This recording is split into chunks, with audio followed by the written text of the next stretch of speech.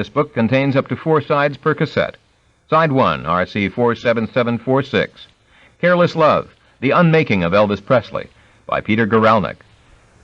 Copyright 1999 by Peter Guralnick. Read by Barry Burnson. Ray Fouché was unavailable to continue reading of this series.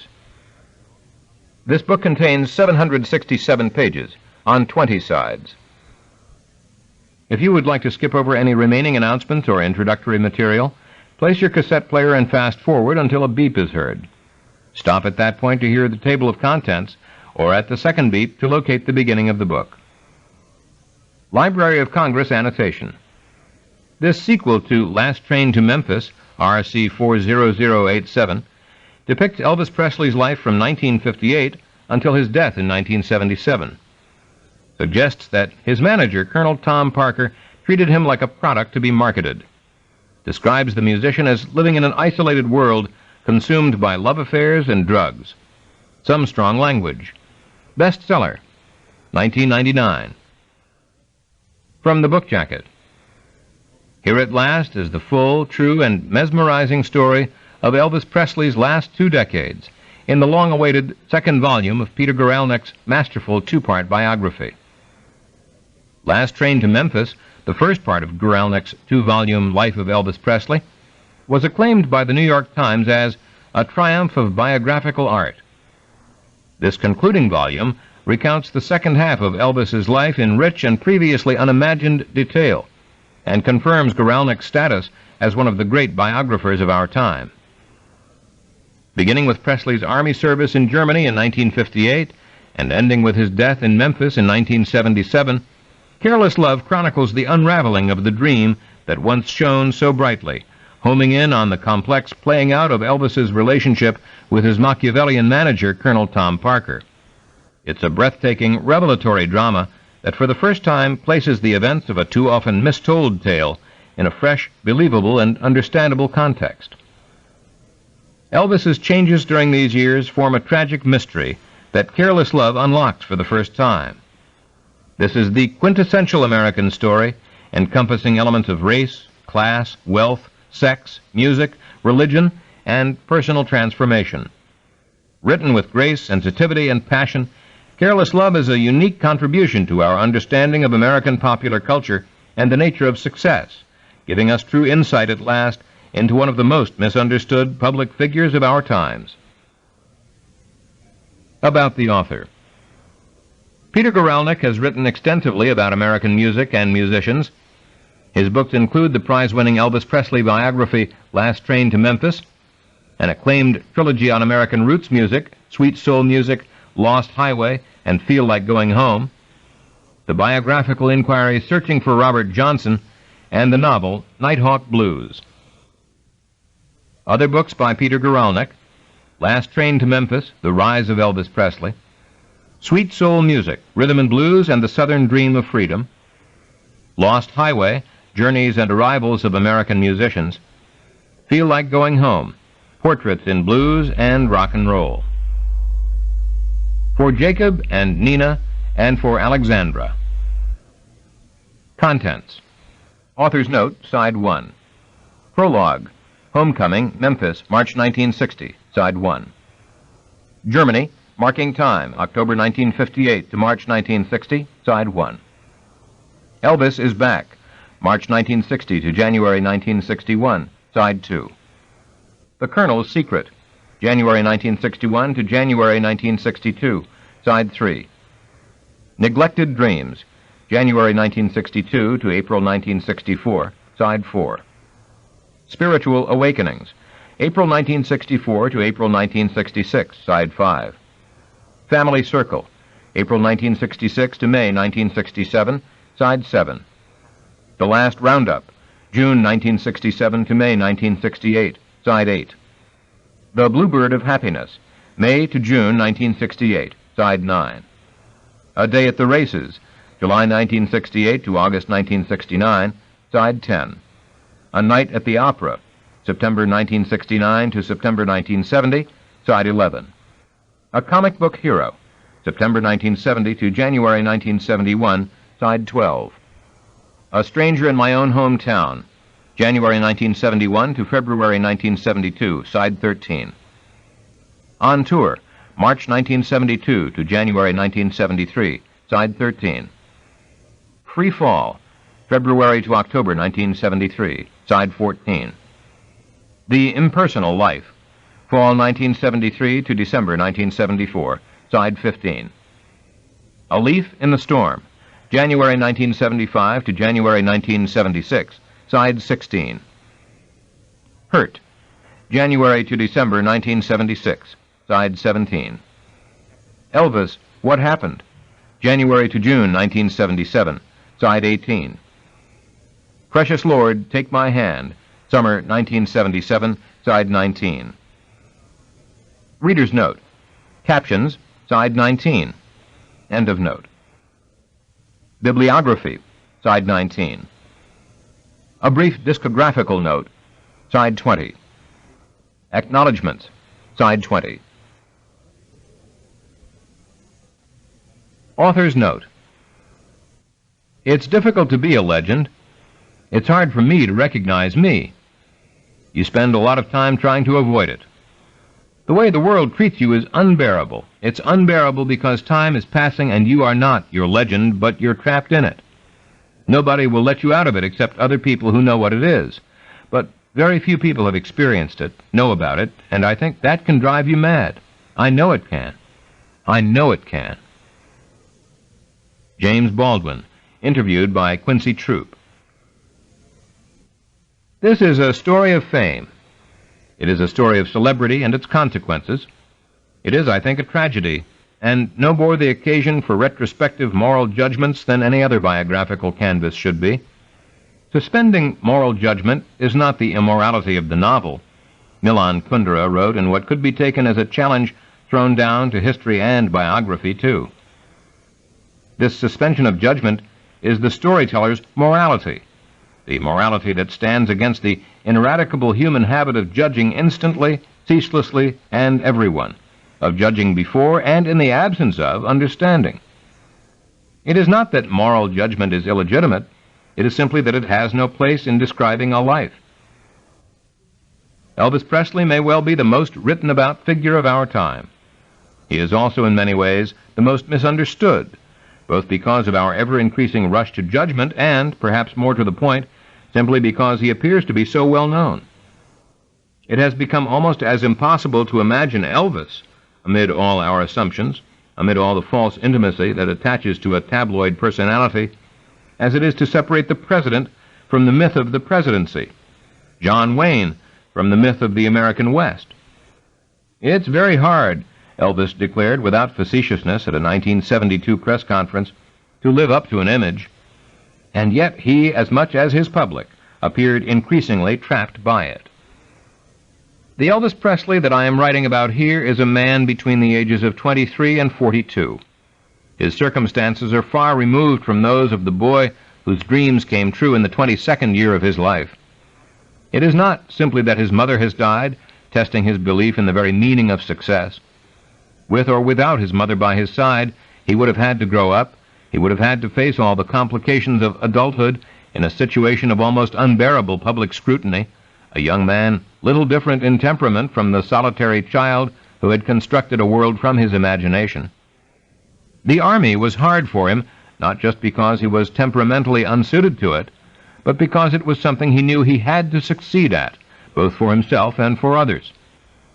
The artistic choices he faced when he returned to an interrupted life were far more ambiguous than the good fortune he had so innocently embraced, and he never came fully to terms with the burden of decision-making that those choices placed upon him. His natural ability to adapt, his complex relationship with a manager whom he perceived not just as a mentor but as a talisman of his good luck, served him in both good and bad stead. He constructed a shell to hide his aloneness, and it hardened on his back. I know of no sadder story. But if the last part of Elvis's life had to do with the price that is paid for dreams, neither the dreams themselves nor the aspiration that fueled them should be forgotten. Without them, the story of Elvis Presley would have little meaning. I've tried to tell this story as much as possible from Elvis's point of view. Although he never kept a diary, left us with no memoirs, wrote scarcely any letters, and rarely submitted to interviews, there is, of course, a wealth of documentation on the life of Elvis Presley, not least his own recorded words, which, while seldom uttered without some public purpose, almost always offer a glimpse of what is going on within.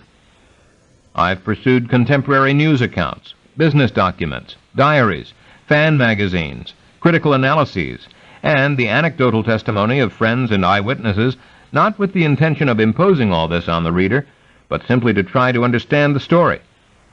In the end, of course, one has to cast aside the burden of accumulation and rely on instinct alone. There is always that leap of faith to be made when you accept the idea that you are painting a portrait, not creating a website. Certainly you have to allow your gaze to wander.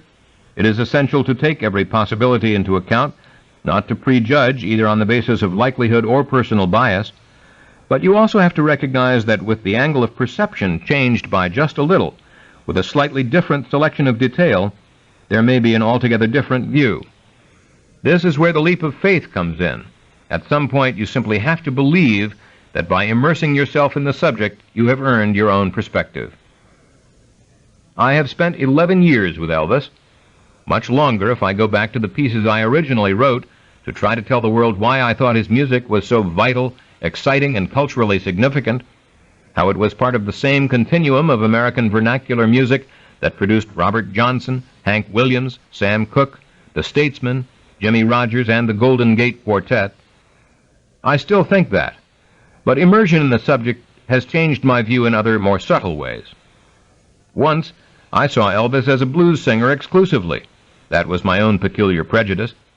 Now I see him in the same way that I think he saw himself from the start, as someone whose ambition it was to encompass every strand of the American musical tradition. And if I am still not equally open to his approach to every one of those strands, I can at least say that I have awakened to the beauty of many of the ballads I once scorned, and come to a new appreciation of the gospel quartet tradition that Elvis so thoroughly knew. In the course of writing these 2 volumes, I interviewed hundreds of people, some dozens of times. There were moments, certainly, when I felt as if I had at last gained access to Elvis's world. Just as often, I was made aware that no matter how long one peers in from the outside, it is never quite the view from within. That's why it's so important to keep going back, not just to try to understand the sequence of events, but to give the picture a chance to come into deeper focus. You want to try to capture the chipped paint on the doorknob, the muted conversations in the hall. You want the reader to hear the carefree exuberance of Elvis's laugh, even if none of these things ever fully emerges from the background. Perhaps there is no need to point out that this is a task that can drive both writer and interview subject almost mad. But what struck me again and again, as it has struck me with every book that I have written, was the graciousness of the participants, their own curiosity about what actually happened, about others' perspectives on events in which they themselves had participated. There was no question in my mind that almost without exception, everyone I interviewed was telling the truth as he or she saw it. Interpretations might be shaded, time frames telescoped, but there was no conscious attempt at distortion, save for the universal human impulse to see oneself at the center of the picture. I have tried to respect those truths. I have tried to understand each of the witnesses' stories. But most of all, I have tried to understand Elvis's, and to give the reader, too, a new basis for understanding by delineating the context in which frequently well-known events occurred. That search for context, sometimes it can be not much more than how the weather was, is, as much as anything else, at the heart of my own deep-seated belief in research. Not that ultimate meaning can ever be uncovered. I must admit I have my doubts about ultimate meaning. But on the most basic level, how are we ever to understand cause and effect if we don't know which came first? History may well be, as Arthur Schlesinger Jr. has suggested, an argument without end, but it can provide fruitful grounds for debate if certain rules of evidence are observed. There is room for the widest variety of interpretation, Schlesinger points out, so long as we recognize that we are establishing small truths in order to place them in larger contexts and perspectives, that we are prisoners of our own time and our own experience. So too are the protagonists. Thomas Jefferson and Benjamin Franklin did not sit around a table and say, "Isn't it great living in the past?" in the formulation of historian David McCullough. They didn't know any more how it was going to come out than we do, which to me means that one must respect not just the story, but the way in which it develops.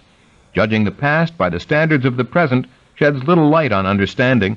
It represents no more than the I told you so's of history. There are no villains here. The story of Elvis's inexorable decline, what could almost be called the vanishing of Elvis Presley over a period of time, is neither a simple nor a monolithic one, and it may have no greater moral than the story of Job or Sophocles' Oedipus Rex. Count no man lucky until he has reached his journey's end. The kind of fame that Elvis experienced requires constant reinvention if one is to escape its snares, and, as more than one friend of Elvis remarked, his desire to escape was ambivalent at best. As much as he may at times have been tempted, he was not about to throw away the identity he had so assiduously created. He enjoyed being Elvis Presley. The last few years of his life amounted to little more than a sad diminution. This is what has become the basis for the caricature that we so often see repeated in our pathographic times. More significantly, the music with which he made his mark has become a battleground for competing ethnocentric claims. Elvis Presley, whose democratic vision could not have been broader or more encompassing, is used as the centerpiece for accusations of cultural theft. This is a misunderstanding not just of Elvis Presley, but of popular culture, which even in its purest forms cannot help but represent the polyglot borrowings that radio and the phonograph record first introduced almost a century ago.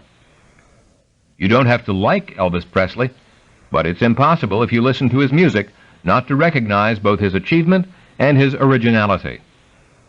He was no more a copy of blues singer Arthur Big Boy Crudup than he was of bluegrass pioneer Bill Monroe, though they, along with a far-flung range of influences, Roy Hamilton, Mario Lanza, Dean Martin, Clyde McPhatter, Jake Hess, were among his heroes, and he unquestionably absorbed their music into his own.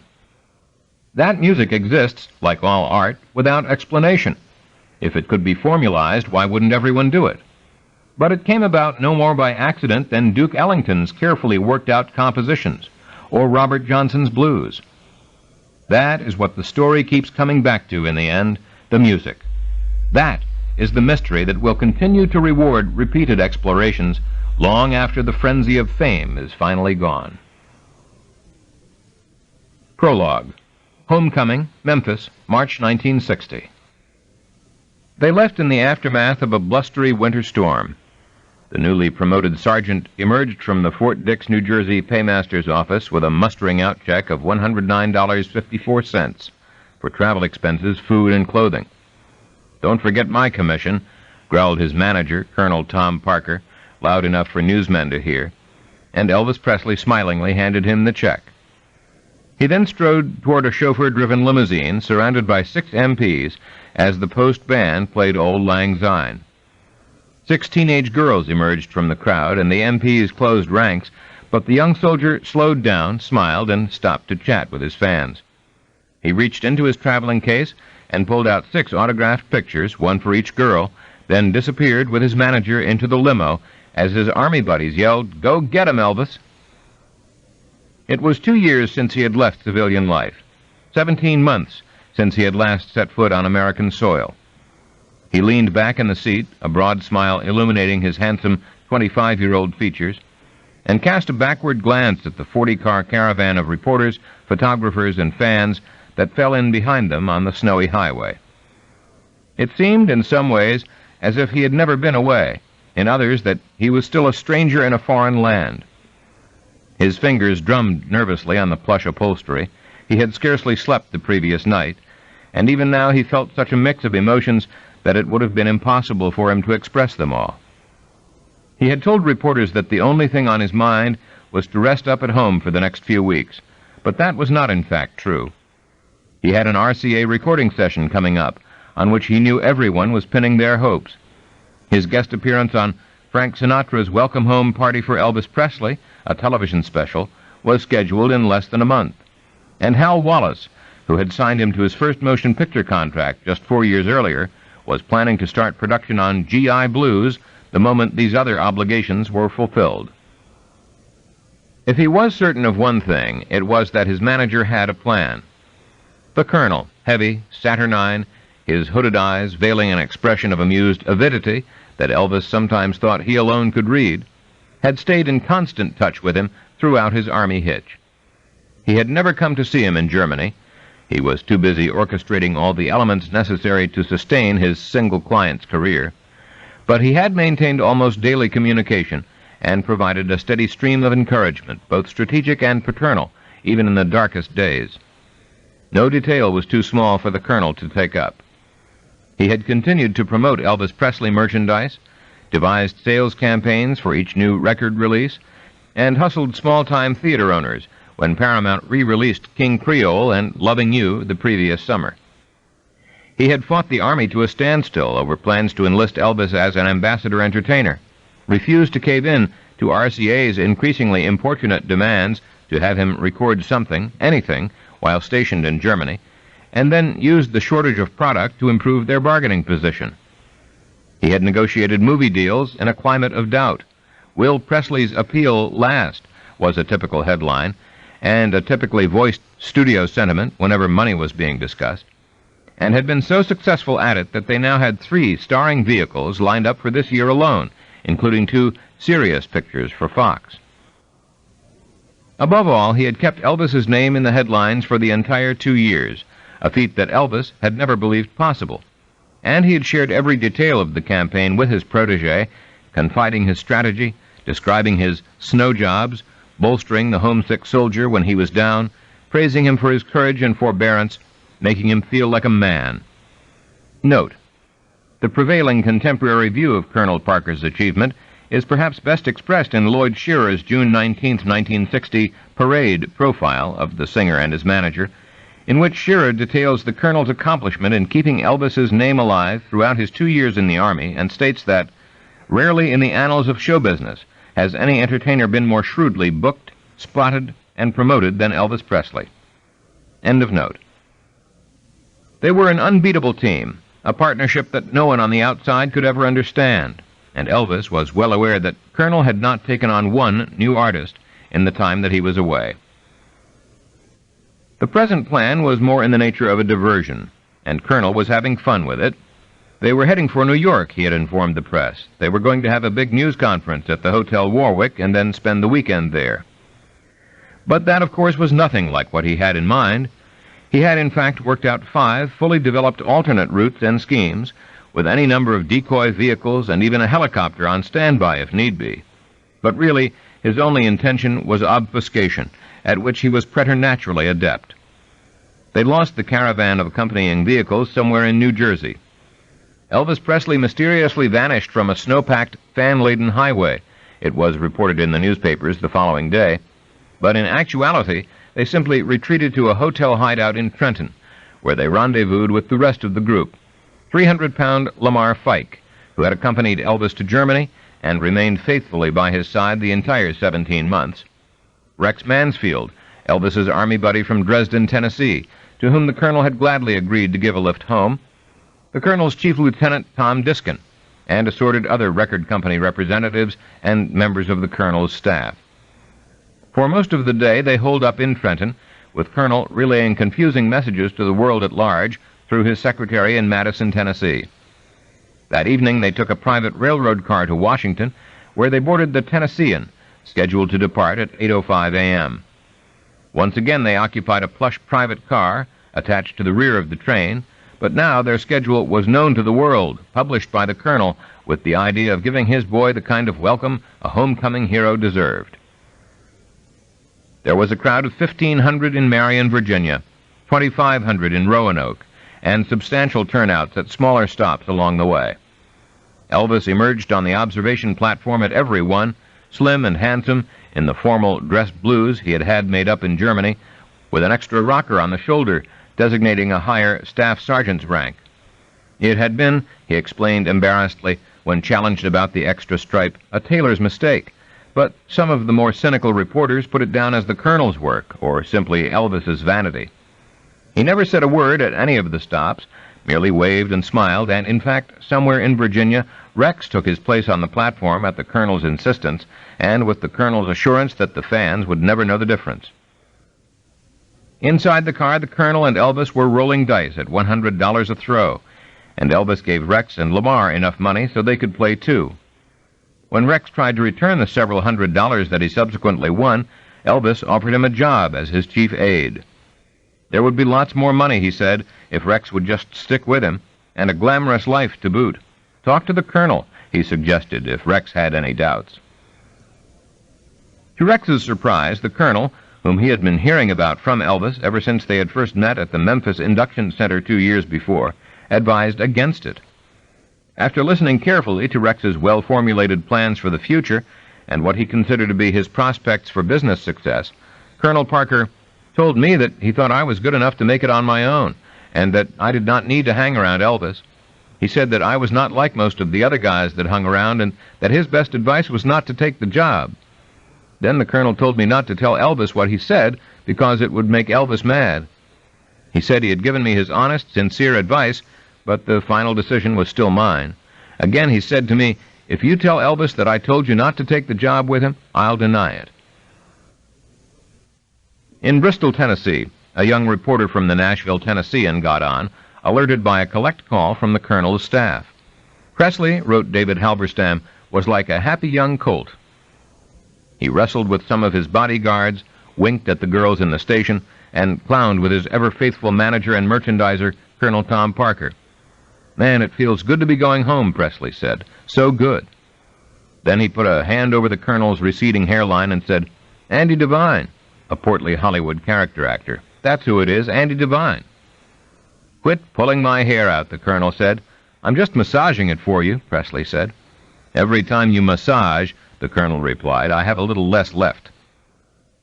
The Colonel, both remarkably excited and unshaven after the cloak-and-dagger days on the East Coast, was pleased with his boy, and pleased with the hordes of youngsters that he had to fight off.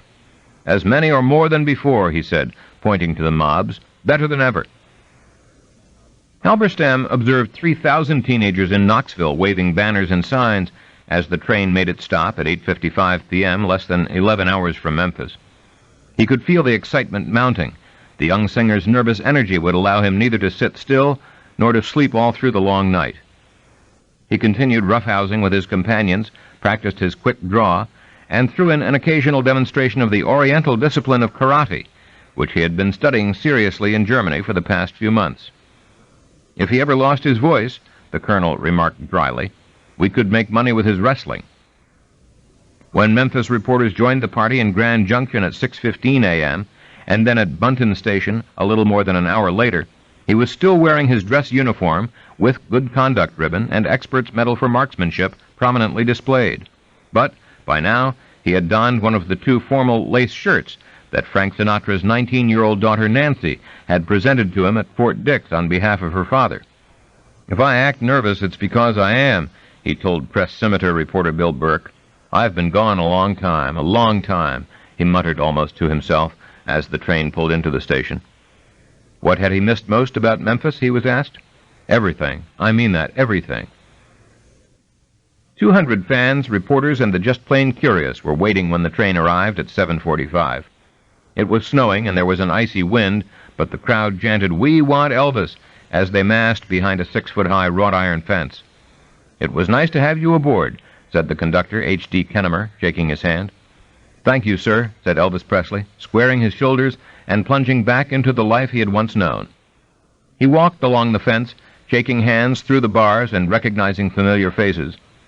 He spoke briefly with various friends and fans, then indicated to the Colonel's brother-in-law and aide, Bitsy Mott, that he wanted to confer with Gary Pepper, a 27-year-old cerebral palsy victim who had recently taken over the Tankers fan club. Elvis had been assigned to a tank corps, and was holding a "Welcome Home, Elvis, the Tankers" sign above his head. Bitsy wheeled Pepper through the crowd, and they had a brief meeting, with Pepper apologizing that there wasn't a bigger turnout. It was a school day, after all. Elvis bit his lip, reported the newspaper, seemed to be trying to repulse tears, and said, "I'll see you later, pal."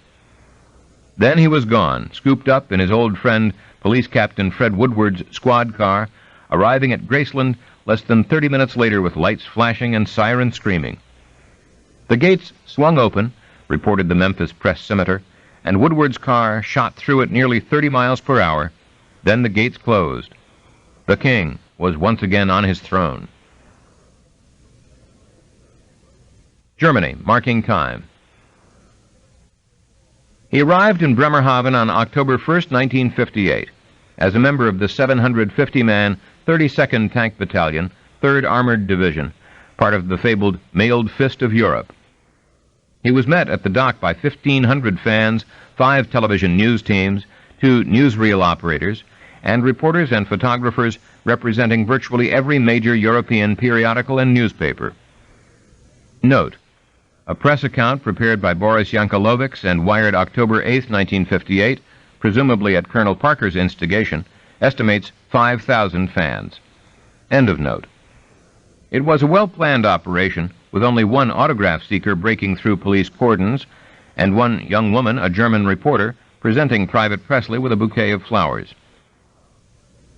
He was subdued on the troop train to Friedberg, just north of Frankfurt, some 200 miles away, eating with the cooks in the kitchen car so as to have a moment or two of privacy, thanking each one individually for their hospitality. Military plans called for him to interact with the press and the public for the next few days, but only for the next few days, while he was still undergoing processing. A press conference was scheduled for the following morning, and he would undoubtedly be faced with the same kinds of questions that reporters came up with everywhere else. Did he still want to meet Brigitte Bardot now that she was formally engaged? What did he think of German girls, even if he had never met any? Would his music change? Would his popularity remain the same? Colonel said he just had to get through it. He had his job, the press had theirs, and there was no reason that they couldn't serve each other's needs. It was his job to be like any other soldier, and once this initial flurry of attention was over, that was just what he would be. It had been a strange and solitary crossing. Not so much because he was alone on the transport ship, he had made friends with a number of the guys, as because, with his mother gone, he was truly alone in the world. Seeking solace, he read and reread some of the poems about death and motherhood in the book he had been given by a fellow GI just prior to his departure, an anthology called Poems That Touch the Heart. He sought out the companionship of sympathetic souls, requesting to bunk with Charlie Hodge, the little guy he had met on the train to the Brooklyn Army Terminal, who was a fellow Southerner, singer, and veteran of show business himself.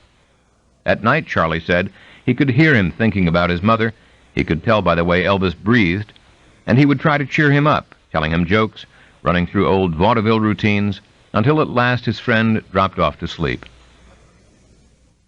Several days out to sea, Elvis and Charlie were put in charge of a talent show on the USS Randall, and they held auditions and staged the program, with Charlie emceeing and telling jokes, and Elvis playing piano in the backup band.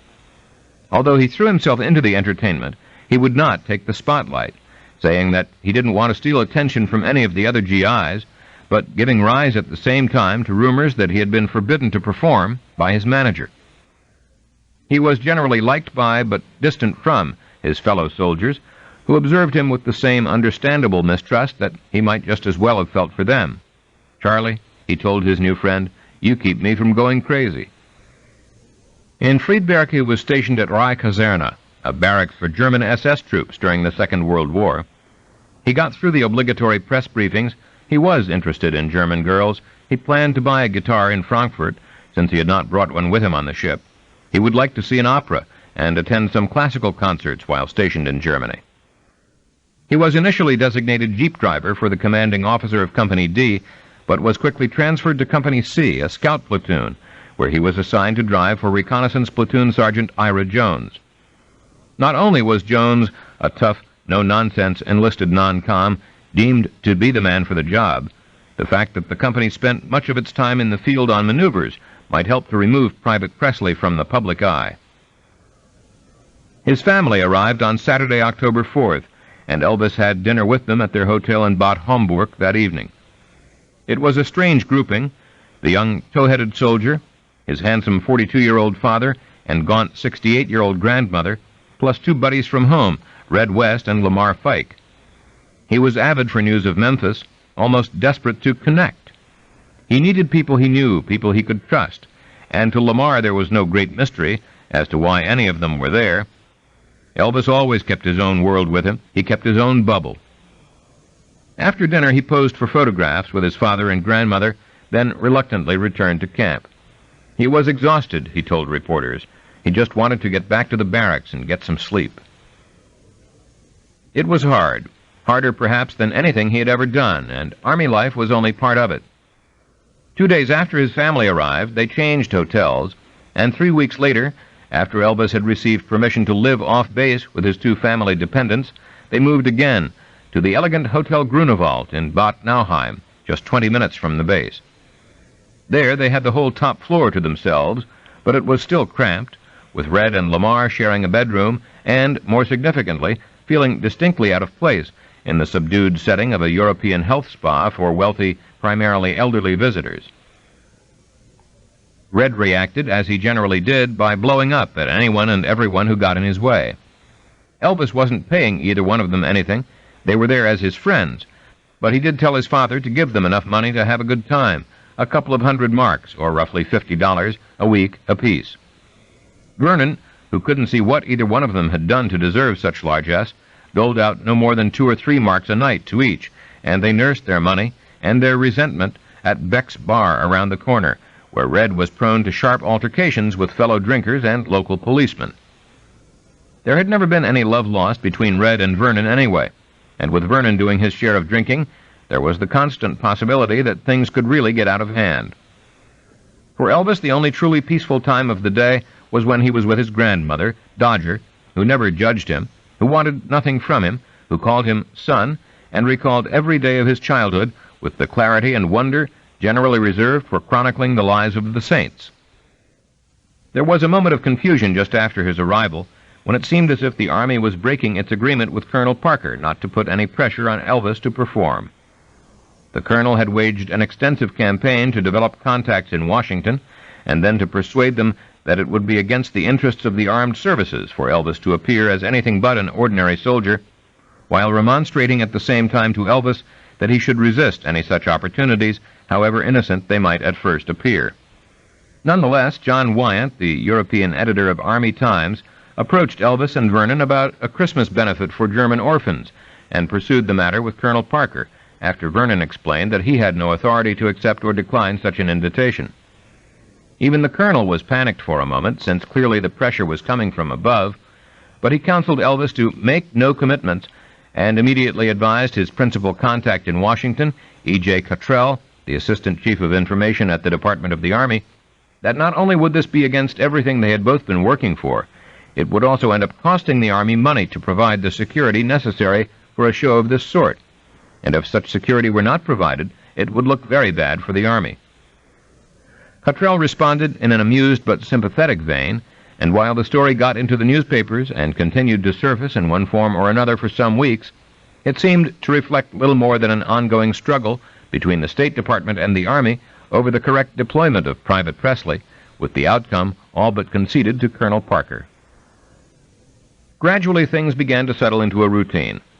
Because Elvis was up at 5:30 a.m., the rest of the household was too, though they could go back to sleep, of course, once he left for the base at 6:30 in the black Mercedes taxi he had hired to take him back and forth. Many days he was home for lunch, and he never returned later than 6 p.m., except on Friday, which was GI party night, when they scrubbed the latrines and cleaned the barracks, often until 10 o'clock, in preparation for Saturday morning inspection. It was, for the most part, congenial enough work. He was improving his map and compass reading skills in preparation for maneuvers, and keeping his Jeep in top condition. And he had a little girl. She was 16, but she looked older, a typist with an electrical supply company in Frankfurt, who had just showed up with a photographer the day after Elvis's family arrived in Bad Homburg. She and the photographer waited outside the hotel until Elvis emerged with his father, and when she approached him on the pretext of getting his autograph, not only the photographer that she was accompanying, but all the other photographers who had staked out the hotel clamored for the two of them to kiss. Elvis was only too happy to oblige, and the papers were full of news of Elvis Presley's German girlfriend, Margit Bürgen, the next day. Lamar got her number for him, and he saw her a few times. She was a nice girl who lived with her mother and had to be home every night. Sometimes she even brought her little German-English dictionary along on their dates. Home was a nagging memory that on occasion he could barely sustain. He called some of his pals and told them how much he missed Memphis, kidding around about the German chiclets. He had his father call home on October 15th to order a generous supply of alfalfa pills from a Memphis pharmacy, because he had heard that that was a good way to help keep your weight down. He wrote breezily to a few girls, confiding his unease but acting as if he could handle it. But Anita Wood was the only one to whom he truly unburdened himself, even though he was not exactly sure how he really felt about her. He knew how he was supposed to feel. The papers had linked them almost from the day they met in the summer of 1957, and he knew that Anita was certainly expecting that they would get married someday. In fact, in a moment of desperation, just before he left, he had even spoken to her about bringing her over to visit once things got sorted out. He wrote to her now that she should keep herself clean and wholesome, that he had never, and would never again, love anyone in his life as he loved her, that he looked forward to their marriage and a little Elvis. In another letter he referred to himself as a lonely little boy 5,000 miles away, even as he was denying the newspaper stories about Margit, referred to as Marguerite in the American press, and added in a self-conscious P.S., "No one ever reads this, okay?" But even as he wrote and tried to communicate some of his feelings of helplessness and isolation, things were actually starting to look up. He heard from Janie Wilbanks, the girl he had met at the train station in Memphis when the troop train had pulled in on its way to the Brooklyn Army Terminal, that she was going to be coming over to visit her uncle, an Army chaplain in Germany, sometime around Christmas, and couldn't wait to see him again. His buddy Charlie Hodge from the USS Randall showed up at the hotel on his first weekend leave and fit right in with the rest of the group. Elvis prompted him to tell Vernon the same jokes he had told on their crossing, and his daddy got a good laugh for what seemed like the first time since Mama died. Red and Lamar obviously liked Charlie too, and they all harmonized on some old gospel numbers, which they sang a cappella, or accompanied by the guitar that Elvis had gotten on his first leave in Frankfurt, with Vernon too, joining in on more than one occasion. There was a flurry of activity just before the company went out on maneuvers at the beginning of November that reinforced this growing semblance of normality. Elvis heard that Bill Haley was going to be performing in Frankfurt and Stuttgart on October 23rd and 29th, and went to see him both times, with happy reunions backstage, at which Elvis confided to the older star that if it hadn't been for Haley's help and encouragement, he might still be driving a truck. A few nights later, on the Saturday night before departure, he had another date with Margit, who told the press that he was a very nice boy, and she liked him very much. The following night, November 2nd, according to a wire service report, he threw a noisy pre-maneuvers party in his hotel, where the sounds of his guitar and singing bounced down to the sidewalks below and caused a crowd to collect. Between plunks on his guitar, he confessed he liked Margit very much, and added, "And I'm glad her parents like me as well." He got a peculiar call from a woman named Dee Stanley around this time. She was the wife of a master sergeant stationed in Frankfurt, she explained to him, and she just wanted to invite him to dinner with her family. She knew he must be lonely, and she wanted to show him that a foreign country didn't have to be so cold and inhospitable. After spending a few minutes trying to figure out what she was driving at, he eventually told her to call on Monday, when he knew he would be on maneuvers and Daddy could just handle it. Then they were off to Grafenwöhr, a cold, dismal location near the Czech border. At first, reporters hounded him for pictures, and soldiers and officers who hadn't seen him before asked for autographs. But then the reporters were banned, and the soldiers got used to his presence, and things settled down into a predictable routine over the next 7 weeks. This was where he finally proved himself to his platoon sergeant's satisfaction, and during the same harsh conditions as everyone else, showing himself to be a resourceful soldier in field exercises, as his reconnaissance unit took 8 prisoners, thanks to a clever ruse that he had worked out, finally becoming one of the boys. The first weekend that they had leave to go back to Friedberg, a notice was posted that buses would be available at a cost of $6 round trip. When a number of his fellow soldiers didn't have money for the fare, Elvis told Sergeant Jones that he would like to help out, giving Jones money to loan out to the soldiers, who eventually repaid Jones without ever learning the identity of their benefactor. About 2 weeks into maneuvers, he wrote Alan Fortis, his friend back in Memphis, a letter which, if it wasn't exactly cheery, could at least be described as more chipper than previous communications. After complaining about the weather and indulging in an uncharacteristic daydream that a miracle might happen to get him home sooner than March of 1960, boy, it will be great getting out. He sent personalized greetings to friends and wrote of his social life, "I have been dating this little German chuckaloid by the name of Marguerite. She looks a lot like B.B., Brigitte Bardot. It's Grind City." Then, after declaring that he had to go off and wade in the mud, he signed off as your pal Elvis Presley with Arrivederci, scribbled on the back of the envelope as a postscript. Almost every night, he and Rex Mansfield and another friend named Johnny Lang went to the Post Theater, frequently viewing the same movie several nights in a row at Elvis's instigation. They would generally slip in late to avoid the gawkers and autograph seekers, and leave early for the same reason, before the show was finished. Rex was the boy from Dresden, Tennessee, he had originally met at the Memphis Induction Center, who had served with him at Fort Chaffee and Fort Hood, probably his best friend in the Army. Even Red, suspicious of all outsiders, had to acknowledge that Rex was a regular guy, neither starstruck nor stuck on himself, someone who could fit into their world as if he had always belonged. One evening at the Post Theater, just before Thanksgiving, Johnny came back from the lobby saying there was a girl who wanted to get Elvis's autograph. Elvis asked if she was pretty, and when Johnny said she was, he had Rex bring the girl into the theater to sit beside him. The girl was practically petrified. All she had wanted was an autograph, but he treated her with such gentleness and respect, put his arm around her and asked for her name, and from that moment on, she later wrote, I was floating. After the movie, Elvis walked me home, which was only about 10 minutes from the theater. On the way home that first night, we talked about the Army, what I was doing in Graf, and about my family. It seemed to me that Elvis was very interested in me personally and wanted to know all about me. We were standing by this tree, which was in sight of our dependent apartment house, when he kissed me for the first time. It was a good-night kiss, and I asked him if he would like to come in and meet my parents, but he said, some other time, please.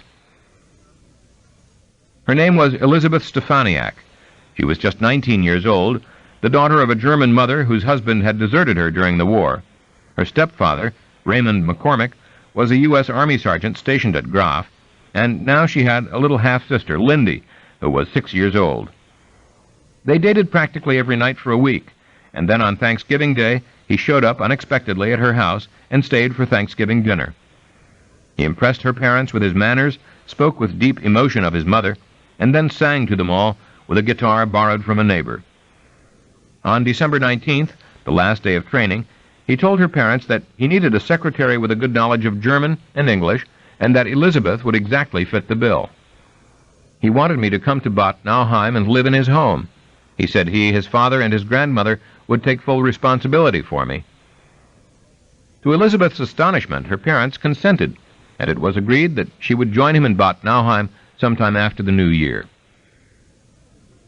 Upon his return home, he rapidly made up for lost time.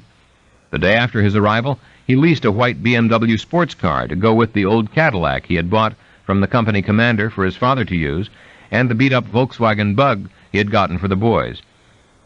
Back at Rye Caserna, he threw himself into preparations for a Christmas party at the local orphanage and made a sizable financial contribution to the effort.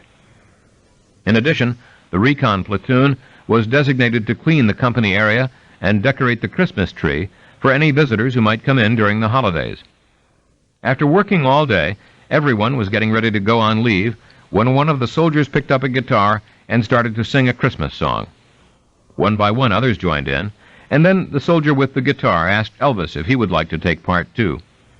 Yeah, all right, said a subdued Elvis in Sergeant Jones's account, and he led the soldiers in song. At the end, everybody else stopped as he performed Silent Night, singing as if in a trance, totally oblivious to his surroundings. Those going on past didn't interrupt. They simply walked silently by Elvis, touched his shoulder, and walked out the door. Not another word was spoken after the song until Elvis broke the spell. "Merry Christmas, everyone," he said. "Merry Christmas, Elvis," they replied in unison. It was Christmas at the Hotel Grunewald, too. Vernon gave Elvis an electric guitar, and they had a special holiday meal, but it didn't erase the bad feelings that Elvis continued to have about what was going on between his daddy and that woman Dee, who had called him out of the blue just before he left for Grafenwehr. He blamed himself in a way. He should never have palmed her off on Vernon, who had accepted her invitation to dinner in the name of down-home hospitality and become a frequent visitor in her home. There, he had met her 3 little boys, palled around with her husband Bill, a sergeant with wild and woolly tales from his days as General Patton's personal bodyguard, and a drinking problem that anyone could see, and eventually found his way into her bed. Now, Vernon was behaving like a love-struck teenager, and Elvis could barely restrain his feelings of resentment when they met. It was too soon. She wasn't the right kind of woman. It was an insult to his mother's memory. She tried to play up to him, just like so many of them did. She wondered coquettishly if Elvis remembered her from the time he had appeared in Newport News in 1956. She had only been a member of the audience, she said, but it had seemed as if he were singing directly to her. "Of course I remember you, Mrs. Stanley," he replied in his usual gracious fashion. "How could I ever forget someone so beautiful?" But he didn't like the way she put on a show for him, any more than he liked what Vernon was doing, and he couldn't get it out of his mind that he might still be the one she had in her sights. It seemed like they were all feeling the pressure of living at such close quarters. Red and Lamar were increasingly at Vernon's throat, and when Elvis found out that Vernon still had them on an allowance of a few marks a night, he spoke to his father sharply about giving them the amount that had previously been agreed upon. "Let them go out and try to get some money on their own," Vernon said angrily, expressing his own frustration at how out of hand the boys were getting now that Elvis was home, and warning Elvis that their antics were going to get the whole party, including Grandma, thrown out of the hotel. Elvis didn't take any more kindly to his father's criticism than his father did to his, and simply reminded Vernon of who was paying the bills. So he and the guys continued to chase each other around the hotel corridors with water pistols and set off fireworks whenever they felt like it, with Elvis generally taking the lead, just like he did at home. It was the shaving cream fight at the end of January that proved to be the final straw. Red was chasing Elvis, and Elvis locked himself in his room, so Red put paper under the door and lit it, trying to smoke him out. The fire got a little out of control, and they were just in the midst of putting it out when the manager, Herr Schmidt, appeared, and informed them that their continued presence was no longer desired, and that they should perhaps start looking for a new home without delay. No one was too unhappy about this outcome, not even Vernon, so long as any scandal that might get back to the colonel could be avoided. They clearly needed a house of their own, where they would have the room and the freedom to be themselves without the scrutiny of outsiders, and where Grandma would be able to prepare a home-cooked meal, and they wouldn't have to eat this damned German food and worry about any crotchety old convalescents having heart attacks whenever they felt like fooling around. Elizabeth moved with them when they finally found a place. She had showed up, as promised, right after the first of the year, occupying the large corner room in their hotel complex that had until then been used as storage space for fan mail. Red and Lamar had set her up to answer the mail, instructing her in the fine art of forging Elvis's signature, which she could soon do almost as well as they. Mrs. Presley took to her right away, insisting that she call her Grandma. Mr. Presley was always perfectly courteous and polite, and she liked the boys well enough, even though she knew that by Elvis's rules she could scarcely so much as glance at them, let alone have a private conversation. He said that any attention she paid to them would make him look like a fool. She accepted that, even if she didn't understand it, just as she accepted all the other confusing elements that seemed to go with the situation. On the first night he came to her room and said that he would be spending the night with her, even though at Graf there had never been anything beyond kissing, and she was unclear as to what their romantic status was exactly. He explained to her that she didn't have to worry, that they wouldn't have full intercourse, because he didn't do that with any girl that he was going to see on a regular basis, because he couldn't risk getting her pregnant. Such a risk would damage his reputation and image. That first night we sort of played around. Over the course of the next weeks and months, I went to bed with him almost every night. But she soon realized she was not the only one. Within days of her arrival, he took another girl to bed. Then after Lamar took the girl home, Elvis knocked 3 times on the wall between their bedrooms, summoning her to him.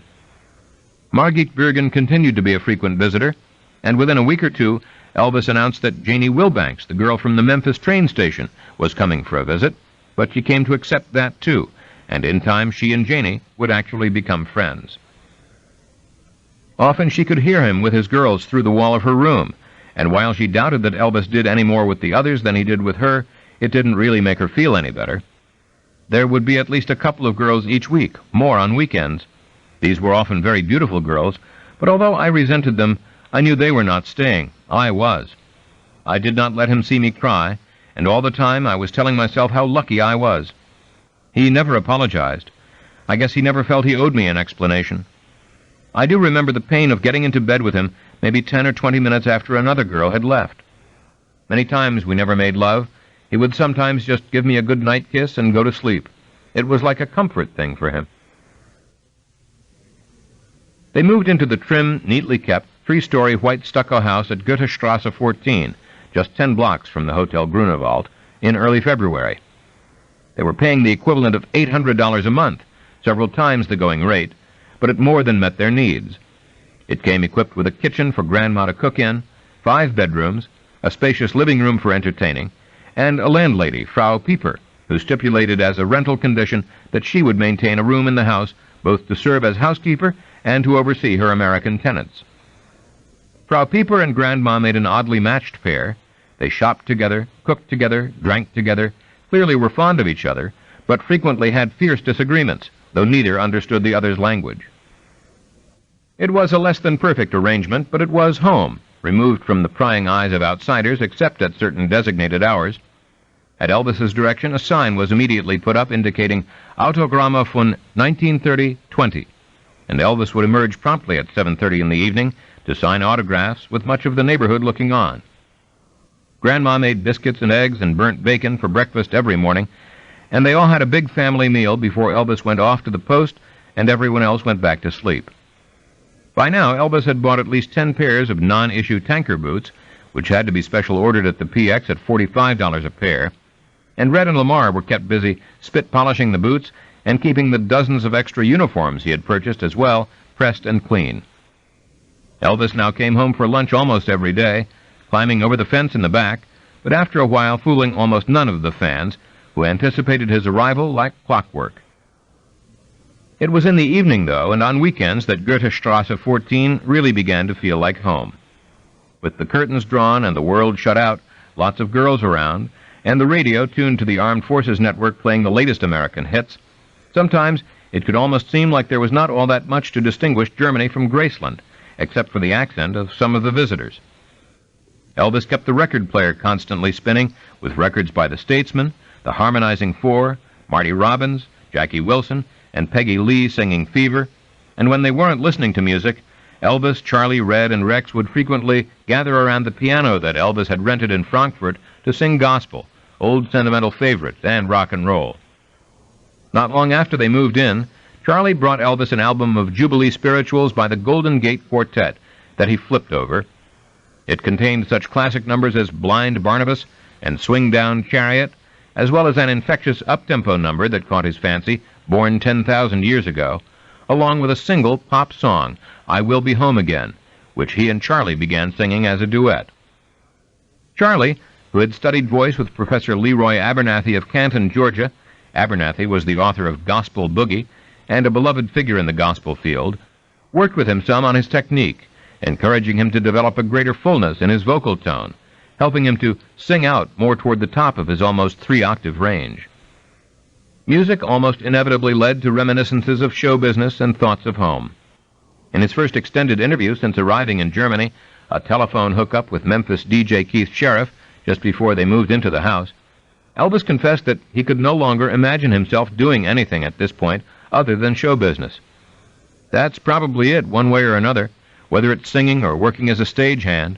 You know, once it gets in your blood, it's hard to stay away from it.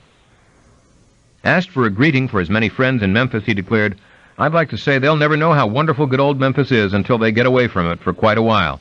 And I'm just counting the days and the hours until I can return and sort of pick up where I left off, because that's all that's on my mind, that's all I think about, that's all my heart is set on, and I'll make it. For his friends in Germany, he had less disingenuous memories. He talked to them about the movie contracts the Colonel was negotiating, and the deal he had with RCA, which would pay him $1,000 a week for the next 20 years. He even bragged that the Colonel's 25% commission was greater than that paid by any other star to his manager, and was well worth it.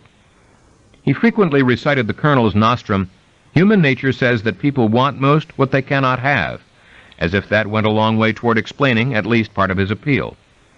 When he sang, though, he explained, he held back nothing.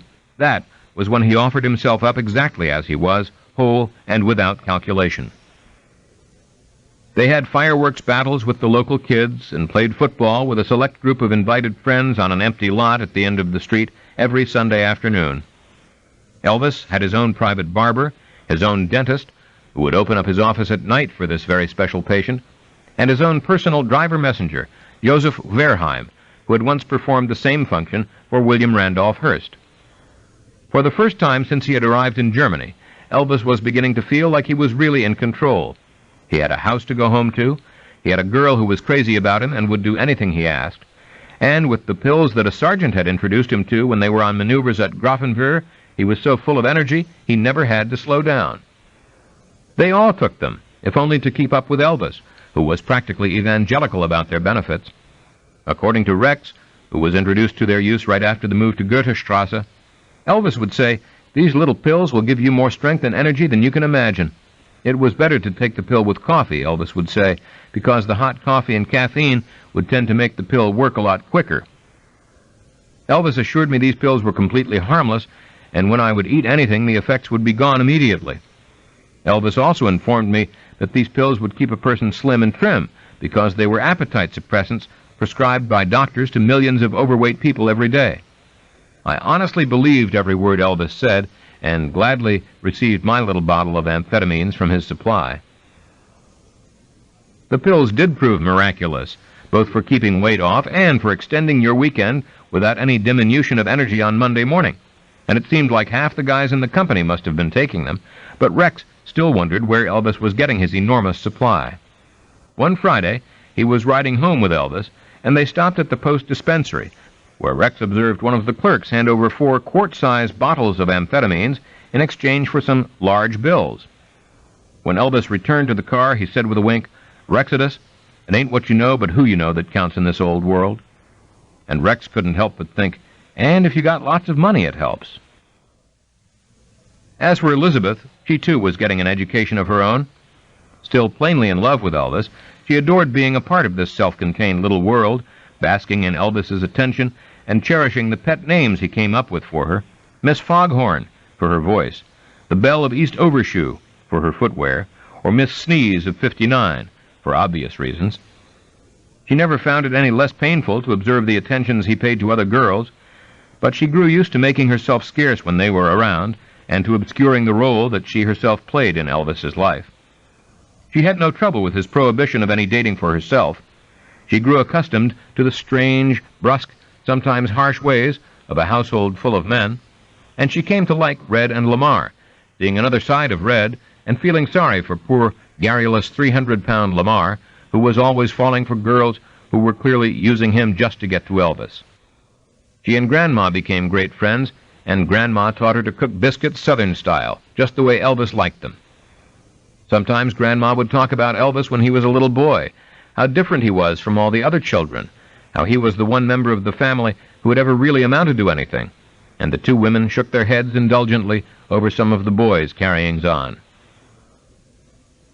The one thing that Elizabeth found most difficult to accept was Elvis himself, the gulf that frequently existed between the public and the private personalities, the extreme mood swings that he would sometimes experience, and the cruelty that he could exhibit. One time she went shopping with him, and he asked her to tell the saleslady that he was looking for a small wastepaper basket for his bedroom. Without thinking, she reminded him that he already had a wastebasket, and he turned on her in an instant. "Don't you ever tell me what or what not to buy," he said. "If I want 1,000 trash cans in my bedroom, that's my business." They left the store without buying anything, and in the car Elvis told her that he had planned to buy me a lot of clothes this day, but that I had ruined it. From that experience, she learned that no matter what you thought, you don't tell Elvis what to do, and you made sure never to show anything but a positive demeanor. He was, she finally came to realize, jealous of virtually any personal relationships among those around him that did not directly revolve around him. One had to be very careful of what one said around Elvis, because he could turn on you in a second. He was suspicious of everybody, and yet his ego caused him to be naive in many situations. If you fell afoul of him, you were threatened immediately with expulsion, especially if you were male. And yet, he had a way of making anyone feel they were the most important person in the world to him. There was never any question that she would stay. In March, he decided to venture to Munich on a 3-day pass. A couple of months earlier, he had done some publicity shots for the March of Dimes, and the photographer, seeing an opportunity to place the pictures with a movie magazine as well, brought along a pretty 18-year-old actress from Munich named Vera Tchekova, who spoke English and whose grandmother Olga was a renowned figure on the German stage. Evidently they hit it off, or at least Elvis was sufficiently attracted by Tchekova's exotic good looks that he decided to pay her a visit, unannounced, 2 months later. Through her mother, Ada, a well-known theatrical agent, he discovered that she was performing with a small theater group in an experimental work, and, undeterred by the fact that the play was being put on in German, said that he would like to see it for himself. So he hired the whole theater and came together with his 2 fat and nasty bodyguards, said Tchekova, who obviously was not impressed either by this incredibly shy, typical American middle-class boy, well-bred with a crease, or with his hooligan bodyguards who were standing around him like walls, and I have to say that they were really ordinary, with their belching and farting and everything that belongs to it. I believe that he never went without them even to the toilet. After the performance, which Vera deemed a miserable presentation, with only 3 non-discerning spectators, they spent much of the next 2 days together, visiting a movie set where a Viking film was being made, taking a boat ride, going to the zoo, having dinner with Vera's mother, and various theatrical friends. After dinner on the first night, Elvis indicated that he'd like to go to a nightclub, and Walter Brandin, a songwriter who was serving as Vera's chaperone for the evening with his wife Elizabeth, suggested the Moulin Rouge, a sophisticated striptease club that he knew well. Some of the women in the party had never visited a striptease club before, but everyone was enthusiastic about the prospect, and they set off for the club in the big 4-door Mercedes, which had replaced the Cadillac a couple of months before. Almost from the moment he arrived, the band started playing Elvis Presley songs and doing their best to coax their famous guest up on stage. According to Tony Netzel, a public relations manager for Polydor and one of the party, he began to sing, and one of his bodyguards said that he should stop. He should know that he is not allowed to sing. It is forbidden. Then he was singing at the table, and that wasn't allowed either. So then he beat the time, and that wasn't allowed either. In photographs from that evening, he is wearing a dark suit, a narrow tie, his hair is upswept, and he looks alternately innocent and hungry for sin. With Vera and the rest of the theatrical party, he looks strangely jaded, his face a churlishly proprietary, almost dissipated mask, while with the half-naked strippers and some of the garishly made-up show people, he appears almost lost, an American abroad with an appetite so variously stimulated he does not even know where to begin. Elizabeth Brandin was impressed with his modesty, if not his independence. We had a totally different version of Elvis Presley. I mean, we thought that he was crazy, or that he would be flipped out in the same way as any other young singer. We were really surprised about his naturalness. She was also surprised, she said, by his meekness. He did everything that his bodyguards told him to do. When he went to the bathroom, his bodyguards went with him. It was because of the threats on his life, Lamar explained to her. He answered that I should understand, because they have so many contracts for the time after the army, that when a flipped-out woman gets the idea to throw some hydrochloric acid into his face, or some other crazy shit, it would be over. There was too much money to lose if something happened to him. Elvis stayed at Vera's that night, while Red and Lamar remained at the Hotel Edelweiss.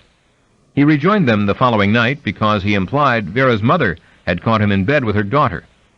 According to Vera, however, her mother just got tired of all the fans camping out in their garden and the restless pent-up energy that Elvis seemed unable to control. After he had bothered our animals, canaries, dogs, and cats long enough, my mother said to him, "Now you better leave. There is the door. Bye." To reporters, Ada Tchekova simply remarked, "Elvis is a simple, intelligent boy who, though he is rich, never forgets he once drove a truck for $35 a week. He does his work as a soldier without whining. Teenagers do not have to be ashamed of such a hero." He spent the next 2 days in Munich and the next 2 nights at the club. After the first such evening, he joined Vera at breakfast with bits of tinsel everywhere, in his hair and his eyebrows. I asked him what happened, and he only said, "I stayed there." That was the last she saw of him in any case. Including the shooting for the March of Dimes, I saw him 3 times. That didn't stop the press, which had covered their every move, from blowing it up into a full-scale romance. Vera was Elvis's mystery date, and Vera's own 65 fan clubs protested her alliance with this boorish American. To his friends back home, Vera became a symbol of his enviable new lifestyle. As Lamar said, "In some of the pictures, he looks like a guy who's been having non-stop sex for 6 months." Elvis never went into a lot of detail with Red or Lamar or any of his other friends about the things he did with any of these girls. He never boasted, except by implication, but they still felt like they were getting a pretty good idea, and among themselves they frequently wondered if he would be doing anywhere near as well if he were not Elvis Presley. If there were ever a fair contest, Red, for one, had little doubt as to who would get the girl. He was a good soldier. On maneuvers he continued to show his ingenuity as a scout, but more important, he was by now firmly entrenched as one of the guys, and if another soldier gave him a hard time over his wealth or celebrity, he could give as good as he got. Sometimes he told them about his experiences in Hollywood, like the time he got a hard-on doing a love scene with Deborah Paget in Love Me Tender, and he was uncanny at imitating his sergeant, but his sergeant was his biggest fan. To the executive officer of Company B, Lieutenant Taylor, who had previously served as commander of the scout platoon himself, he was a gentleman, a guy who cared a lot about other people, and, without much in the way of formal education, could speak intelligently both about world issues and about his own life. Nothing came without hard work, he stressed to the lieutenant. In this life, you made your own luck. Once in a while he would express self-doubt, but then it was almost as if he would will himself to overcome it. "Sometimes I feel like just quitting," he said. But he couldn't do that. There were too many people depending on me. Too many people think I'm going places. Too damn many people. He loaned out money cheerfully, without a second thought, and brushed off the inconveniences of fame, whether it was being pestered in the chow line by guys he didn't know, or followed by fans who always seemed to figure out exactly where he was going to turn up. He was making the best of it, the colonel told him over and over again in the phone calls and letters that never ceased to give him a boost on an almost daily basis. He was making everyone proud of him, Colonel said to cheer him up. Things were working out exactly as they had planned. And Elvis believed that was just about the truth. Colonel, on his end, was waging a fierce, multi-fronted attack, holding off on one flank impatient RCA executives, challenging on another the massed forces of Hollywood, finally, and most important, devising new and ingenious strategies to satisfy the fans. With RCA, he had successfully withstood every pressure that A&R director Steve Scholes and Vice President Bill Bullock had come up with to get Elvis to record. He had even turned down their invitation to him to travel to Germany at RCA's expense so that he could personally oversee a session which Scholes would produce.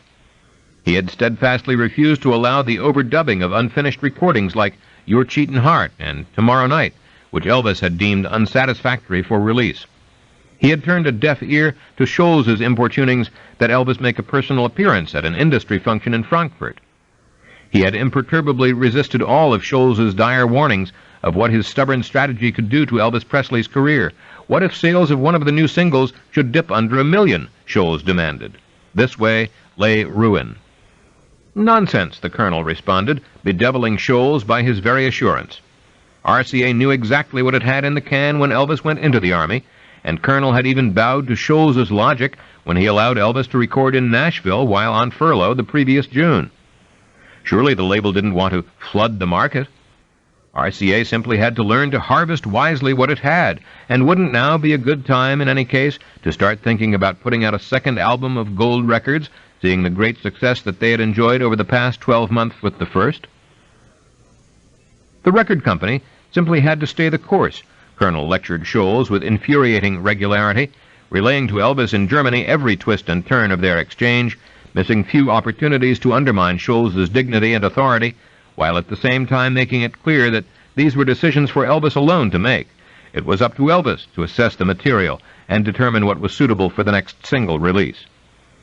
Over and over he emphasized that he, Colonel, knew nothing about the music, that he was merely supporting Elvis's judgments, but that Elvis was right not to want to record in Germany, where he was under so much pressure already, where he would necessarily be forced to make do with unfamiliar surroundings, where he already had a job to do. Not to mention the fact that this very absence of surplus material, the reality that in no time at all RCA would be scraping the bottom of the barrel, couldn't hurt their bargaining position in the slightest when they returned to the negotiating table. What Scholes and all the other RCA executives missed, Colonel insisted in letter after letter, was that it was Elvis alone that the fans wanted, not all these other singers and musicians with whom RCA wanted to clutter up the sessions. As early as January 9th, Colonel came up with the idea of Elvis simply recording himself. All he had to do was to go out and get a tape recorder and then record one or two of those sacred songs that he did so well with just his own voice and piano. It could be done strictly on the QT, without any publicity, and without RCA having to know anything about it in advance. He wasn't sure if it made as much sense to Elvis as it did to him, but he knew the fans would be wild about it. Seemingly on little more than the strength of his own enthusiasm, Colonel wrote to Scholes 5 days later, hinting that he might have a surprise for the A&R director before too long, and the subject was revisited with Elvis from time to time. But there is no record that Elvis ever seriously responded to the proposal or did anything more than smile indulgently at his manager's touching faith in his powers. In Hollywood, negotiations were considerably more hard-boiled and frequently fraught with threats of litigation and counter-litigation.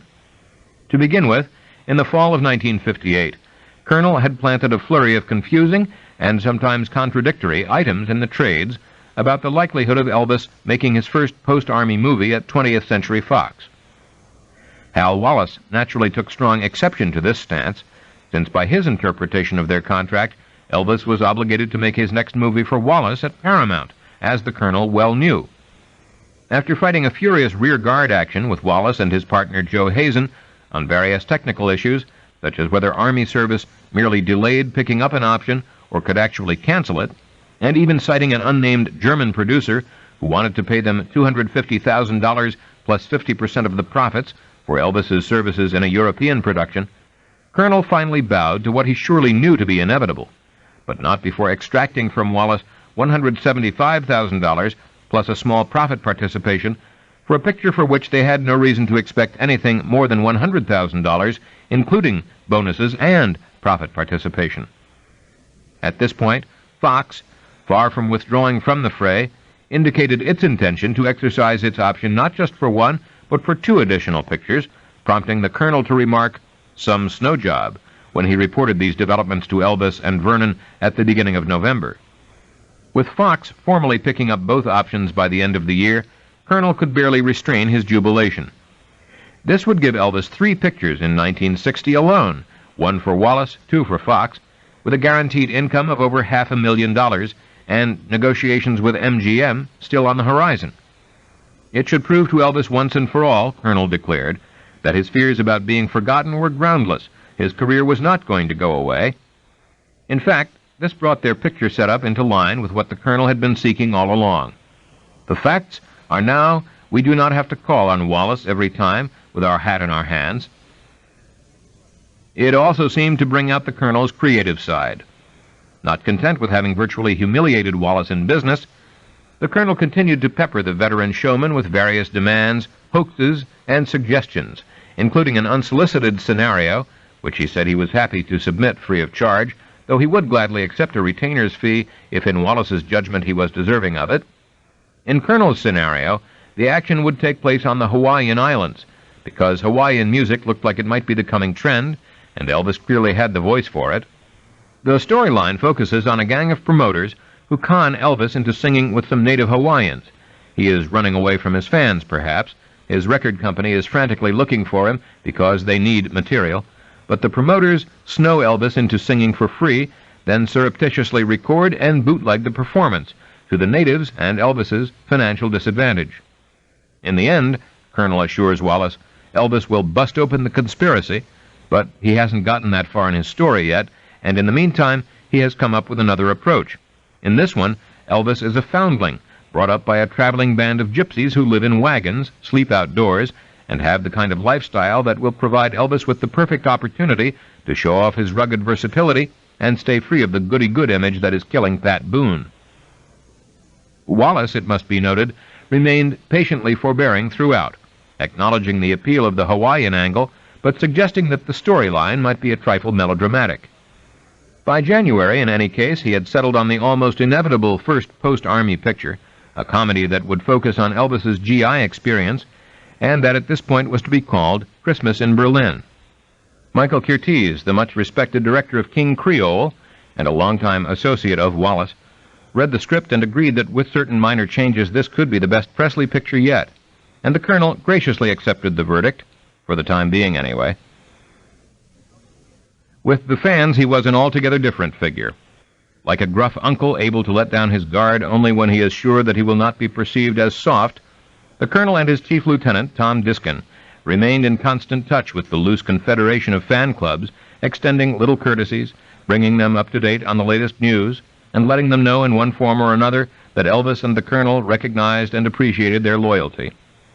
There were fan club contests in Europe, movie magazine contests at home, and stories planted in the press about everything from a 100-city closed-circuit broadcast that would make history, to the even more unlikely prospect of an Australian tour, to a movie magazine story, The Persecution of Private Presley, that the Colonel secretly encouraged for all the obvious reasons. On a more formal basis, Colonel Parker sent out over 4,000 telegrams and congratulatory gifts and messages to fellow performers and show business eminences in his and Elvis's name on the occasion of openings, career milestones, or any other opportunity for mutual snowing. He traveled to theaters throughout the South to promote the re-release of Elvis's movies, blanketed the Country Music Disc Jockey Convention in Nashville, the Cotton Carnival in Memphis, and the Music Operators of America Convention in Chicago with Elvis's name and achievements, and even put together an Elvis Presley midget fan club to draw attention to his client. He did everything, in short, to keep Elvis's name in front of the public, without ever actually exposing Elvis himself, and at a time when other big-name artists' sales were dropping and the industry itself was in a slump. So far, he assured Elvis, his organization and hard work, together with Elvis's talent, had been able to keep them on top. And he was right. For all of Steve Scholz's doom-filled prognostications, despite all of the naysaying critics and all of the adversity they had to contend with, the Colonel's carefully conceived strategy of scarcity value and the painfully negotiated release schedule he had worked out with RCA was actually succeeding, and each of Elvis's new singles, spaced roughly 4 months apart, went at least as high as number 4 on the pop charts, while album sales for King Creole and Elvis's Golden Records more or less kept pace. He had succeeded, Colonel reassured him over and over again, by sticking to his guns and refusing to do anything but his duty to his country. He had proved all the doubters wrong, and with less than a year to go, they had only to stick to their plan. Vernon and Elizabeth were in an automobile accident on March 26th, just after the photographer Colonel had dispatched from the States to take exclusive publicity pictures of PFC Elvis Presley, from which he expected they could pick up several $1,000s profit. Do not under any circumstances, the Colonel admonished, let anyone get any free shots of you in uniform, had gone home. Vernon was driving when he lost control of the wheel, rolling over several times and ending up upside down on the other side of the Autobahn. He was unhurt, but the Mercedes was a total loss, and Elizabeth had to be taken to a nearby hospital. Elvis's first reaction upon seeing the car was that he had lost his daddy now, too, but after determining that his father was all right, he went immediately to the hospital, where he found Elizabeth bandaged, medicated, and in a good deal of pain.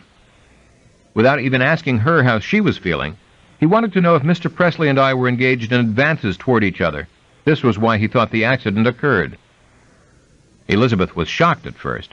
Mr. Presley had always been a perfect gentleman toward her, but she realized it was merely one more indication of Elvis's pervasive mistrust and insecurity.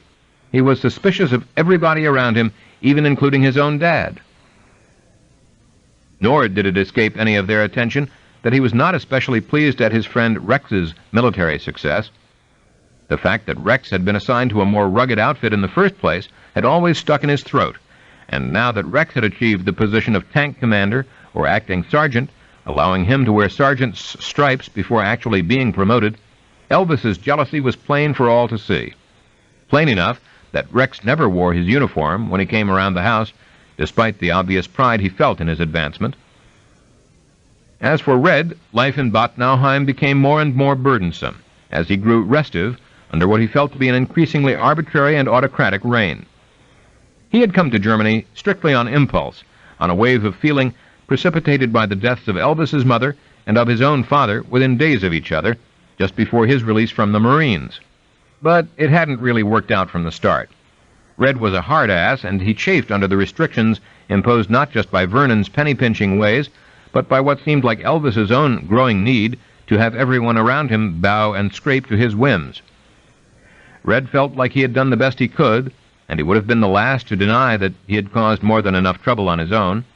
But the way that Elvis had started acting, the big-shot airs that he was always putting on, the way that he had come to believe his own publicity, just pissed Red off and reminded him more and more of the reasons that he had quit originally in the summer of '56.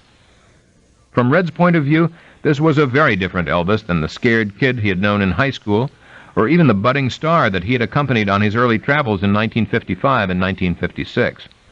That Elvis didn't think he was so high and mighty. He was grateful for the attention he got, and didn't parade around like he thought he was God's gift to women and everyone else. That was the reason, Red theorized, that he took so readily to uppers. They brought out a personality that he didn't have. And then there was the other situation. Red didn't like taking orders from Elvis or anyone else, but he'd be damned if he'd take orders from that hypocrite Vernon. Watching Vernon mooning over that drunken sergeant's wife, the three of them going around together like they were the best of friends while Vernon was fucking the wife, the worst of it came one night when they all went out and everybody got pretty smashed, but Vernon and Bill really got drunk. We all ended up at Sergeant Bill's apartment. Luckily, he passed out in his chair because things were getting rough. Vernon was mouthing off, Dee's kids were crying, and I put them to bed. Vernon protested mightily when Red and Lamar carried him out and put him in a taxi. He was cursing and yelling that he was going to have us on the first plane back to the States, but just as well we got out of there, because if Bill Stanley had woken up and heard all this going on, it might have got out of hand. He didn't know that Vernon and Dee were more than just seeing each other. And it wouldn't have done for Elvis to have found out about this drunken spree either. He had made it clear that he didn't like Dee, he didn't like his daddy to drink, and the thought of anyone replacing his mother, Red knew, was the one thing that was guaranteed to send him around the bend. End of side 1. To continue, turn the cassette over.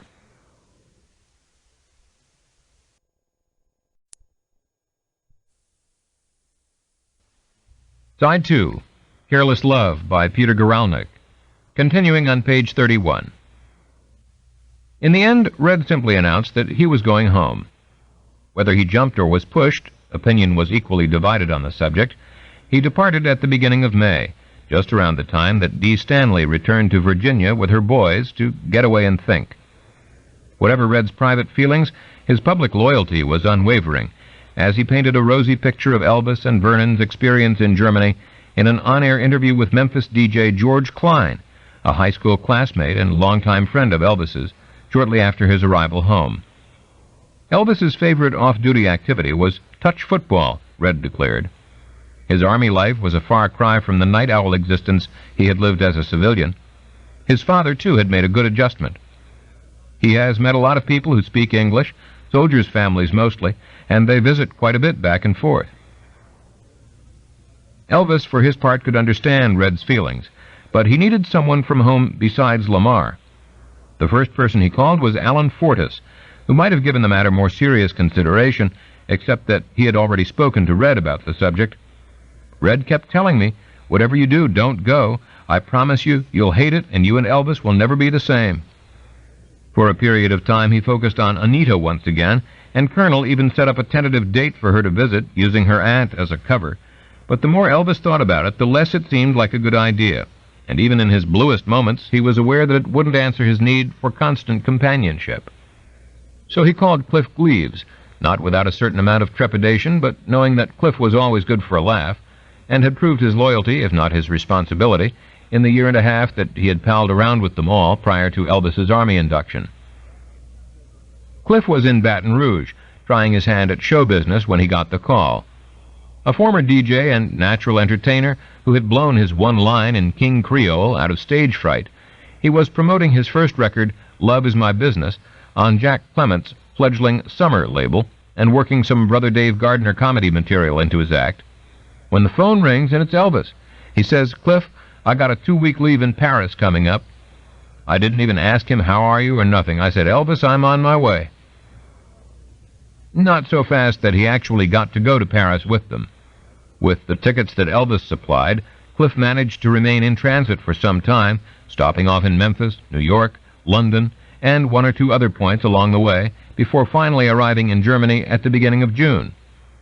When he did, he promptly took off again, upon his introduction to an airman named Curry Grant, who served as assistant manager of, and produced a variety show for, the Eagle Club in Wiesbaden, the largest Air Force club and community center in Europe. Grant had originally met Lamar, Vernon, and Elizabeth the previous month, when they attended a benefit for crippled children that he was hosting in Gießen. He hit it off with Lamar right away, and in exchange for an invitation to the Eagle Club, Lamar in turn extended an invitation to Curry and his wife Carol to come visit Bad Nauheim sometime after Elvis got back from maneuvers. The Sunday that Curry took Lamar up on his invitation just happened to coincide with the weekend of Cliff's arrival, and Rex noted the almost instantaneous reaction on Cliff's part to the news that Curry, too, was in show business.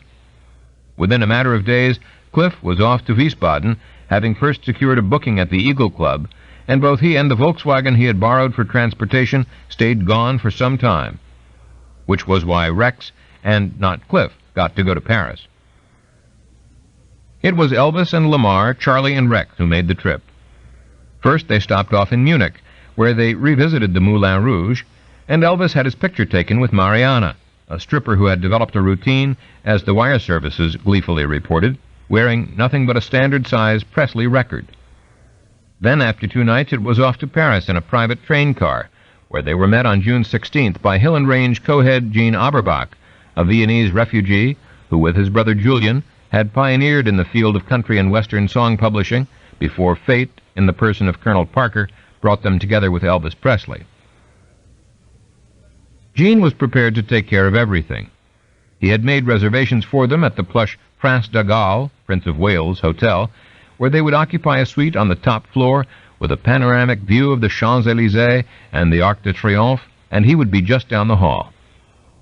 In addition, Freddie Beanstalk, the Auerbach's cousin and principal publishing go-between at recording sessions, was at their disposal, as was Ben Starr, the Hill and Range lawyer, whom Elvis knew from his original RCA signing. Anywhere he and the boys wanted to go, anything they wanted to do, could be arranged by Auerbach, a sophisticated and urbane 48-year-old bachelor who with his brother maintained apartments and offices throughout the world. He and Freddie and Ben were just there to show the boys a good time. They brought regards from the Colonel, of course, who was sorry he could not be there himself, and from Hal Wallace, with whom Gene and his brother were already working on the upcoming motion picture, now retitled G.I. Blues, and who would, as Elvis knew, be arriving soon himself in Germany to shoot exteriors and army footage.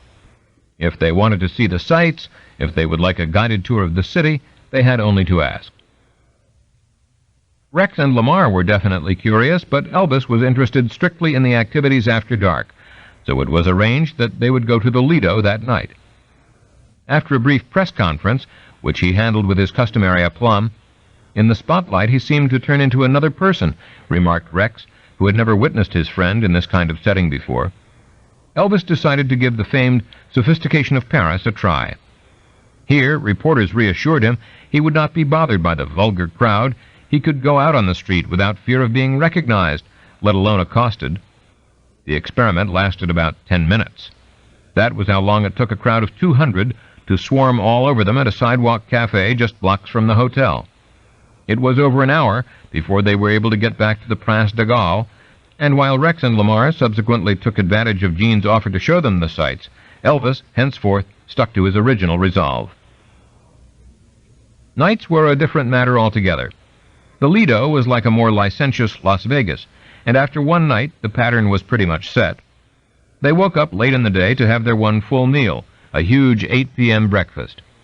Then they would catch the first show at the Carousel or the Folies Bergère, and from there go on to the Lido, where the statuesque chorus line, the Bluebells, were all English girls eager to make Elvis Presley's acquaintance. After the Lido closed, they would proceed to Le Bantou, a late-night club which didn't open until 4 a.m., bringing with them as many of the Bluebells as wanted to come along. At the end of the evening, Elvis would take his pick from among all the girls, leaving the rest for Rex, Charlie, and Lamar to choose from. One memorable night, the entire chorus returned to the suite with them, and everyone was still asleep the next evening at 9:30 when the phone rang. It was the manager of the Lido, who announced to Lamar that he would like to begin his first show. Lamar told him to go right ahead, and hung up without thinking any more about it. A moment later the phone rang again, and the same message was repeated. Lamar got angry, observed an amused Rex, and this time told the Lido manager to quit bothering us. The manager then told Lamar that he could not start his show because we had his entire chorus line in our hotel suite. Needless to say, Lamar was a little embarrassed, concluded Rex, who in later life was at least as embarrassed by the recollection of his own actions. But at the time it seemed to be all right. That was how it went, a kind of Arabian Nights existence in which they were shepherded from one improbable fantasy to another. One night at the Lido, Elvis got up and sang "Willow Weep for Me" with the band. He was scared to death, he told reporters afterward. For the first time in 15 months, there I was in front of an audience. Then it flew all over me, boy. Sudden fear. As for his Army experience, I had got used to a certain way of life. It's hard for anybody to adjust to the Army, and maybe it was harder for me than for most, but I was determined to adjust because any other way I would only have hurt myself. They were like a pack of schoolboys, whipping out their butane lighters, just recently introduced on the market, to see who could raise the highest flame, should anyone be unwary enough to request a light. Poor Lamar, who had already lost his passport on the train, became the subject of even greater ridicule when he insisted that he had fallen in love with one of the dancers at Le Bantou. Elvis quickly investigated, invited the girl to join Lamar outside in their car, and almost fell over when Lamar discovered to his great surprise that his she was a he. Elvis loved to tell the story about Lamar's great passion, and how, when all was said and done, she had one bigger than he did. At the end of their stay, they were having such a good time that Elvis decided to give up their train reservations for one more night in Paris. He hired a on the following day, and they arrived at the barracks in Friedberg just in time for the 3 soldiers to report back at midnight on the 15th day of their leave. Vernon, meanwhile, was taking an indefinite leave of his own. He had sailed from Bremerhaven the day the boys left for Paris, arriving in Memphis 8 days later on June 24th. He had some business to take care of, he told reporters who noted his presence. He wanted to get the cars registered and ready for Elvis's homecoming in 9 months, and he had a tooth that needed to be extracted while he was in town. But of course, the real reason for his return was Dee, whom he was determined not to let go. He had accompanied her to the airport with her husband Bill, and afterward the 2 men sat around drinking in the Stanleys' apartment, each of them despondent in his own way. He was afraid he might have lost his wife, Bill Stanley confessed, unaware of whom he had lost her to, and he asked Vernon to try to help him get her back. "You're my dearest friend," he declared in Dee's version of the story. "You took her shopping and gave her so much that I didn't. She loved you, you know. She'll listen to you." That was finally too much for Vernon, and he called Dee even before she arrived at her sister's home. He stayed for a month and a half, attending the Colonel's 50th birthday party in Madison, Tennessee, visiting his father in Louisville for the first time in quite a while, and taking the opportunity to introduce him to Dee, mostly just trying to persuade her that they could really have a life together. In the Memphis Press-Simeter, it was reported that he was so changed you wouldn't know him. A friend said, "He just goes around crying. He is so lonesome that sometimes he has one of his brothers spend the night in the house with him." And, it was further reported, he left untouched a broken window pane that Gladys had fallen against, out of the deep grief that he and Elvis shared. But he brought Dee to Graceland, and he promised that he would provide a home there for her and her boys. "I got sent home from school," he told a local friend and fan, Dottie Ayers, leaving no question as to why Elvis was angry with him. "I don't think that it's this woman in particular," he said. "I think it would be any woman right now." By the time that he sailed from New York in early August, Dee had placed her boys, now 8, 6, and 3, in a home called Breezy Point Farms, and made plans to join him in Germany. Hal Wallace arrived in Frankfurt in mid-August with a full crew for a couple of weeks of location shooting in Germany. He had gotten the 3rd Armored Division's permission to film tank maneuvers, along with more informal scenes at the base. All the Paramount publicity apparatus hastened to assure the American people, at studio, not government expense. Elvis was clear on his instructions. He was not to participate in filming in any way. But he did go to dinner with Wallace on several occasions and spoke excitedly about the upcoming production. He had put in a lot of time just preparing for this role, he declared, about 17 months so far, and he thought he would have it just about right by the time he got out in March. Elvis even asked him for a script, Wallace told gossip columnist May Mann, but he was forced to refuse because he knew his star would have just gone ahead and memorized it on the spot. At just about the time of Wallace's visit on August 15th, Captain Paul Beaulieu and his family arrived at the Rhine-Main Air Base and traveled from there to Wiesbaden, where Captain Beaulieu was to be stationed. Like most military families, the Beaulieus had moved around a good deal, but they had spent most of the past 4 years at the Bergstrom Air Force Base in Austin, where their oldest child, Priscilla, just 14, had been elected most beautiful and best dressed by her graduating classmates at Del Valle Junior High School the previous semester. 4 years older than her brother Don, with a little sister of 4 and a newborn baby brother, Priscilla had only recently discovered that Paul Beaulieu, the man she had always assumed to be her father, had in fact adopted her after marrying her mother when Priscilla was 3. Her real father, her mother explained, in response to Priscilla's frantic questioning when she came upon a baby picture of herself with her parents, was a Navy pilot who had died in an airplane crash when she was only 6 months old. She thought it would be best, she told her distraught daughter, if they kept this secret to themselves and didn't tell the other children. In fact, she thought it would be a good idea not to let Priscilla's father, who loved her very much, know that she had found out. Priscilla bowed to her mother's judgment, although she didn't understand her reasoning, and she couldn't help but feel like something of an outsider in the family from that point on, which made it seem all the more unfair the following year to be forced to move again, and to Germany of all places this time. For the first few days after their arrival, she didn't do much of anything, refused to be appeased, rejected all offers of help. She was a beautiful girl with a snub nose, a childlike freshness of appearance, but a fully formed adult expression, and a mind of her own. Her mother did everything she could to coax her out of her mood of sullen resentment, and her father, who was strict but fair, tried to kid her out of it, but she continued to sulk with resolute determination, until at last she grew bored with the part herself. The family moved out of the hotel they had been living in and into a pension, and Priscilla started dropping by the nearby Eagle Club, which served as a kind of community center for Air Force families, every day on her way home from school. She would sit in the snack bar, listen to the jukebox, and write letters to friends at home. It was there that she met Cary Grant. She didn't know who he was at first. He was just this good-looking older guy in his 20s staring at her, but she was used to that. One day, while she was sitting with her 10-year-old brother Don, he came up and introduced himself. She gave her own name with some misgivings and listened even more suspiciously as he explained that he was the entertainment director here at the Eagle Club, and was she by any chance a fan of Elvis Presley? She just stared at him. Of course she was. Who wasn't? She and her friend Angela had located Bad Nauheim on the map when she found out she would be going to Germany, and when they saw how close it was to Wiesbaden, she told Angela she was going to meet Elvis over there. "I'm a good friend of his," said Cary Grant. "My wife and I go to his house quite often. How would you like to join us one evening?" Eventually, her father agreed to it. After meeting Curry and getting Curry's assurances that his daughter would be well chaperoned by both him and his wife, Captain Beaulieu next contacted the airman's commanding officer, and then, and only then, let her go, with the promise that she would be home by 11 o'clock without fail. The next day was a school day.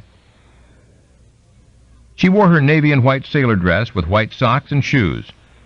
Brenda Lee's Sweet Nothings was on the record player when she entered the room, and Rex thought she was a vision of loveliness. Elvis was sitting in his easy chair, with one leg thrown carelessly over the arm. He was wearing tan slacks and a red sweater and smoking one of his little cigars. To Rex it was obvious that Elvis was immediately smitten, but the 14-year-old was nearly struck dumb in her tracks. As Curry led me over to him, Elvis stood up and smiled. "Well," he said, "what have we here?" "Elvis," Curry said, "this is Priscilla Beaulieu, the girl I told you about." We shook hands, and he said, "Hi, I'm Elvis Presley." But then there was a silence between us until Elvis asked me to sit down beside him, and Curry drifted off. "So," Elvis said, "do you go to school?" "Yes." "What are you, about a junior or senior in high school?" I blushed and said nothing, not willing to reveal that I was only in the 9th grade. "Well," he persisted. "9th." Elvis looked confused. "9th what?" "Grade," I whispered. "9th grade?" he said, and started laughing. "Why, you're just a baby." "Thanks," I said curtly. Not even Elvis Presley had the right to say that to me. He played the piano for her, singing some of his own songs, but also, to her surprise, big, expressive numbers like Tony Bennett's 1953 hit Rags to Riches, and Mahalia Jackson's I Asked the Lord, and with the others joining in, Earl Grant's Nat King Cole-like ballad, The End. The way he looked at her, it was obvious he was trying to impress her, but she didn't really know how to respond as she looked around the room, checking out the poster of Brigitte Bardot, watching all these adults competing for his attention and approbation. He took her into the kitchen, where she met his grandmother, and he consumed the first of 5 bacon sandwiches smothered with mustard. She tried to think of things to say, but for some reason it didn't matter. He just seemed to want to pour out his feelings to her, and when Curry came into the room and said it was time to go, Elvis begged her to stay a little longer. When Curry explained that she couldn't, Elvis said maybe she could come by again, but Priscilla doubted that he would remember, and she didn't get home till 2 a.m. anyway, when they got held up by an impenetrable fog on the Autobahn to Wiesbaden.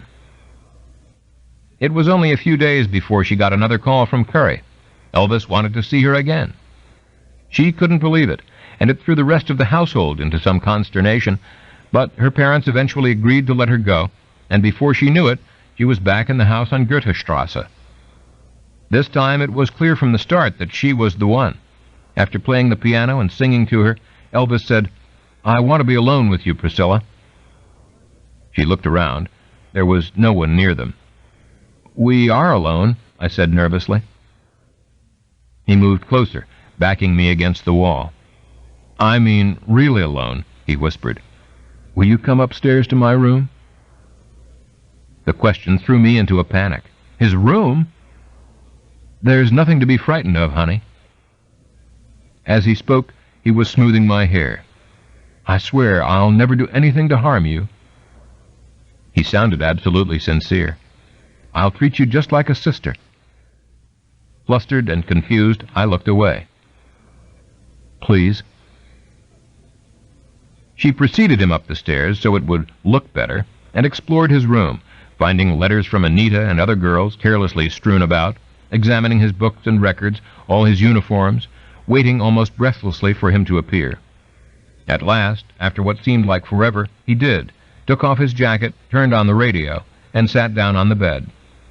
Why didn't she sit down beside him, he said, as she imagined all kinds of unimaginable conclusions, but she was won over by his sweetness, his sincerity, his eyes, and they fell into a conversation from which she could scarcely be roused to go home.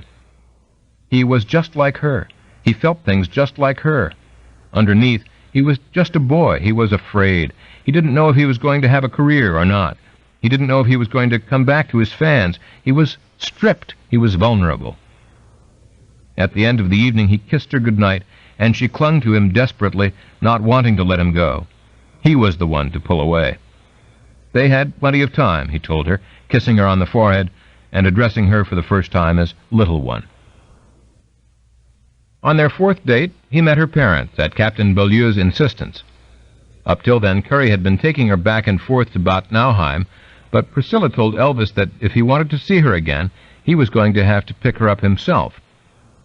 He arrived with his father in the white BMW and sat nervously in the Beaulieu's living room, waiting for her parents to enter. When they did, he jumped up and said, "Hello, I'm Elvis Presley, and this is my daddy Vernon," as if they might not know who their visitors were. They made small talk while Priscilla nervously fretted. She knew what her father could be like, and she had seen and heard things at Bad Nauheim that she knew her father would never approve of.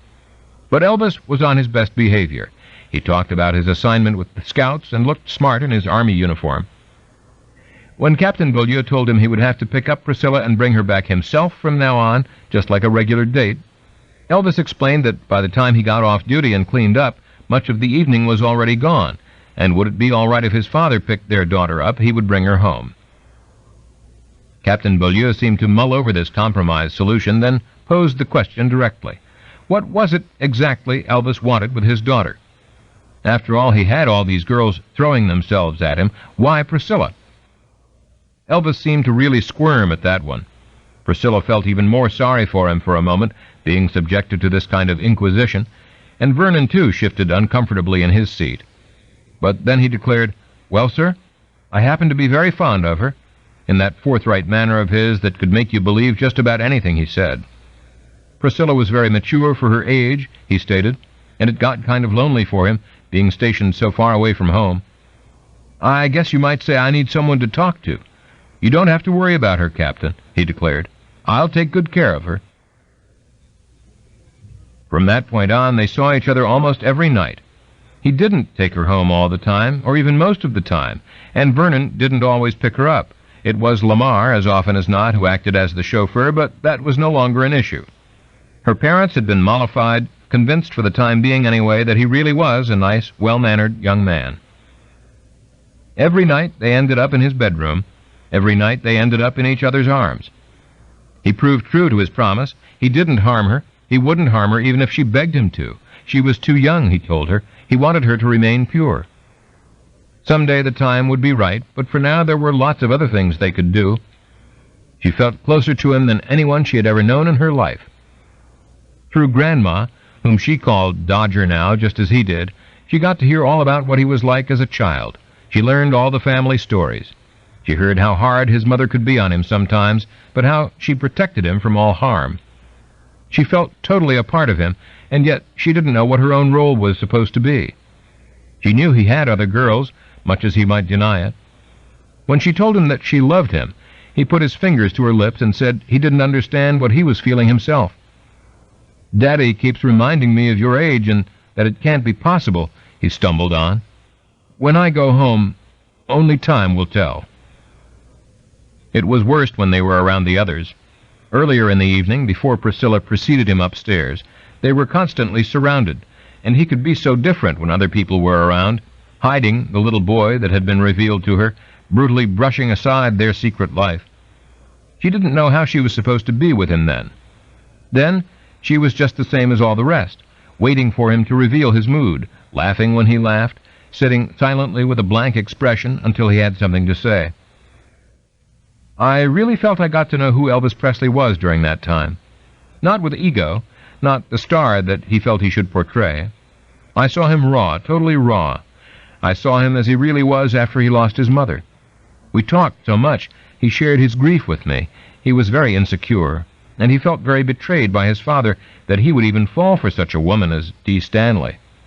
He used to literally babble about how this couldn't be his father, about how this will pass once we get away from Germany, this will go away. He was at his most vulnerable, his most honest, I would say his most passionate, during that time. About his career he expressed trepidation, but he had utter faith in the Colonel. He showed her letters Colonel had written him, letters detailing their plan, showing how he was keeping the fans' interest alive, running down the list of all his pitches and promotions, telling Elvis not to worry. He talked about how I'd meet the Colonel one day, how Colonel was working on a film project for him as soon as he got back, and he was going to be in more films after that. He spoke of him very endearingly. And it was obvious that he trusted him implicitly, because he told Priscilla Colonel was the whole reason he hadn't performed the entire time he was in the Army, and, as in every other career decision, Colonel had been right. She soaked it all in, no more surprised by his conviction on this subject than by his almost evangelical espousal of the benefits of yogurt, which he had only recently discovered and ate by the gallon. At the end of the evening they would listen to "Good Night, My Love," the sign-off number on the Armed Forces radio station every night, and then Lamar would drive her home. Everyone could see it was different right from the start. To Charlie there was no question that he had fallen in love at first sight. "Did you see the bone structure in her face?" Elvis demanded of his friend, as if somehow he had to explain it. "It's like the woman I've been looking for all my life." To Joe Esposito, a newfound Army buddy from Chicago who had recently started playing touch football with them on the weekends, the source of the attraction was obvious. Every Sunday afternoon, Priscilla sat by herself on the sidelines watching the football games. I still have that image clear in my head.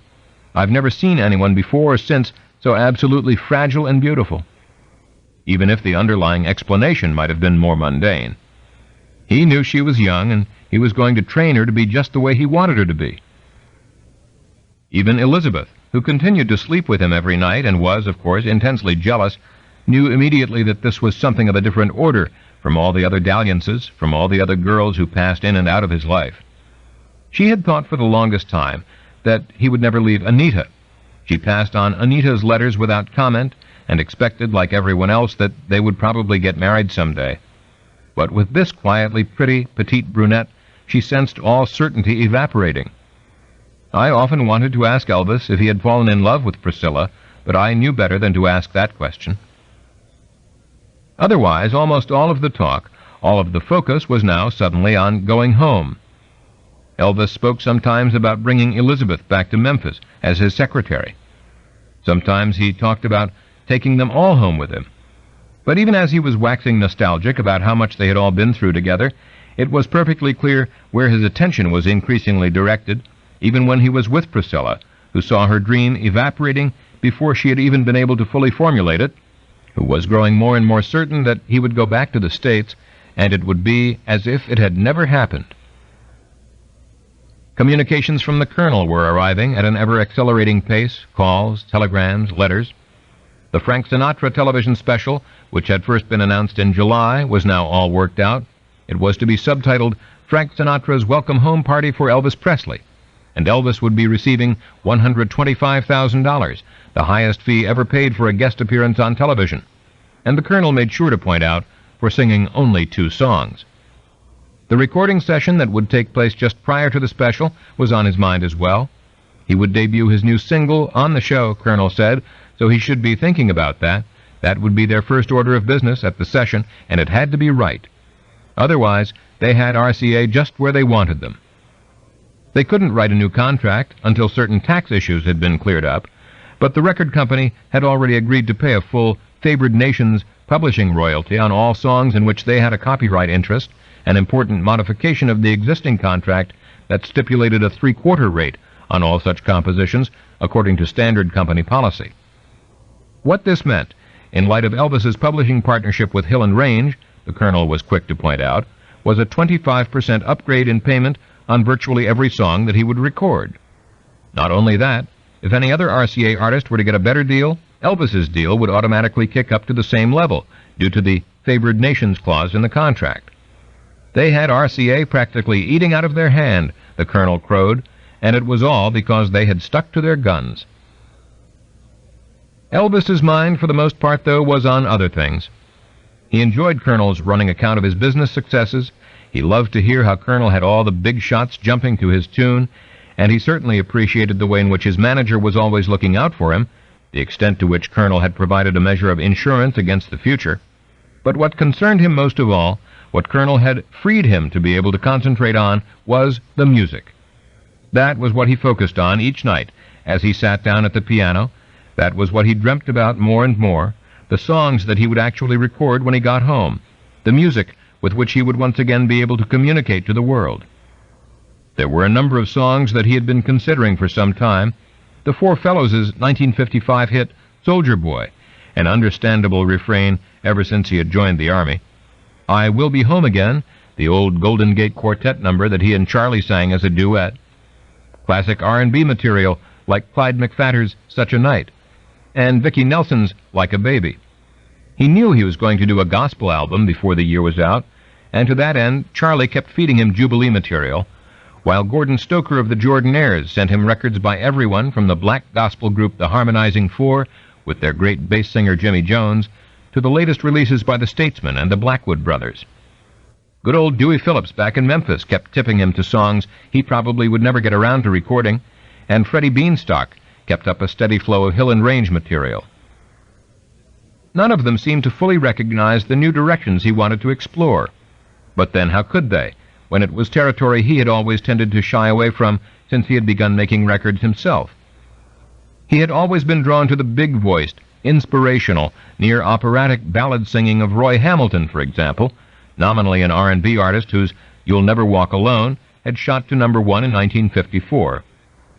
He had recorded Hamilton's bouncy I'm Gonna Sit Right Down and Cry Over You upon his arrival at RCA in 1956, but he hadn't thought he was even close to ready to tackle Hamilton's more ambitious numbers, and who knew what Steve Sholes, the man who signed him, would have thought if he had. Now, with Charlie's encouragement, he worked constantly on improving his vocal technique. Charlie continued to show him tricks to help with his breathing and expand his range, and he employed those lessons on numbers like Hamilton's Unchained Melody and I Believe, as well as the lilting Irish air Danny Boy, and one of his other long-time favorites, Tony Martin's There's No Tomorrow, a 1949 English-language adaptation of O Sole Mio, which was itself based upon an Italian folk melody forever immortalized in the great opera singer Enrico Caruso's 1916 recording. At first it frightened him to think what his fans' reaction might be, but then he fell back on the one precept that had guided him throughout his recording career. What you sang had to come from the heart. It couldn't just be a matter of following trends, because then the public would never believe you. Up till now, he had relied on instinct alone, and his instinct had proved as reliable in music as the Colonel's in business. It wasn't as if he was putting on airs. This was music he had always loved. He could remember listening to Caruso's records as a child. So he pursued these new directions with the same unfaltering zeal that he always showed for a fresh idea, picking up tips from Charlie, studying familiar records by the Ink Spots and the Mills Brothers minutely for clues as to how to phrase, how to hit the note, preparing himself for the challenge. Freddie did his best to get a cut-in on There's No Tomorrow, so that they would be able to participate in publishing royalties, but when he failed, he came up with the idea of commissioning new lyrics, since the melody was already in the public domain. Elvis was open to the idea. It was the song he cared about, not the words, and they talked about it some more when Freddie came to Bad Nauheim to deliver acetates for Elvis's consideration. Everything was falling into place for the upcoming session. They would use most of the same musicians from the last session in Nashville in June of 1958, and even Scotty Moore, Elvis's original guitarist, was back in the fold. He had a song on which he wanted to make a deal. That was just the way things ought to be, Colonel said, a good business relationship. And if the other original trio member, Bill Black, was playing hard to get, Black had recently formed his own combo, which was starting to enjoy a little bit of success. Well, there were plenty of good bass players in Nashville, Colonel declared, and it never did to beg. There was no question in Freddie's mind of Elvis's enthusiasm about getting back to work. He had never seen him anything less than 100% committed, but now he was practically champing at the bit.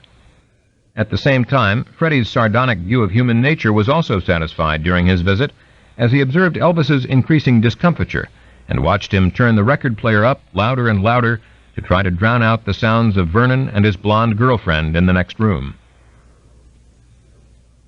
In October, Elvis saw a magazine notice advertising the services of a South African doctor who specialized in dermatology and owned the patent rights to a unique method of treatment guaranteed to reduce enlarged pores and acne scars, which he felt might greatly improve his appearance in front of the movie cameras.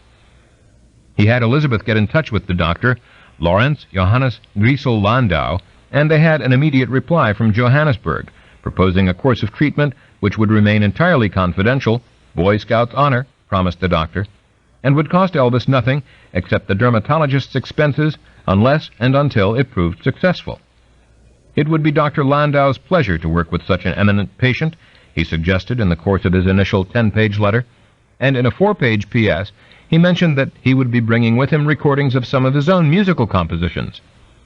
The correspondence continued while Elvis was on maneuvers in Wildflecken, and then Dr. Landau himself showed up in Bad Nauheim with no advance notice before Elvis had even returned from the field. Treatments began on November 27th and continued several times a week for roughly 2 hours at a time for the next 4 weeks. Elvis was positive that he could see results and pointed them out to everyone around him, though no one else recognized any change, and Vernon was convinced that the eccentric South African was going to bankrupt them. In early December, Elvis began formal karate lessons as well, after witnessing a demonstration by Jürgen Seidel, the father of German karate, whom he sought out at his studio in Bad Homburg. He and Rex went twice a week at first, and before long Elvis was demonstrating what they had learned to Priscilla and everyone else in the household, and giving lectures on the discipline required to master the art of karate and its superiority to other cruder forms of self-defense.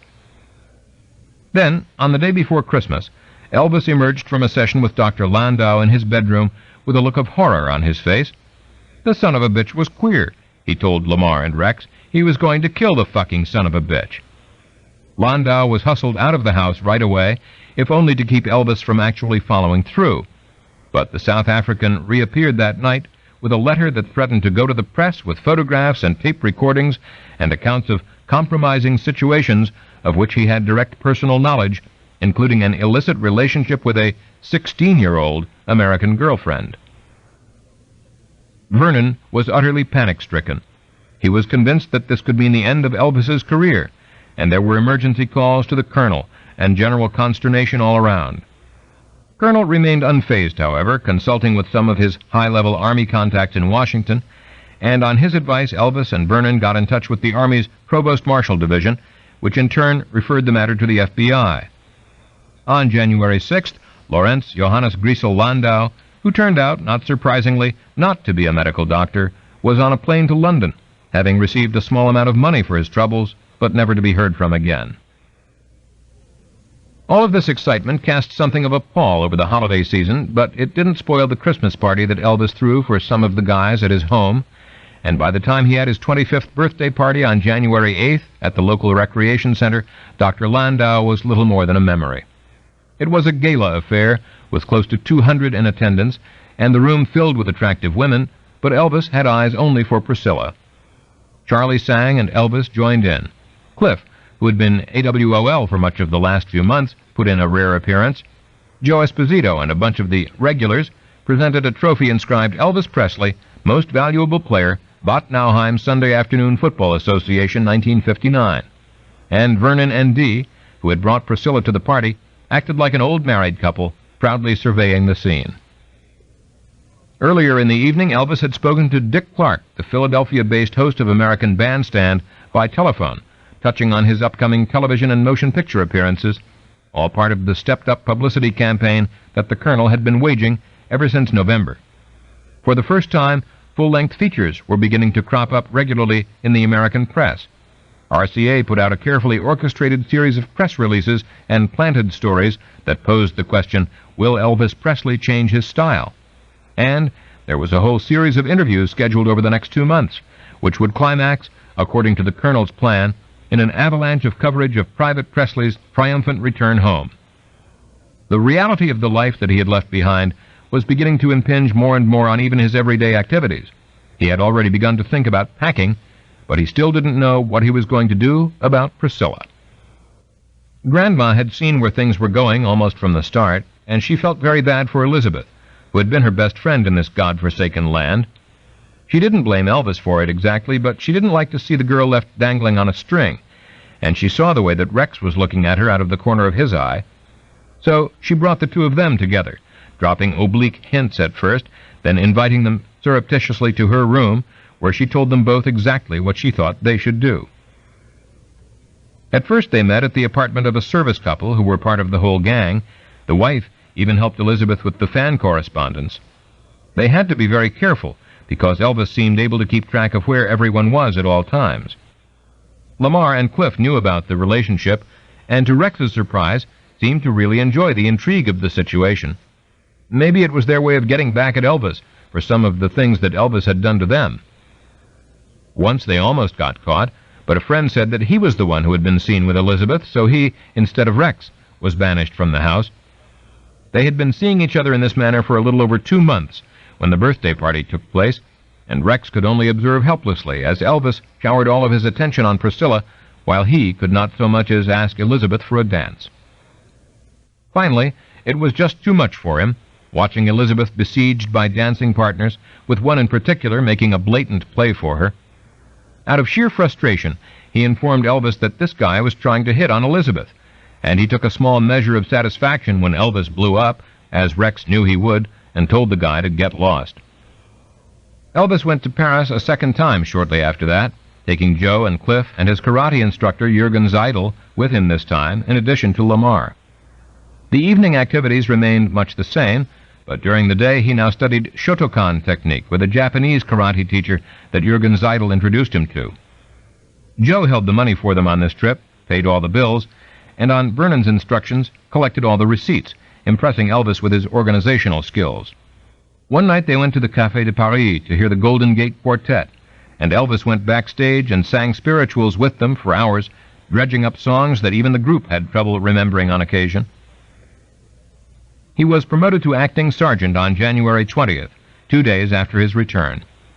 It was somewhat of a bitter pill, since Rex had long since gotten his full promotion, and Elvis even took the occasion to state that Rex had probably made sergeant only because of his association with Elvis. "Rexodus," he said, "see what good things can happen to you because you know me."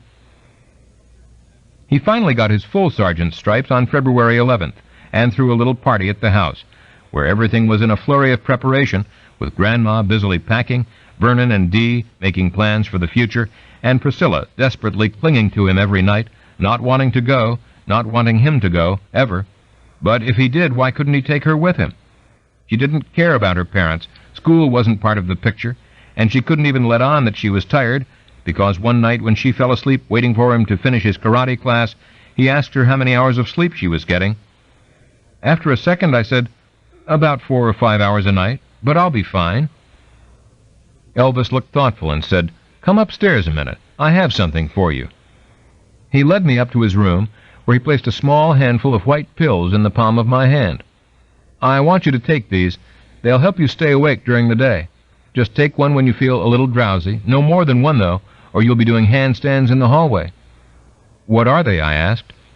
"You don't need to know what they are. They give them to us when we go on maneuvers.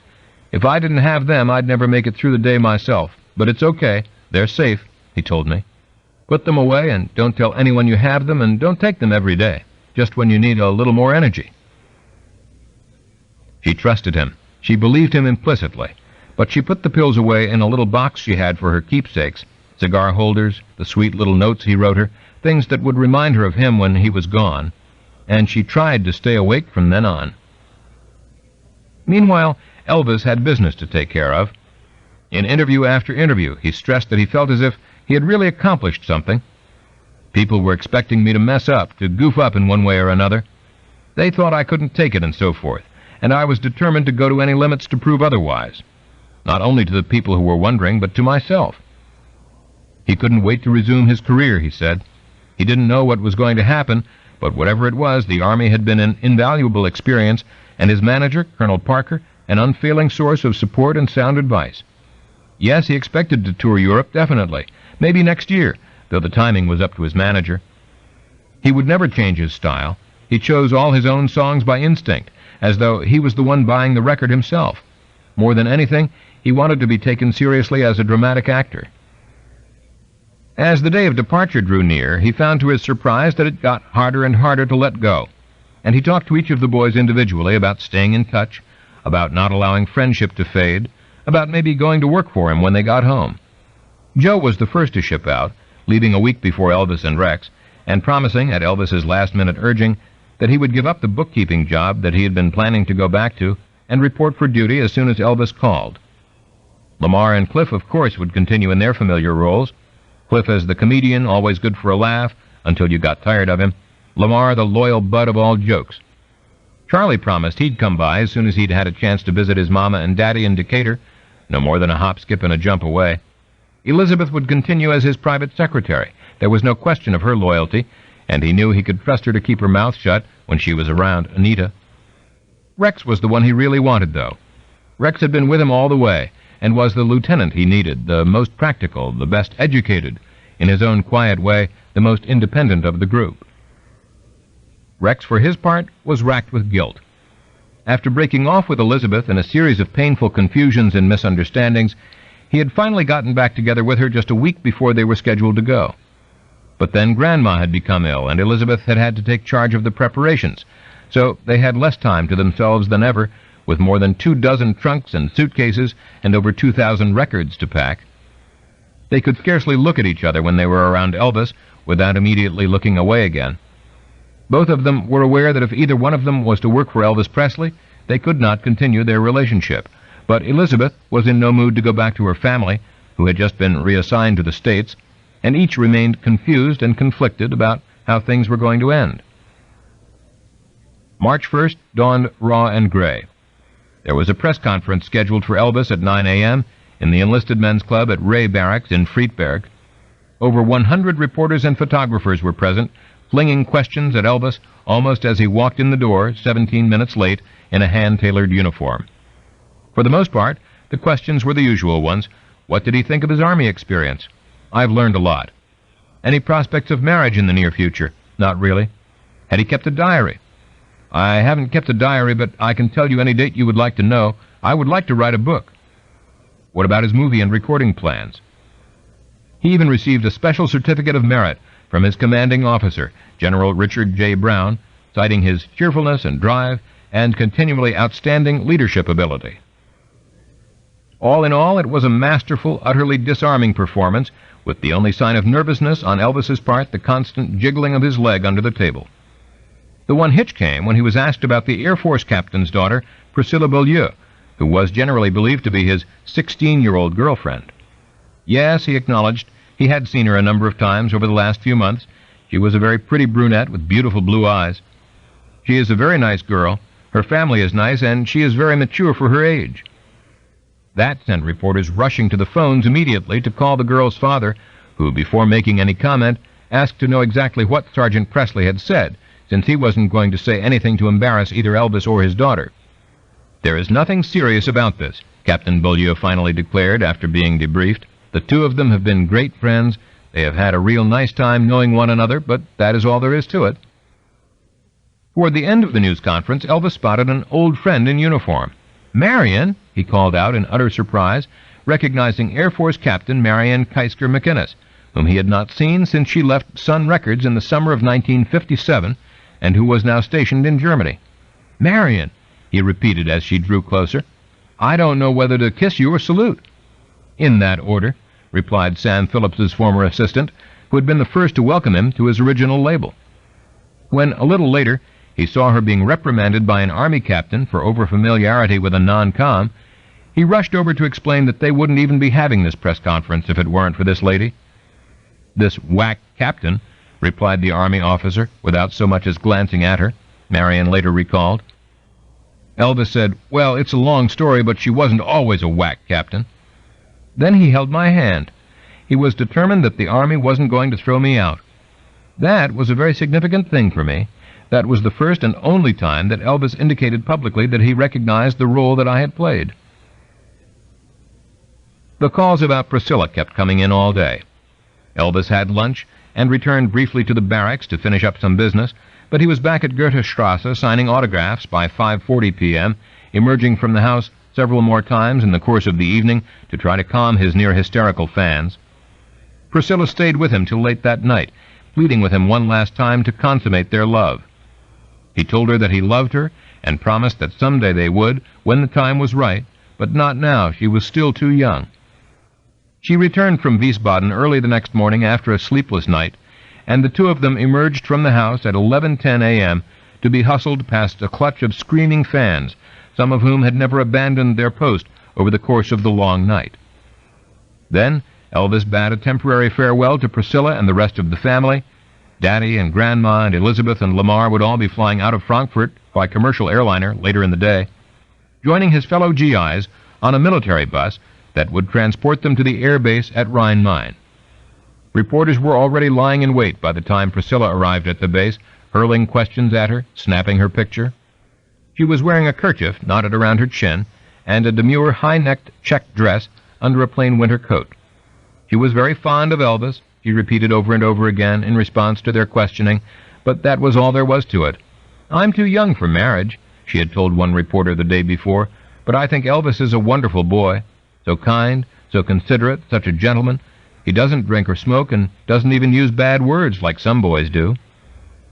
At the airstrip, she was held back by a cordon of MPs who would not permit her to say goodbye. Reporters picked up every nuance of this lover's farewell. More than 10 tall Air Force police surrounded Priscilla, reported the New York Mirror. She cried. She ran towards Elvis, but the policeman pulled her back. "They won't let me see her. They won't let me see her," said Elvis, disappointment written all over his tanned face. Priscilla fondled the gold wristwatch with a large diamond that Elvis gave her for Christmas. "He has promised to telephone me as often as he can. Elvis said he would rather telephone than write because he can hear my voice," the Air Force captain's daughter said. The plane lifted off at 5:25 p.m., and Life magazine got a shot of Priscilla waving goodbye.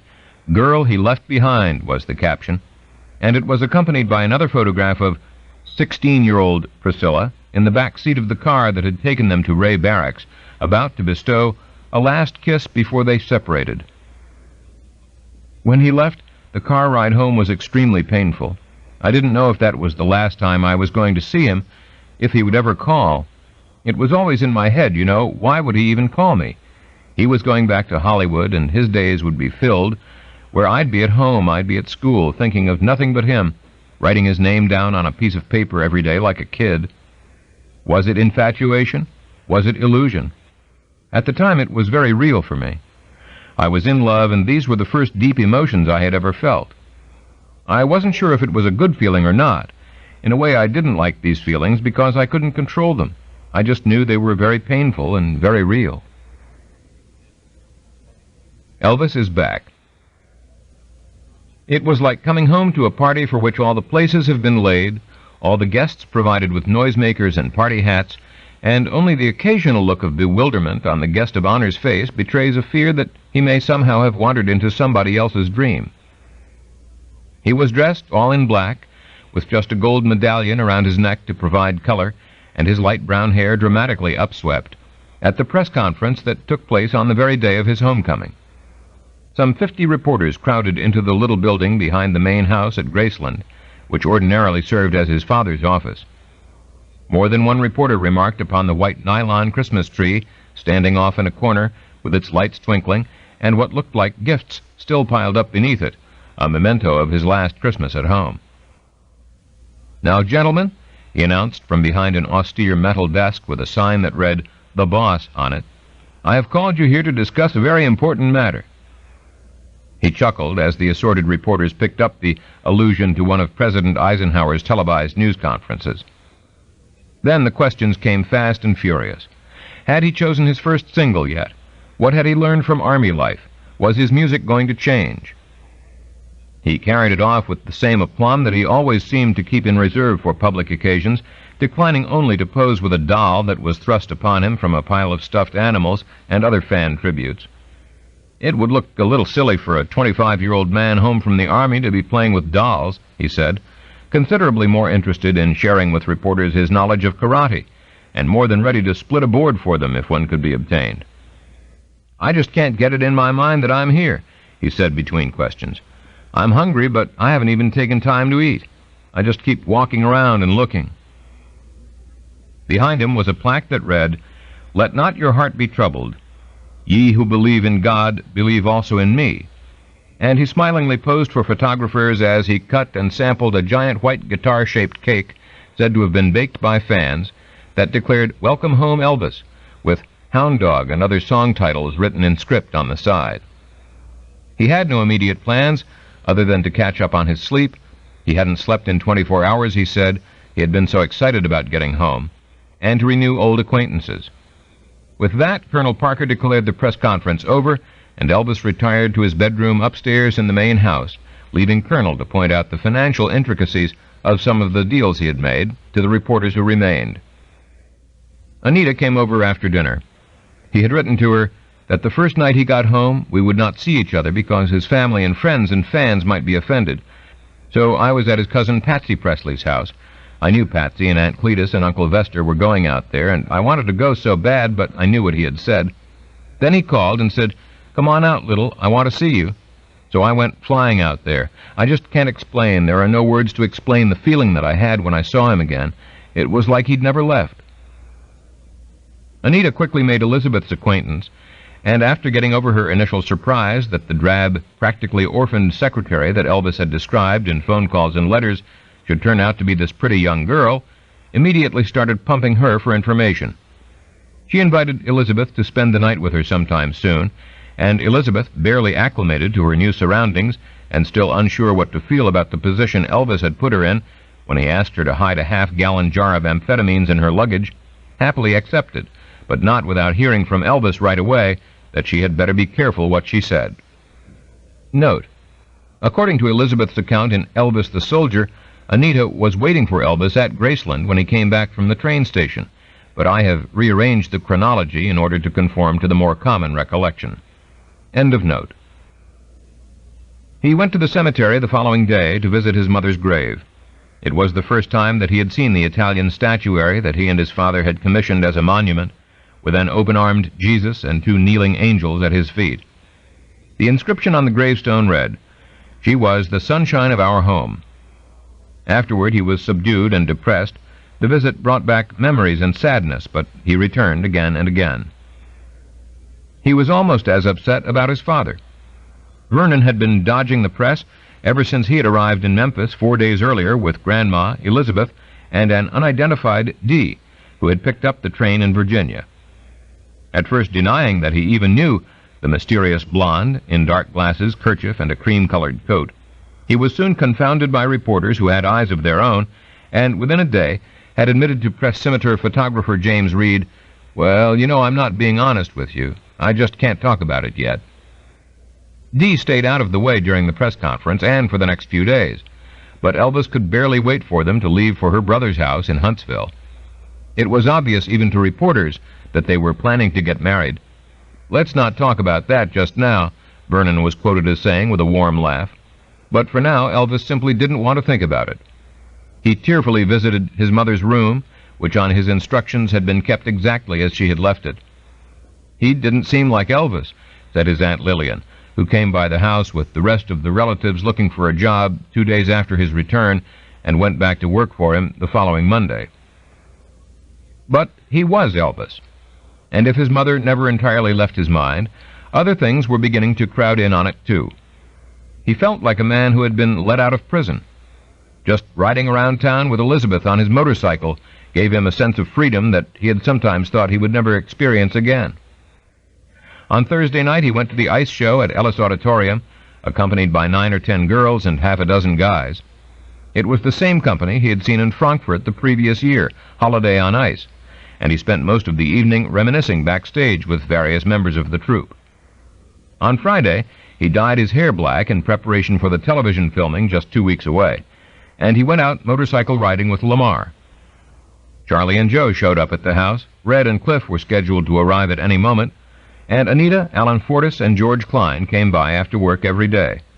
His cousins Gene and Billy and Junior Smith were constantly at his side, with Gene chattering away in his secret language, somewhere between Pig Latin and double talk that only Elvis could understand. The fans, too, were back at the gates.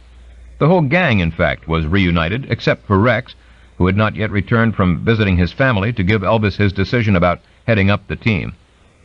Toward the end of the week, Elvis surprised Elizabeth with a car that he had picked out for her, a pretty yellow Lincoln, and even gave her driving lessons in it himself. He also told her she was free now to date others, and for the first time she saw her choice clearly. "I could stay with Elvis and be only his private secretary, or I could go with Rex." Without hesitation she called Rex. I explained to him that I was calling from one of the Graceland phone lines, so I couldn't say everything I felt on the phone, and he promised he would be there in just a few days. Saturday night, Elvis had a big party for all of his friends, taking time out to greet students from the Arkansas School for the Deaf who had shown up at the gate. On Sunday, he returned to Ellis and watched the ice show's Performance for Negroes, spending most of his time backstage, chatting and signing autographs, but mounting the podium briefly in his formal dark suit to conduct the 17-piece orchestra with a lighted baton. He surprised everyone by extending an invitation to the entire 60-member company to come out to Graceland the next day, and when they arrived in the 2 buses he had rented for the occasion, he greeted them at the door in black slacks and a maroon jacket, presenting each of the children in the troupe with a signed stuffed animal before taking everyone on a personal tour of his home. "If you'd rather just wander around the house, why, that's fine too," he said. The only rule was that they had to check their flash guns at the door. He was clearly proud of Graceland and proved to be an exemplary host, showing them his bedroom with its carved figure of an Indian chief, its formal portrait of his mother and father, and Dr. Norman Vincent Peale's The Power of Positive Thinking, and Dr. John A. Schindler's How to Live 365 Days a Year on the bed table next to his oversized bed. He pointed out his gold records and the soda fountain downstairs, and proudly declared that there had been talk of Khrushchev coming to visit his home, to see how in America a fellow can start out with nothing and, make good. Rex showed up that evening while he was dressing to go to the movies, having rented the Memphian Theater for himself and his friends from 11 o'clock on. I was very serious about everything as I proceeded to tell him my decision to go to work again for the firm I had left when drafted into the Army. I thought Elvis would be very upset with me, but instead he said he understood and wished me the best of luck. I said I would like to spend a couple of days, and he said I could stay as long as I wished and I would be welcome to come back any time. Emboldened by his success, Rex next brought up the subject of Elizabeth while helping Elvis with his suspenders. Without alluding to any past connection, he said he would like to ask her out for the evening, maybe take her to a drive-in where they could be apart from the crowd. Elvis was completely silent for a minute or so, and I held my breath. Finally he said, "Rexodus, you know Elizabeth will never love anybody but me," still looking at himself with great pride and ego. Rex didn't reveal any reaction of his own, simply saying that he figured Elizabeth needed a break every once in a while. Elvis nodded thoughtfully and said he was glad it was Rex taking her out, since he knew he could count on Rex to always treat her like a lady. Elizabeth left the next day. She told Elvis that she was going to see her parents, who were vacationing in Florida, even though by now everyone in the household knew that she was going off with Rex to meet his family. To throw Elvis even further off the scent, she arranged for Janie Wilbanks, the girl from Mississippi who had visited in Germany, to pick her up at Graceland. But just as they were leaving, Elvis came running out of the house and asked her to come back inside. Elizabeth's heart was pounding as Elvis looked me straight in the eye and asked if I was going to meet Rex. Evidently Cliff had been unable to keep her secret past the moment that she walked out the door, but Elvis chose to believe her when she told him he was just being silly. He knew that she was going to see her parents in Hialeah. Rex and Elizabeth married less than 3 months later, sending Elvis a telegrammed invitation. Elizabeth remained in touch with Grandma, but except for a signed photo that he sent the following Christmas, neither she nor Rex ever heard from Elvis again. On Sunday, March 20th, the whole gang left for Nashville in the Greyhound bus the Colonel had chartered for the occasion. The studio was booked under a false name, and some of the musicians were initially told that they would be working a Jim Reeves session. In addition to guitarist Scotty Moore, drummer DJ Fontana, and the vocal backup group the Jordanaires, who had worked almost every RCA session from the beginning, the band consisted of the same group who had backed Elvis on his last session while on furlough in June of 1958.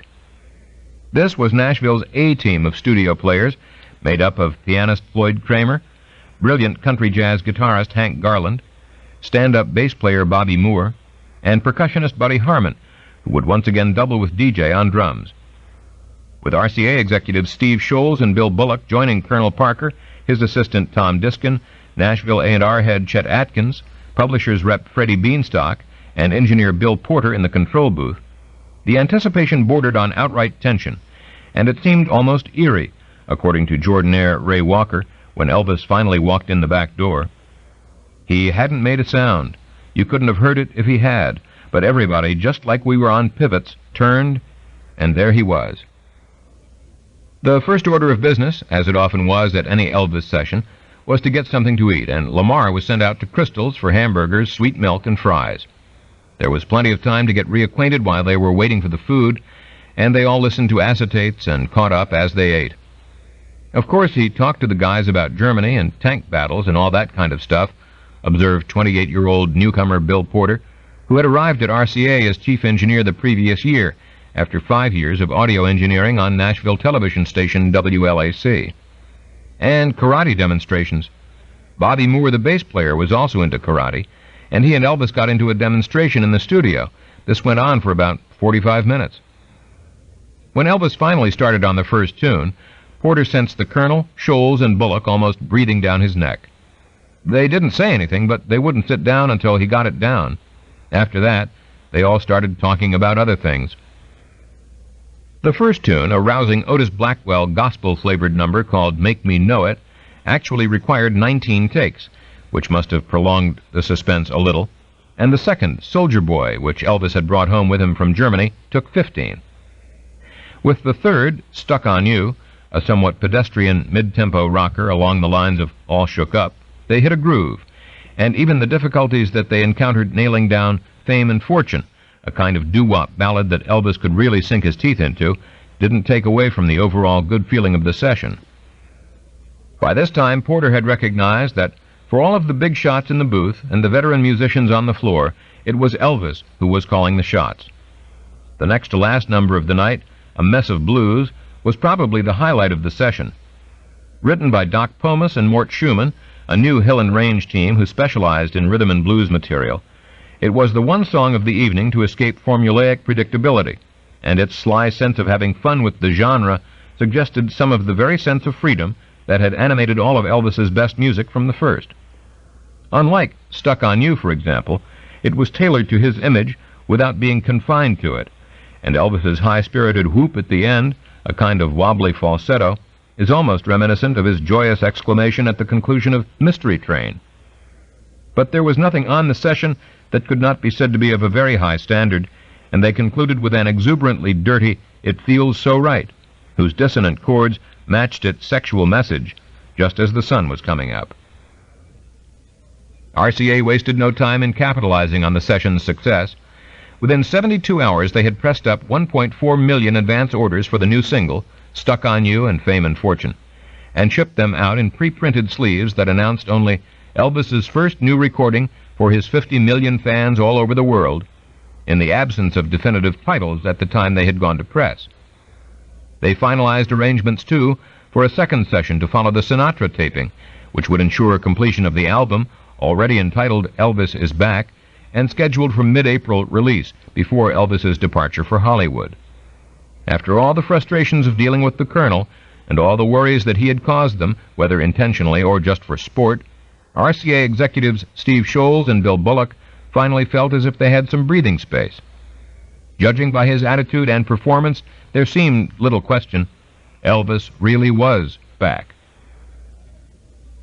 The train trip to Miami to tape the television show was little less than a repetition of the triumphant journey home just 2 weeks earlier. To Scotty Moore, who had seen the crowds from the beginning, it was just unreal. The only thing I can relate it to was reading about Lincoln's body going back to Springfield, or seeing movies of Roosevelt, his body coming out of Georgia after he died. Every little crossroads, every little town, you just can't imagine, they were lined with people. Even though you knew the Colonel had gone ahead and let all those little places know, still it was thrilling just all the way down. For Scotty, the experience so far had had all the characteristics of a true reunion, with the stirring up not only of old memories, but of some of the painful confusion that old memories necessarily involve. The train ride was simply more of an extended opportunity to try to recapture some of the feelings of easygoing good fellowship that he and Elvis and DJ had shared on the road. Everybody would just get in his car and be kibitzing. At one point it was getting late, it was like 2 or 3 in the morning, and he gave DJ and myself a couple of little white pills and said, "Here, these'll keep you awake. It's what they use in the Army, driving tanks." I never did take mine. Couldn't have been very much, but I had never known him to do that before. For the rest of the guys, there was more of a sense of restless anticipation. For Joe and Lamar, Elvis's cousin Gene, and Peck's bad boy tag-along Cliff Gleaves, there was no question of not staying awake, even if all they were doing was playing cards, eyeing girls, or cracking jokes throughout the long night. For Joe, regarded with some mistrust by Elvis's Memphis sidekicks as a slick operator from Chicago, this was in reality his first taste of the big time. The session had introduced him to a whole new world, and now here he was, on his way to Miami, with the possibility of actually meeting Frank Sinatra. The Colonel, whom he had just met in Nashville, was obviously keeping an eye on him, and he felt in many respects as if he were auditioning for a job whose description he had not yet been given. But he was determined to keep on his toes and take care of business, just like he had in Paris, and he figured the old man would accept him in the end. The colonel, for his part, stayed mainly within his own little coterie, taking in everything that was going on around him, brusquely making his presence felt, but quietly exulting in the triumph that his boy had achieved in Nashville, confident now that nothing was going to stand in their way. Elvis and Joe shared a two-bedroom penthouse suite at the Fontainebleau, with everyone else in adjoining rooms and the colonel just down the hall. The first meeting between host and guest star in the grand ballroom was carefully staged, with Elvis dressed jauntily in a beige sports jacket and black fedora, and Frank studiedly cool in baseball cap and sweater.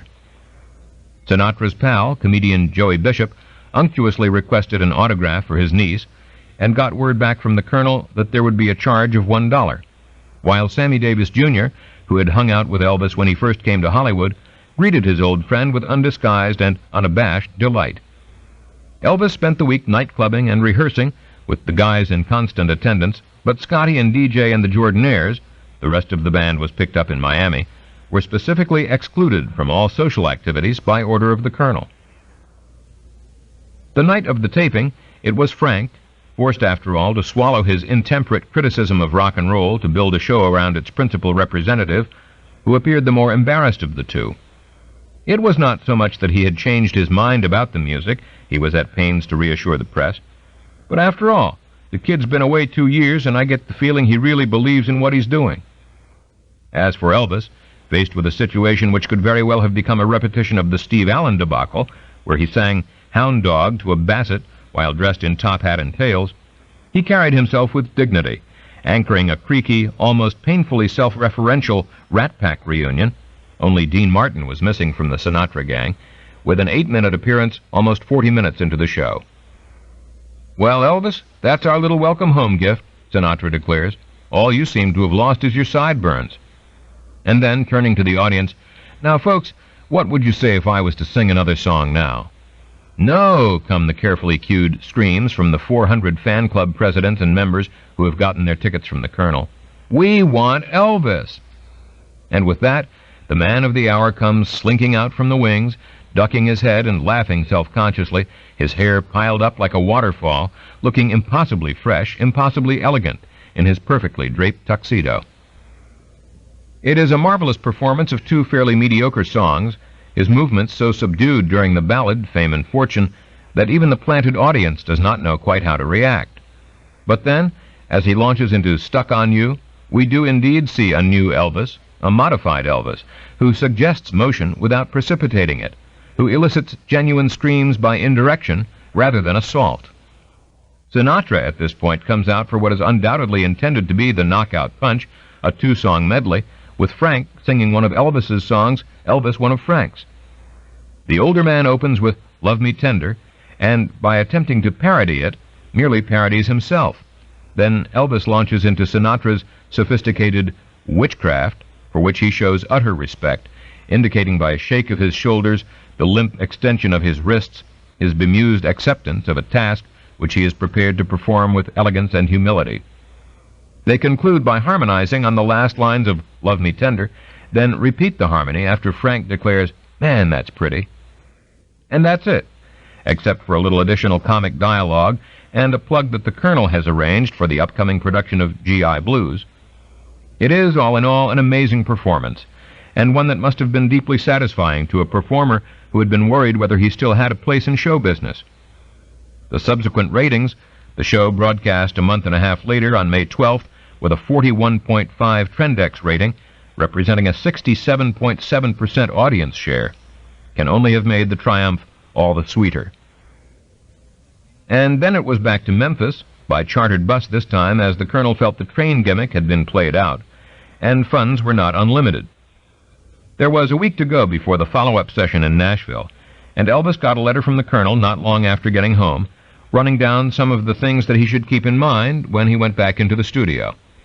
All that he had to deliver in order to fulfill his contractual obligation to RCA were 8 additional tracks. With 4 cuts in the can, and a single already released, this would give the record company everything that it needed to put out an album, and he should record no more. It was the same set of rules that had always guided them. They didn't want to give RCA any more leverage in future contract negotiations than they had in the past. So far as material went, Scotty had made the standard deal required of any outside musical contractor. He had given up half the publishing to Elvis Presley Music and assigned 1/3 of the writer's royalties to Elvis Presley himself. Under these circumstances, Colonel advised, Elvis should do all he could to record Scotty's song. Also, Colonel had directed Freddie to clear Fever at a favorable royalty rate, along with Are You Lonesome Tonight, the first song that Colonel had ever directly asked Elvis to record. He knew it was old-fashioned, he told Elvis, a ballad with a dramatic recitation that had first been a hit in 1927, but he thought it could be right for Elvis's new style, and he had a hunch that it could be a hit all over again. Elvis knew how much it meant to the Colonel, both because Gene Austin, the first singer Colonel ever managed, used to feature it in his stage act, and because it was his wife Marie's favorite song. He probably would have done it just as a sentimental gesture, but he actually liked the song. Note: despite the Colonel's frequent assertions over the years, I have been unable to locate any Gene Austin recorded version of this title. I asked the Colonel about this, and he was adamant that Austin had recorded it. He may well have, but it is now my assumption that it must at least have been part of his stage act. End of note. The rest of the content of Colonel's letter left him less sanguine. The press had gotten wind of the fact that Dee and her children were living at Graceland, the Colonel advised him soberly, so it would probably be better not to set up any appointments at the house. He also wanted to call Elvis's attention to the fact that Joe's record-keeping for the Miami trip had been sloppy and inefficient, and while this was entirely Elvis's business, if Colonel were to run his business this way, he wouldn't last very long. The second session, on April 3rd, started once again at 7:30 on a Sunday evening and went straight through till morning. It was the same lineup of backing musicians as the last time, with the addition of saxophonist Homer Boots Randolph, a regular member of the Nashville A-Team, who could double on percussion if saxophone wasn't called for on a song. Elvis's old drummer, D.J. Fontana, and Buddy Harmon both continued to play drums, with Harmon steadying D.J.'s time, and on the first track, Fever, it was just bassist Bobby Moore and the two drummers, providing a seductive backdrop for Elvis's interpretation of the 1956 Little Willie John R&B hit, which had enjoyed even greater success as a torch song for Peggy Lee 2 years later. Elvis's version falls somewhere in between the two, with a warmth and intimacy that stems not just from the erotic suggestion of the song, but from a new vocal confidence and a new vocal control. By the time that they got to It's Now or Never, the rewritten version of O Sole Mio that Freddie had commissioned, it was obvious that Elvis was reaching for something more than he had ever attempted before, and he delivered several performances that were impressive right up till the moment that he had to achieve the full-voiced operatic cadence with which the aria concludes. Trying to be helpful, Bill Porter suggested that they could always splice the ending on. I said, "We don't need to do the song all the way through." He said, "Bill, I'm going to do it all the way through, or I'm not going to do it." And he finally did. Over the course of the long evening, they cut an extraordinarily diverse range of material: blues, ballads, standard pop fare from Hill and Range that he elevated by his passion, Such a Night, done as a lilting tribute to Clyde McPhatter, much in the manner of White Christmas, the Drifters' homage on his 1957 Christmas album, for which he had been so roundly reviled by the critics. It was only as the session wound to a close, and with the Colonel's requisite 8 cuts already under his belt, that he finally got around to the number that his manager had requested, along with Scotty's song and the Golden Gate Quartet tune that he had promised Charlie they would sing as a duet, despite Colonel's opposition. He started with Are You Lonesome Tonight at around 4 a.m., with just acoustic guitar, drums, and bass, the mood of the song strikingly similar to My Happiness, the very first song he had ever recorded.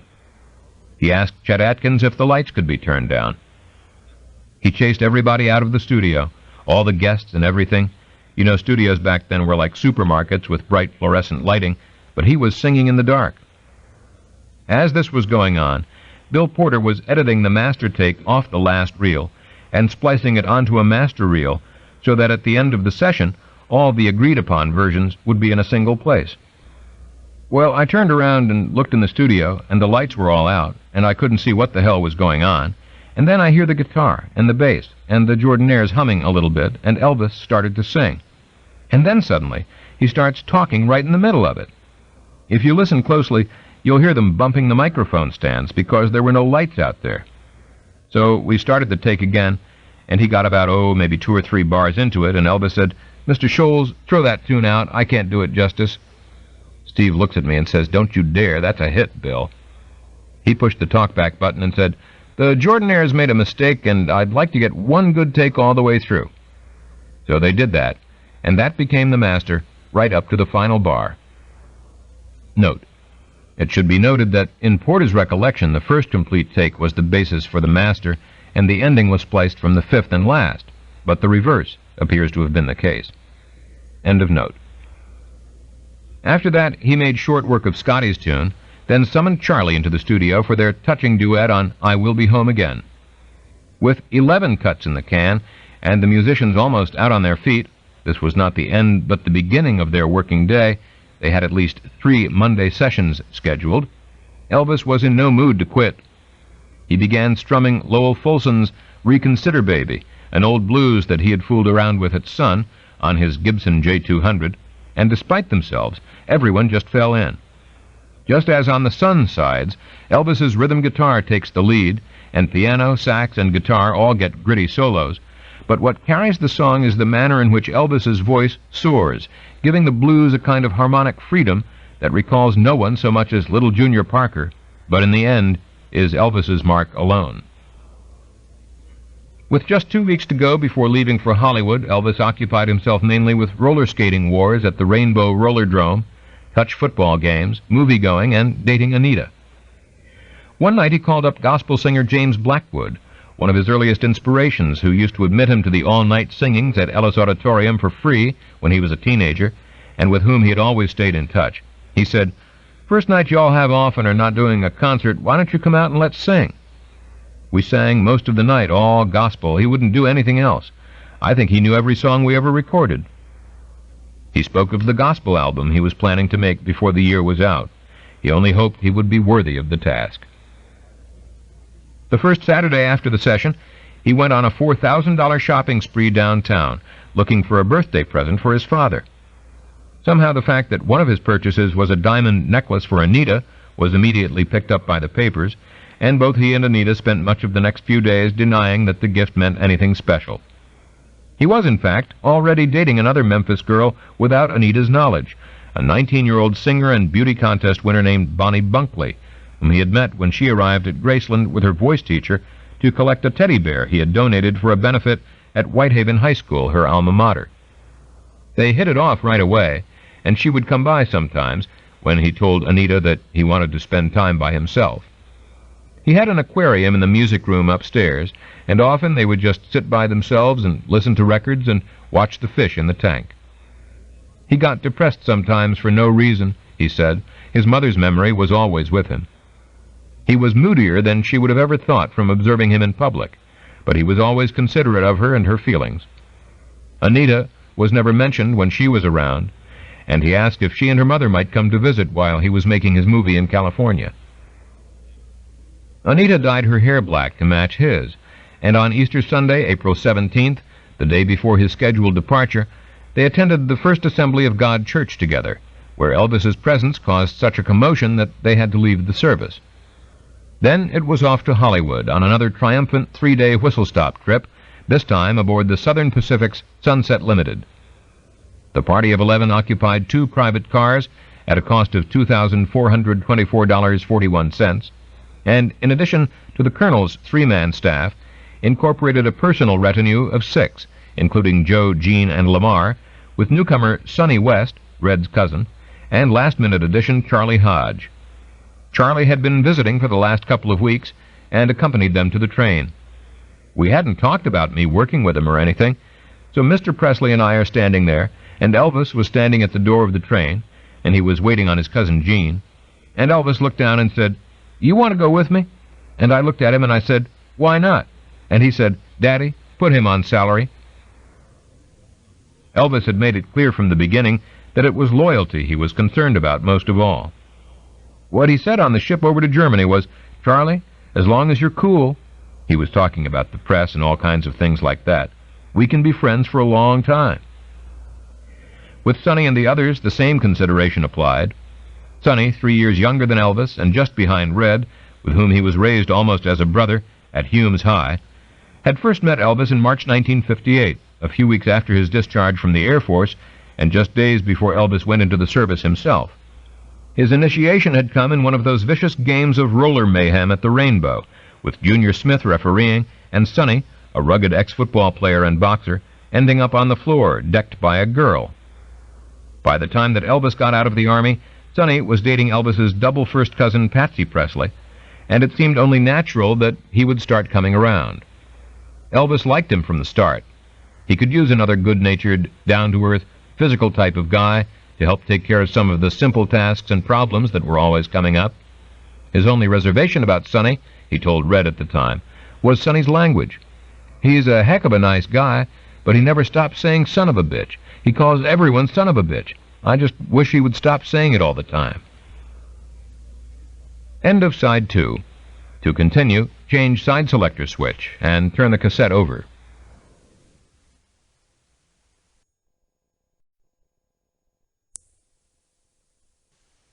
Side 3, Careless Love by Peter Guralnick, continuing on page 68. Elvis took special pride in the guys he had around him. They proved you didn't need to surround yourself with college-educated intellectuals. These down-home Southern boys, with Joe the only exception, and he had Chicago street connections, were all smart, dedicated, and could take care of themselves. Cliff was a character. Red, who, like Cliff, was waiting for them in California, where he was working on Nick Adams's new television series, The Rebel, was a good old boy. Lamar capably filled the role of court jester. Charlie had showbiz connections, and Gene was family. Elvis tried to get Alan Fortas to come along with them on this trip, too, but Alan's family was still opposed. Elvis knew he would join up before too long, however. Alan wanted to be a part of things too much to risk being permanently left out. They all had their individual identities. They all had their personal idiosyncrasies and specially delineated roles. Elvis was proud of having assembled a team, much like the Colonel's, a group of guys with whom he could be comfortable and share some laughs and not have to worry about who he was or where he fit in. From Sonny's point of view, I guess you could say we were a bunch of hicks, but there was a great warmth between us. No pettiness, just a bunch of young guys setting out for some excitement and going to conquer the world. It was fantastic, and the guy who was most fantastic was Elvis. In his own role as leader, Elvis maintained a somewhat different perspective. A leader, he knew, had a different role. A leader had to provide direction, inspiration, coalescence. Most of all, a leader had to believe in himself. Note: 2 of Elvis's favorite inspirational homilies were The Penalty of Leadership and Theodore Roosevelt's The Man Who Counts. In Good Rockin' Tonight, Joe Esposito describes Elvis having the former framed on his wall at Goethestrasse 14 in Germany. End of note. He was aware, certainly, of the personality conflicts within the group. Joe had a very low opinion of Lamar. Charlie was seen as little more than a know-it-all by a number of the guys. Lamar was so devoted as to be jealous of anybody else who got Elvis's attention, and nobody but a blood relative would ever have understood Gene. Others might take this division as a drawback, but Elvis saw it as what the Colonel called creative conflict. In an imperfect world, one basic principle always applied: divide and conquer. This was his world, a comfortable space with a rattle and clatter all its own constant hum of anticipation and excitement. When asked by a former girlfriend, Barbara Hearn, to name his pet likes and dislikes for a column she was now writing for the fan magazine 16, he came up with enthusiasm for sports, staying up all night, fried foods, listening to old rhythm and blues 78s, Marlon Brando, making movies, and, above all, having lots of people around me at all times. Among his dislikes were conformists, humorless sourpusses, insincerity, being alone, and not being able to attend church regularly. I hated most of all that my mother was not at home on my discharge from the Army. She prayed for that day so many times. It didn't seem right to return to a home without her. The crowds on the way out to California, were almost as overwhelming as on his 2 previous train trips, and Elvis had to disembark at a siding outside Union Station in Los Angeles for fear that some of his fans might get hurt. He reported for pre-production on April 21st, and that night went out to a club in the Valley, the Crossbow, to see Lance Legault, a Louisiana boy who Red said was a great rhythm and blues singer. They sat up in the closed-off balcony digging the music, Ray Charles, Jimmy Reed, Fats Domino, all the good old sounds, and in between sets, Red introduced him to club owner Tony Farah. There was a picture of Tony's pretty 14-year-old daughter Sandy on the club owner's desk, and when Elvis asked about her, Tony picked up the phone and gave her a call. My dad said, "I want you to meet Elvis Presley," and put him on the phone, and he said, "Your father told me about you, and I'd like to meet you." It was 10 o'clock at night, and I had school the next day, so I said, "I'm sorry, I can't tonight," and he said, "Well, maybe some other time." Then he and the guys went back to the hotel, and Sandy Farah thought she would never hear from him again. Stuck on You hit #1 the following week, a foregone conclusion after the pre-shipment of over 1 million copies to dealers, which was more a statement of confidence on RCA's part than a true reflection of sales, since the dealers could always ship them back. Elvis made his initial recordings for the soundtrack of G.I. Blues, too, but due to a new union agreement, he was forced to record at the RCA studio on Hollywood Boulevard rather than at Radio Recorders, where he knew the room, liked the people, and had grown to feel comfortable.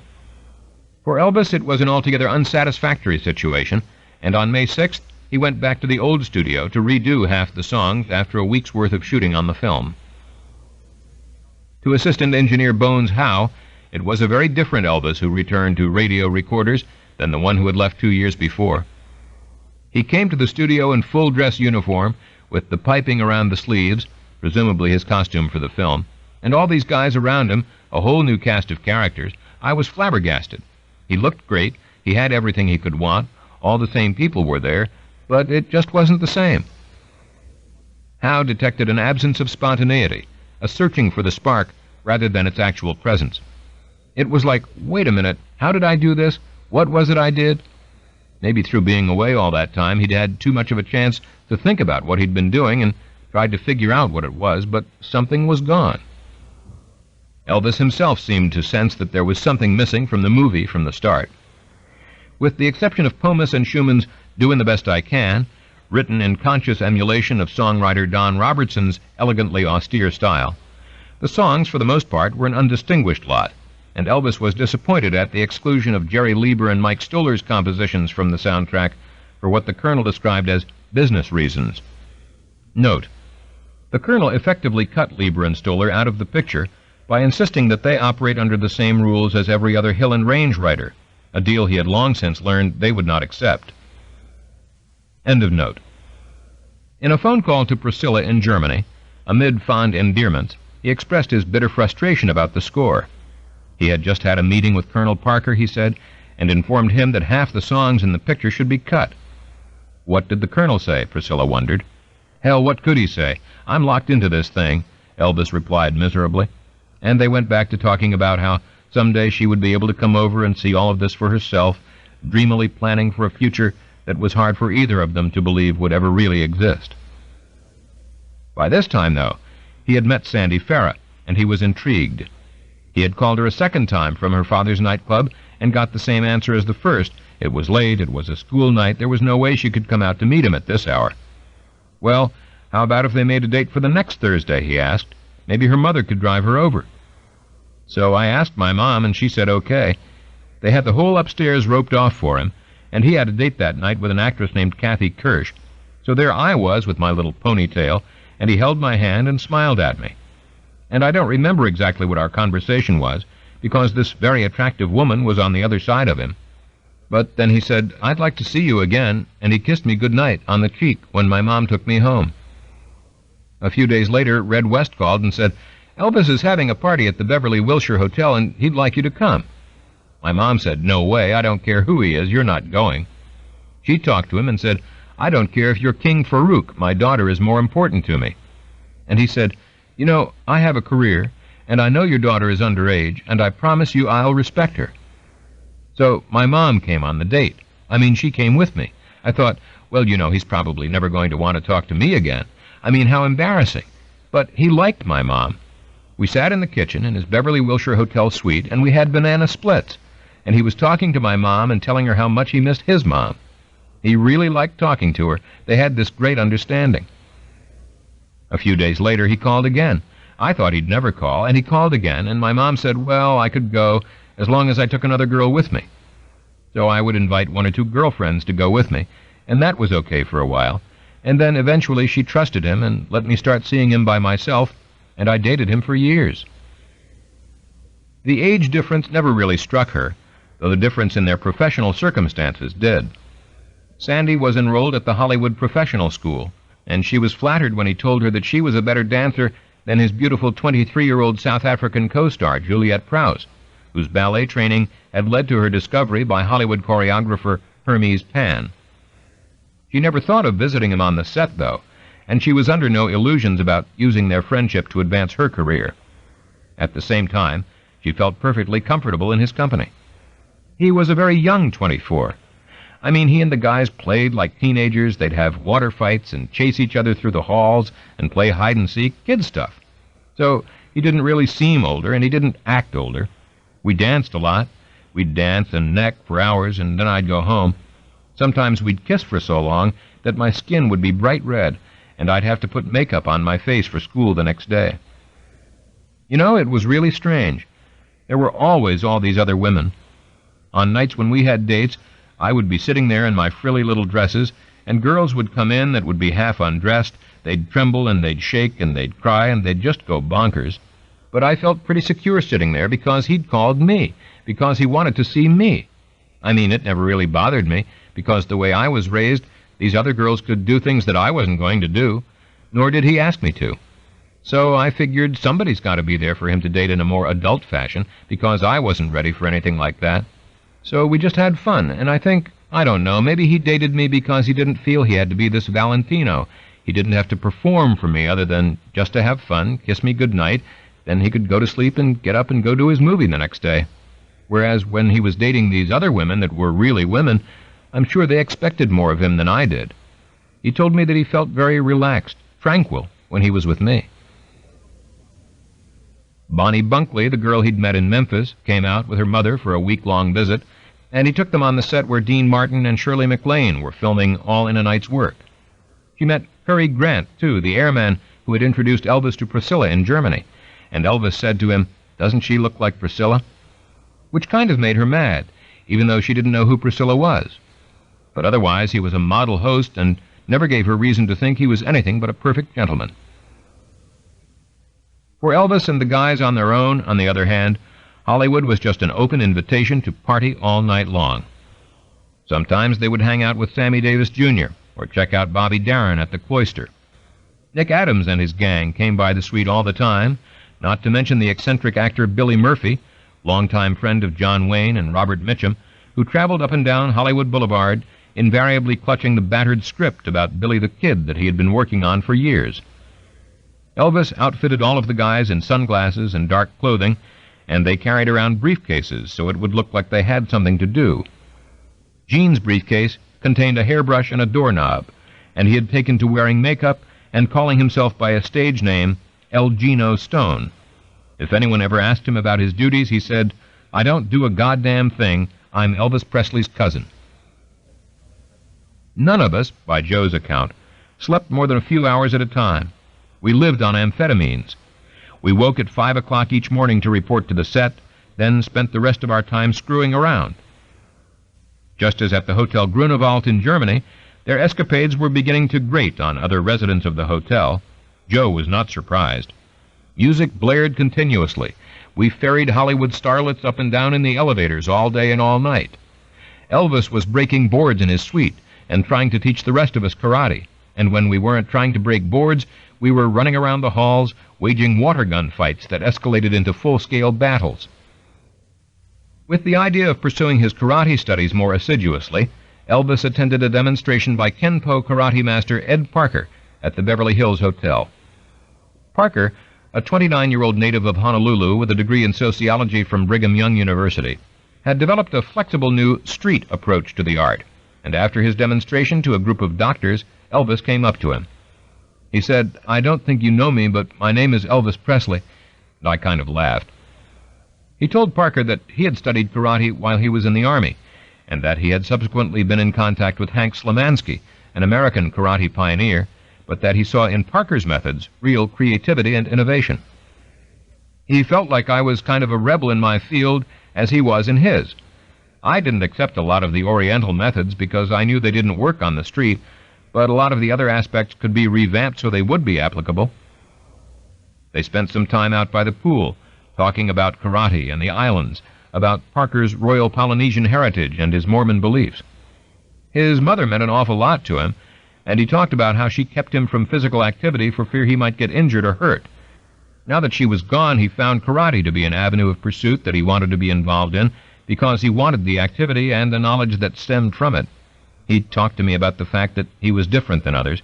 He was basically a very shy guy. Parker offered to give him lessons, and they discussed technique. He was intrigued with the logic of what I taught. But despite occasional contact over the succeeding months, and despite Elvis's continuing passion for the sport, it would be years before he finally applied to Parker for formal instruction. He remained resolutely professional in his commitment to the film, though it became harder to hide his underlying resentment with each passing day. Colonel kept reassuring him that it was going to be a big success, that it would enable him to reach an older audience at a time when his own audience was growing older, but that didn't make him feel any better about the script or the image of him that the script presented, which were the key elements that Colonel and Mr. Wallace were counting on to allow this expansion to occur. The character that Elvis played was at odds not just with the characters that he had played in all of his pre-Army films, but with the very image of rebellion that had always defined him. Far from being an outcast, this Elvis Presley was safe, social, and cheerfully domesticated, a conventionally bland Hollywood stick figure whose principal conflict comes in the ethics of dating a nightclub dancer, Juliet Prowse, in order to win a bet. The girl turns out to be unexpectedly down-to-earth. The Army tank corps man that Elvis portrays proves as adept at babysitting as at seduction. There is plenty of sightseeing footage of Germany, and the highlight of the score comes at a puppet show for children, when Elvis's character improvises a song. It is, in other words, a genuinely wholesome entertainment, a motion picture for the entire family, and not really all that far removed from those aspects of the real Elvis Presley that aspired to middle-class respectability. But it did not even begin to suggest the complexity of either the real Elvis or the real world that Elvis had come to know, and his feelings of foolishness and humiliation were not helped by the guys smirking over some of the cute bits he was given to do and his ineffectual attempts to control his amphetamine-racing speech. They observed his romantic escapades with a somewhat keener degree of interest and respect. He was dating Judy Rawlins, an actress with a small part in the picture, and he met Tuesday Weld, the 16-year-old sex kitten who was about to start shooting Return to Peyton Place around this time as well. But it was his relationship with Juliet Prowse, his co-star and Frank Sinatra's unofficial fiancée, with which his growing entourage was most intrigued at this time. Elvis made a big point of withdrawing to his dressing room with her every day, and before long the guys started banging on the door and yelling that Frank was on his way.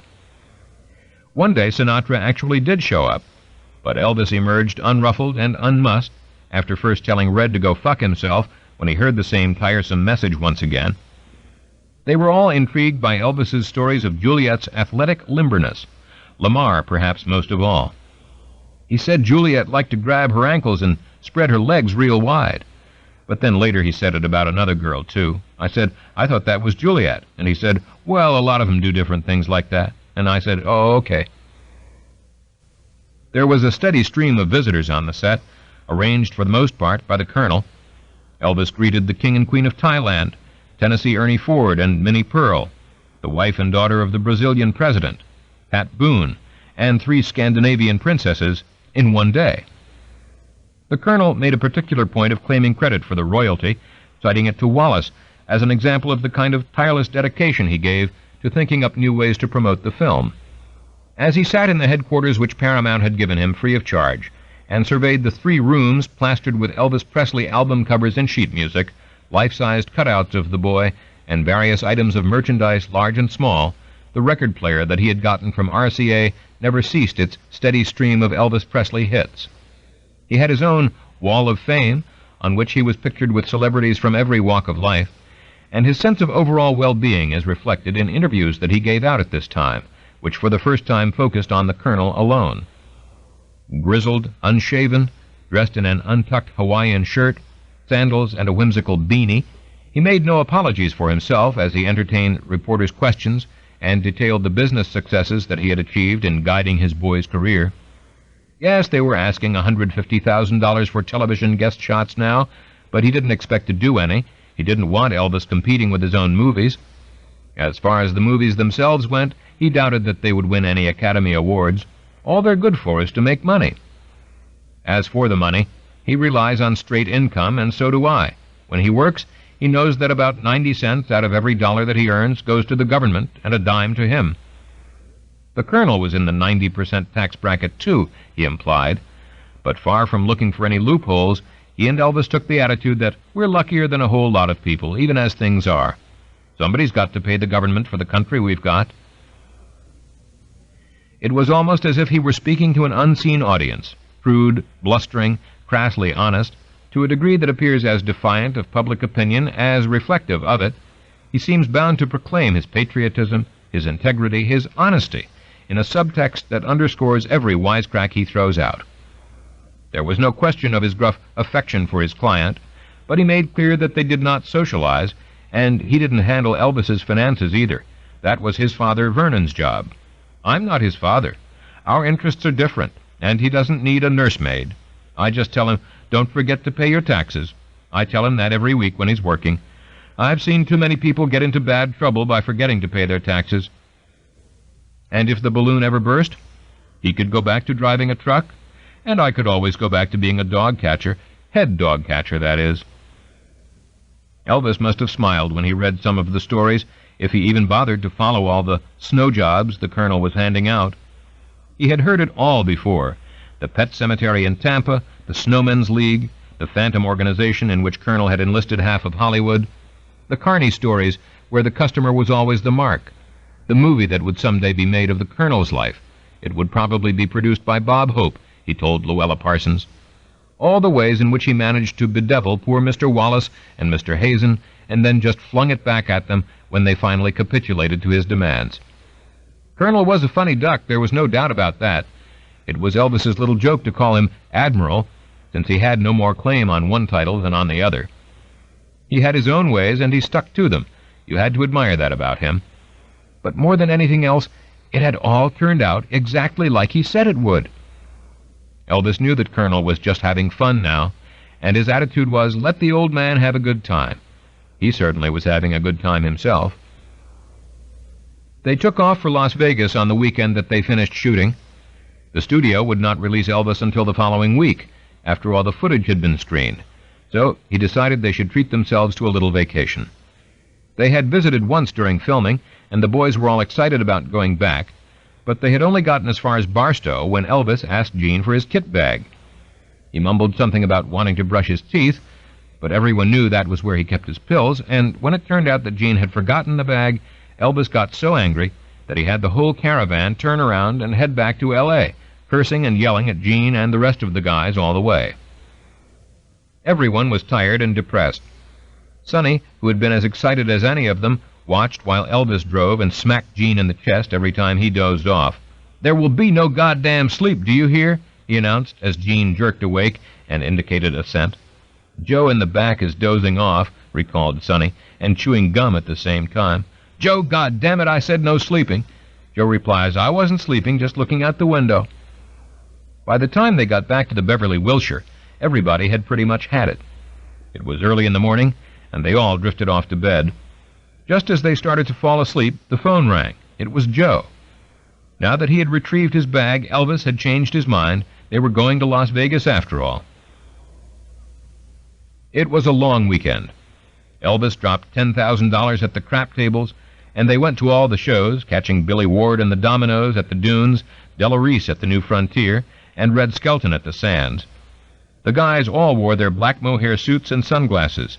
There were more girls than you could trip over, and they got maybe 2 hours sleep the whole weekend.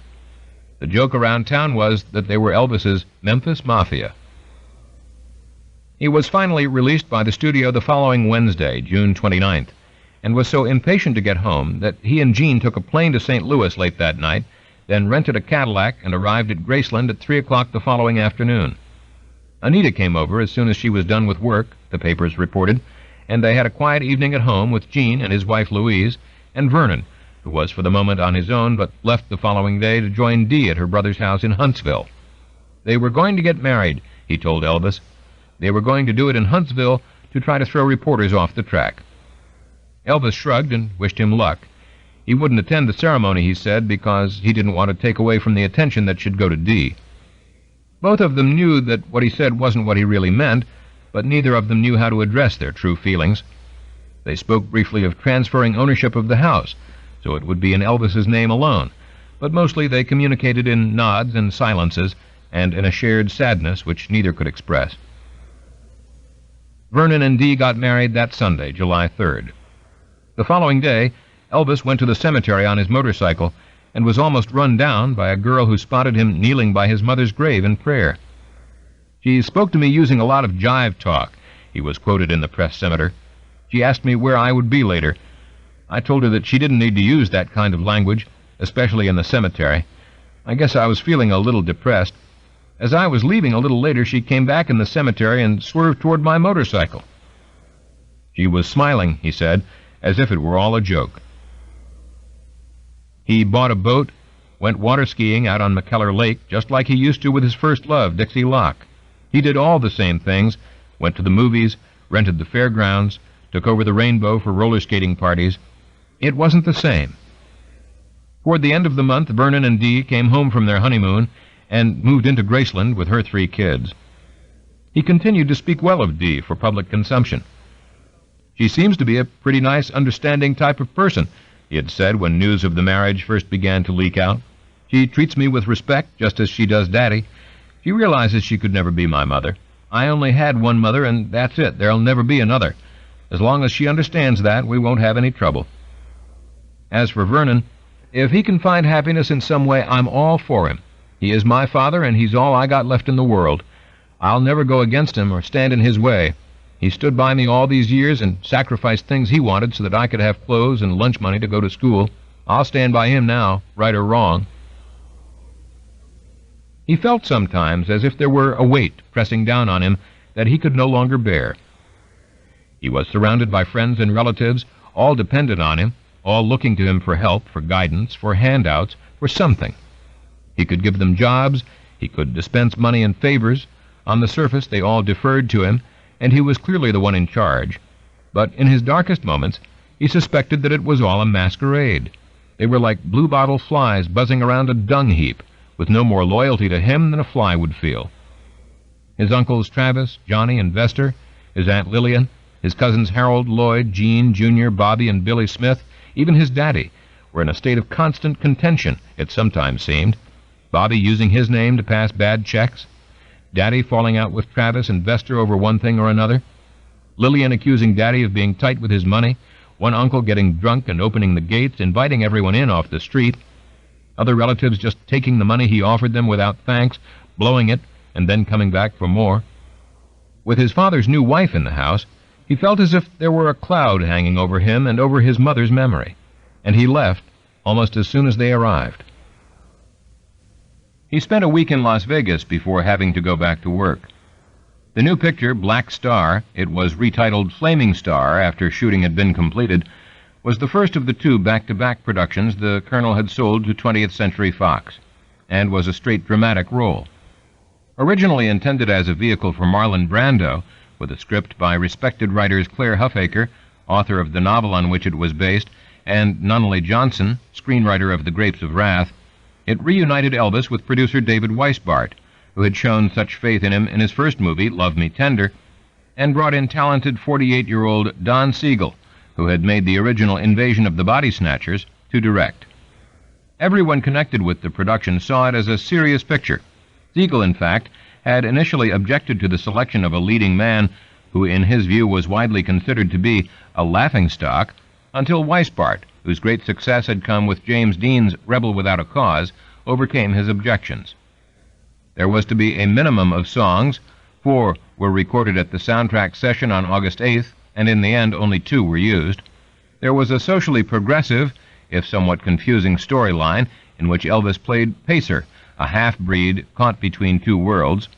There was extensive location shooting scheduled and a fine supporting cast, including veteran actors Steve Forrest, John McIntyre, and Richard Jekyll, and the fiery 55-year-old Dolores Del Rio, playing Pacer's Indian mother in her first Hollywood role since 1942. From the start, though, there were problems in almost every aspect of the production. Not surprisingly, the Colonel contributed to them by insisting on every advantage he could get, and studio production head Buddy Adler's death in mid-July was something of a factor. But the principal stumbling blocks were the relationship of star and director, and the confusion of purpose that lay at the heart of the script itself. Elvis had gone into the picture with the idea that it could be his dramatic breakthrough, and he threw himself into it at first without reservation, but he felt little warmth coming from Don Siegel, and in fact he sensed that the director was laughing at him. Siegel's own recollection was that he had a problem communicating with Elvis because he could never get him alone, but Elvis was convinced the older man was looking down on him, that he was patronizing him about his karate, his cars, and his gang, and it only motivated Elvis to play the yokel with Siegel all the more. Every morning when he and the guys arrived on the set, they started off with karate exercises as though they were doing their daily calisthenics. He generously loaned Siegel his brand-new Rolls-Royce, but allowed the director to think that it was his childlike way of bribing him to put off a difficult scene. And constantly, during the breaks, he and the guys would play non-stop games of touch football in 100-degree weather at the Conejo Movie Ranch in Thousand Oaks, somewhat to the director's amazement and consternation. "He didn't know how we did it," recalled Sonny. "It was because of the uppers." Unfortunately, this same ambivalence showed up in his performance. For all of his sincerity of commitment, for all of the tributes that he garnered from fellow actors and grips with respect to his thoughtfulness and cooperation, he never seems at ease in his on-screen role. He is stiff and unsure, and forever gulping his words. And this most instinctive of performers, acting skill will probably ruin him, Weisbart had said when Elvis first arrived in Hollywood, because his greatest asset is his natural ability, seems to have no instinct to fall back upon, but flounders about instead for some stock theatrical gesture. The film itself would not have won any awards with or without Elvis.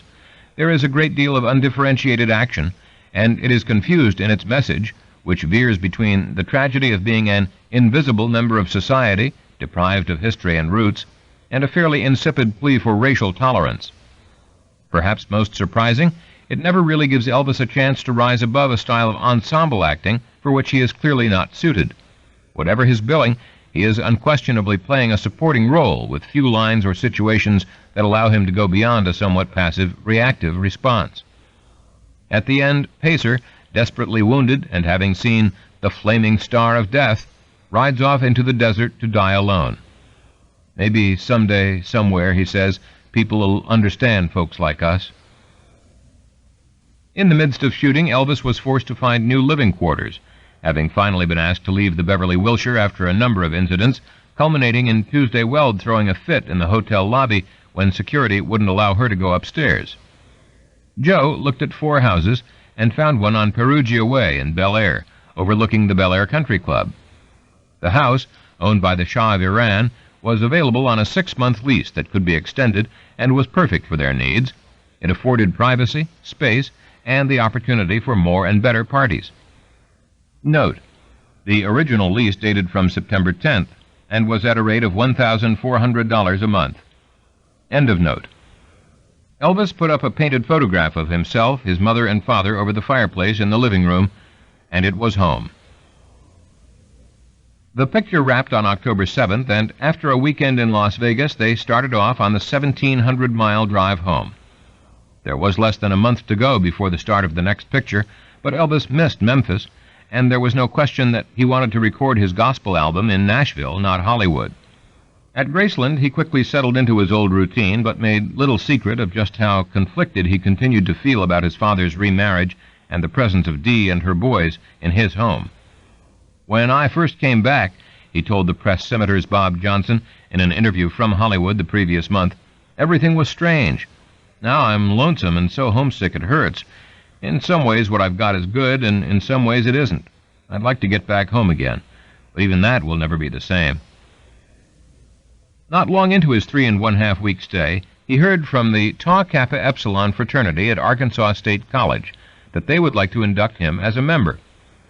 The letter came from chapter president Rick Husky, who had dreamt up the idea as a stunt, following in the wake of the bonanza of publicity their house had gotten when movie actor Ronald Reagan, passing through town in his role as corporate spokesman for General Electric, genially agreed to pose for pictures with the officers of the local chapter of his college fraternity. Husky, in the midst of a recruiting drive, saw Elvis Presley as a way of making TKE the most successful house on campus, and concocted a heartfelt memo about how we'd like to initiate him in the fraternity and give him an award as Man of the Year. 2 days later, there's a telegram slipped under my door from Elvis's secretary, Pat Boyd, saying that Elvis would be at Graceland at 8 o'clock on Tuesday night. He'd love to see you and accept his award. There was no award. There had been no thought of doing anything more than putting out the publicity announcement as a news item. But Husky, a resourceful young man majoring in journalism, wasn't going to allow that to stop him. He devised some appropriate wording, sketched out a design, and went to the local sporting goods store to have a trophy made up. They told him it would take at least 2 weeks, but when he explained his dilemma, somehow they came up with a plaque in time for the Tuesday appointment. We took an adult advisor to the fraternity, myself and 2 other guys. We were cleared through the gate and went up. It was like a postcard. You just drove up, and there's this gorgeous building, like the White House, with a black Rolls-Royce parked outside. Joe Esposito opened the door and said, "Elvis will be down in a minute," and we go into the music room and look around. By now I'm getting totally nervous, but then Elvis came down and was absolutely terrific. He was just so genuine and sincere. And so we just very sincerely initiated him into the fraternity. He put his hand on the skull and swore an oath. We gave him the secret word, and I pinned him. He was really great. In a way, they were embarrassed by the very ingenuousness of his response. He told them how he had always wanted to go to college but couldn't afford it. He asked about the Arkansas State football team and said he hoped maybe he could attend some games. "My great love is football," he told them. "I always wanted to play, but I couldn't because I had to work." He reminisced about dances he had played in Jonesboro and other small Arkansas towns just a few short years ago. Wealth was in the eye of the beholder, he declared, proudly showing off his Rolls-Royce. "You know, when I first got home with the car, I was pretty proud of it," he said. "The first day I arrived, I left it parked outside alongside my Cadillac limousine. The maid came in, and the first thing she said was, 'Mr. Elvis, I heard you got yourself a new car. I'd sure like to see it.' I told her that it was parked right outside, and she said, 'Well, I just came from outside, and all I saw out there was some big, long, white Cadillac and some old black car.' When they were leaving, he told them, 'This is one of the nicest awards that I've ever received. The plaque is certainly beautiful, and you can be sure that it will occupy a place of honor in my home.'" Freddie Beanstalk showed up on the afternoon of October 29th to go over songs for the gospel session that was scheduled to start at 6:30 the following evening. Once again, recording was to be confined to a single all-night session, and although the colonel wanted to make sure that Elvis had the afternoon cleared for Freddie, there really wasn't all that much to go over, given that Elvis knew what he wanted to record, and Freddie had already made cut-in deals on the publishing for many of the songs. Freddie did bring one new non-gospel song with him, which he had commissioned Doc Pomus and Mort Schumann to adapt from another Neapolitan ballad, Torna a Sorrento, in the public domain. Elvis liked the new Pomus and Schumann number, Surrender, very much. It offered him the opportunity to prove to his critics that the ambitious new direction he had first embraced with It's Now or Never, which had gone to #1 the previous summer, far outstripping Stuck on You in sales, and Are You Lonesome Tonight, due to be released as the new single within the next couple of weeks, was no fluke. He could not have been more excited about the gospel session either. But he shocked Freddie when he confessed to him about a recurring nightmare he had been having. In this dream, there were no fans outside the gates, there was no Colonel Parker, and he felt alone, helpless and deserted. The debonair young Viennese businessman didn't know how to react or what to say to Elvis, except to suggest that it was natural to doubt the reality of success when attempting to deal with such unimaginable popularity at so early an age. But it struck him as a curious confession nonetheless, and a telling parable of the extent to which Elvis saw his own success linked to the continuing presence of his mentor. The session itself was as inspiring as its genesis, as much a promise that Elvis was keeping to himself as a tribute to the quartet tradition on which he had grown up. From the first confident, lightly swinging notes of the trumpeter's classic Milky White Way, there was no question of either his fervor or his confident sense of just what he wanted to do, and it translated instantly to the background singers and the band. Charlie joined in on the next three numbers, His Hand in Mine, I Believe in the Man in the Sky, and He Knows Just What I Need, each a statesman's standard on which Jake Hess, perhaps Elvis's most direct vocal influence, had provided the original stirring lead. The session went off without a hitch, concluding at 8 o'clock the following morning with a rousing version of Working on the Building and a grand total of 14 sides. By then, Chet Atkins had long since gone home, the musicians were all exhausted, and Bill Porter was feeling violently ill.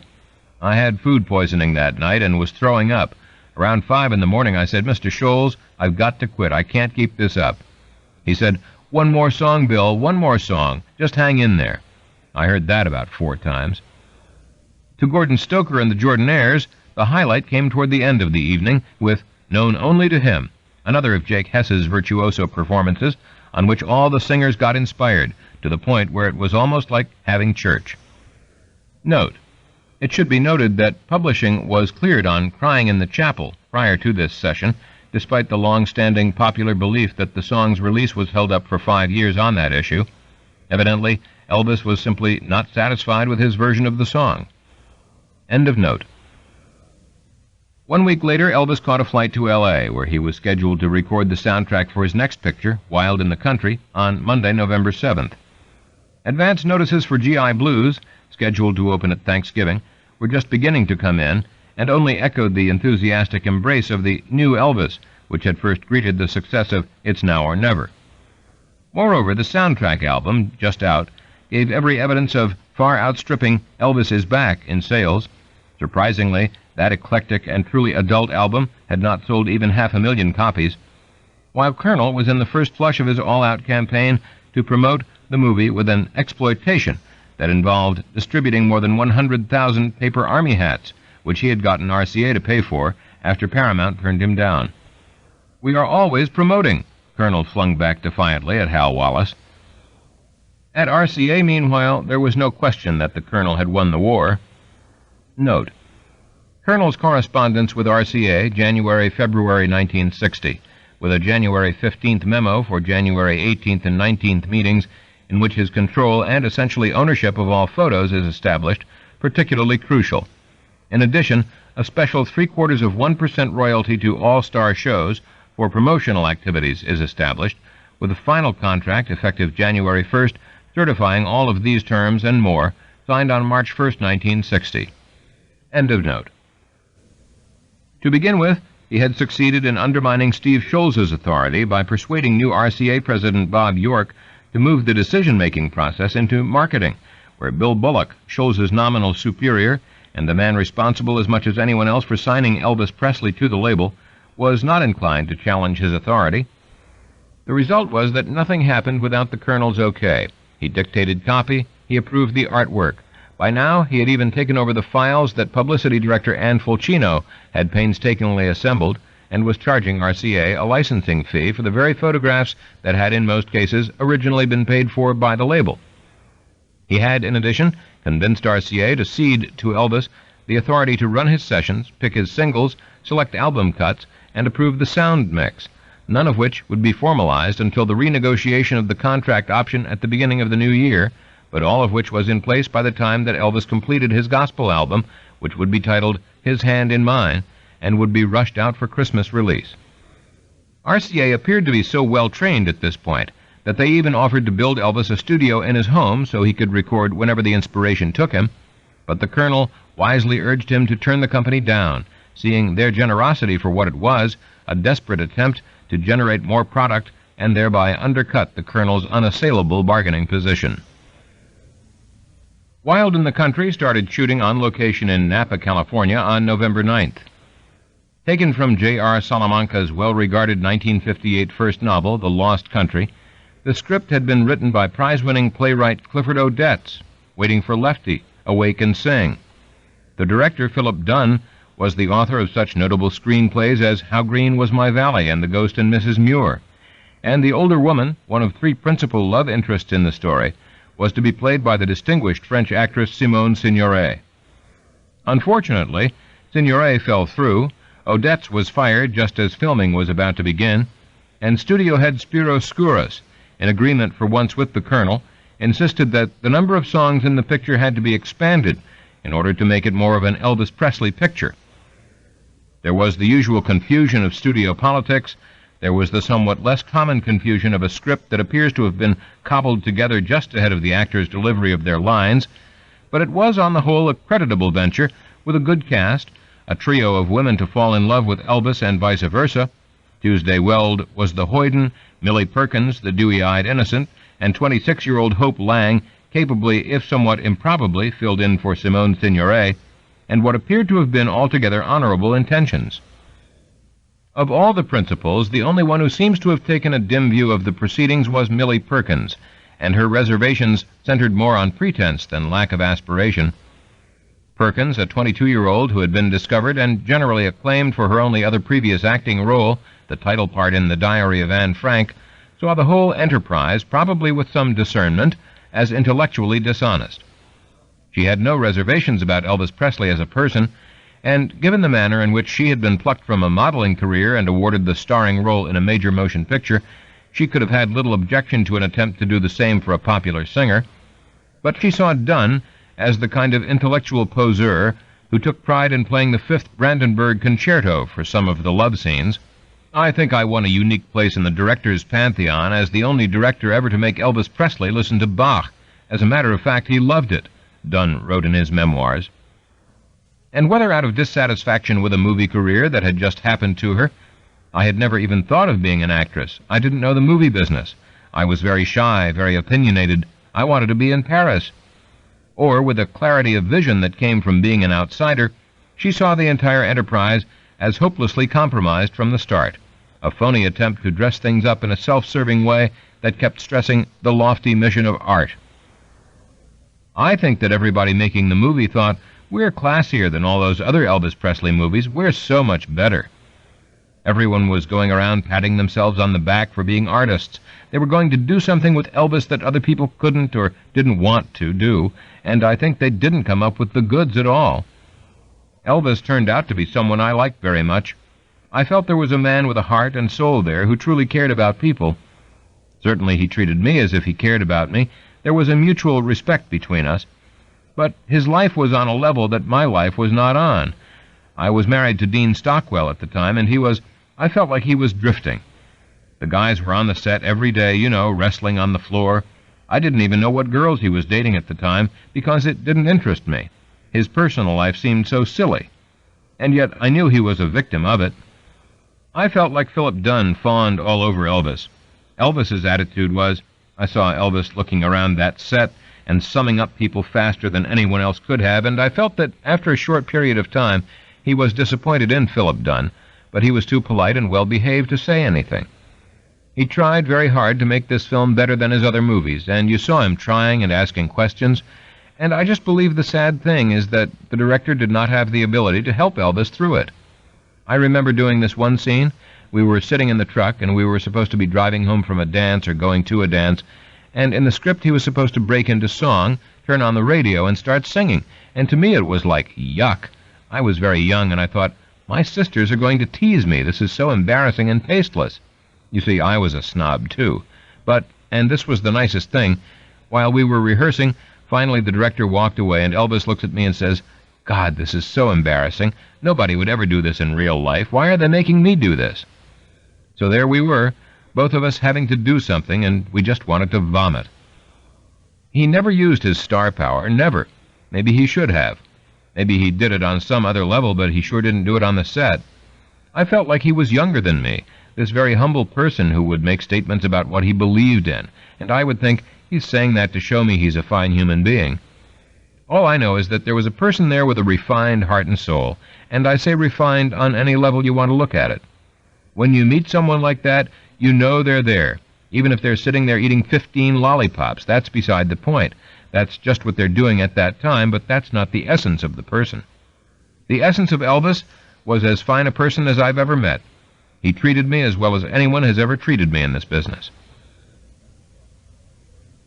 Her explanation of the failure of the film may well be correct, and certainly her insights into the ambivalent impulses of Elvis's nature are prescient, but they still don't explain what we see on the screen.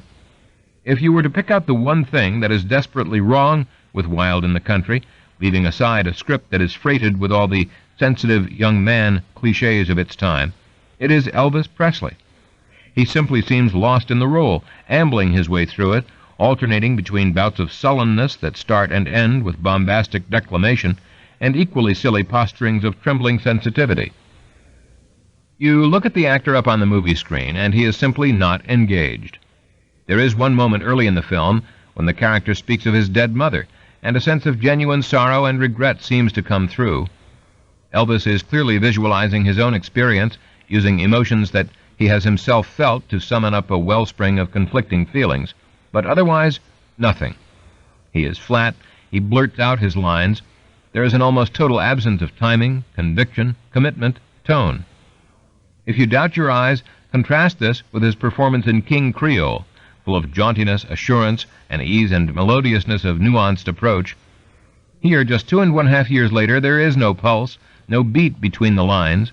There is simply the sense of a young man running, in many cases racing, through his lines. What role amphetamines may have played in this dramatic deterioration of affect and attitude is impossible to say. To Millie Perkins, the waiting around moments were always the most important moments on the set, a time when your training as a human being to discipline yourself to do what you really believe in or do what you say you believe in should kick in, and they represented Elvis's most conspicuous failure. She put it down to externals, the guys around him who kept him from growing, the lack of formal education that only added to his natural insecurity. The guys themselves, meanwhile, watched with a growing sense not so much of alarm as bemusement at the increasingly violent mood swings that Elvis sometimes exhibited, not always recognizing their employer as he gave in to sudden fits of unpredictable rage.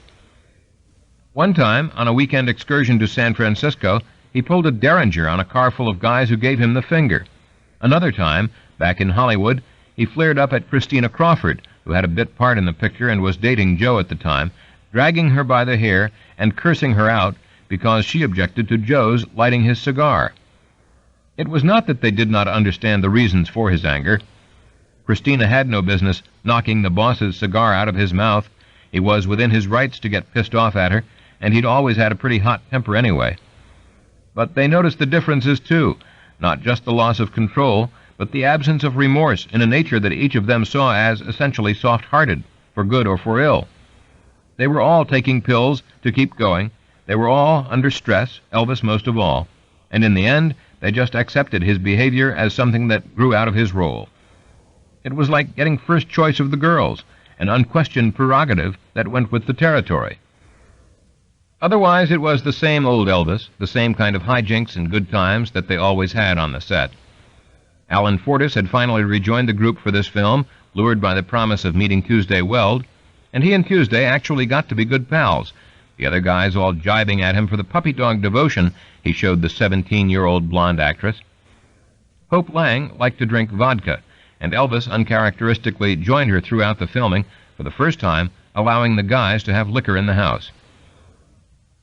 When they got back to Hollywood, it was just more of the same, except that Anita came out for a brief visit and started snooping around, and found a recent letter from Priscilla in Germany. In the letter, there was something to the effect of, "You need to call my daddy and talk him into letting me come over. I want to come really bad." When Elvis came home from the studio, I confronted him with the letter, and we had a terrible argument. He said, "She's just a young 14-year-old, actually 15 now, child, and she just has a bad crush on me. She wants to come over. We're family friends, army buddies. Her daddy's a good friend of mine." He just tried to smooth it over that way. Well, I did not understand, because I had seen pictures of Priscilla waving goodbye. She was waving goodbye like I was waving goodbye when he left Memphis. Elvis kept saying, "She's just so young, it means nothing." But I was still perturbed, so I went back to Memphis. Note: it should be noted that Wood has placed the date of this event in various interviews at several different junctures, including the filming of Blue Hawaii 5 or 6 months later. Because May Mann has Anita visiting at this time, and because of the date of Elvis and Anita's breakup in the summer of 1962, I have chosen this particular version as the earliest dating of the argument, though I think it more than likely the same discussion arose more than once. End of note. As soon as she left, he went back to dating Nancy Sharp, a wardrobe girl on the picture, and he continued to see Sandy Farrah, with whom he remained fascinated.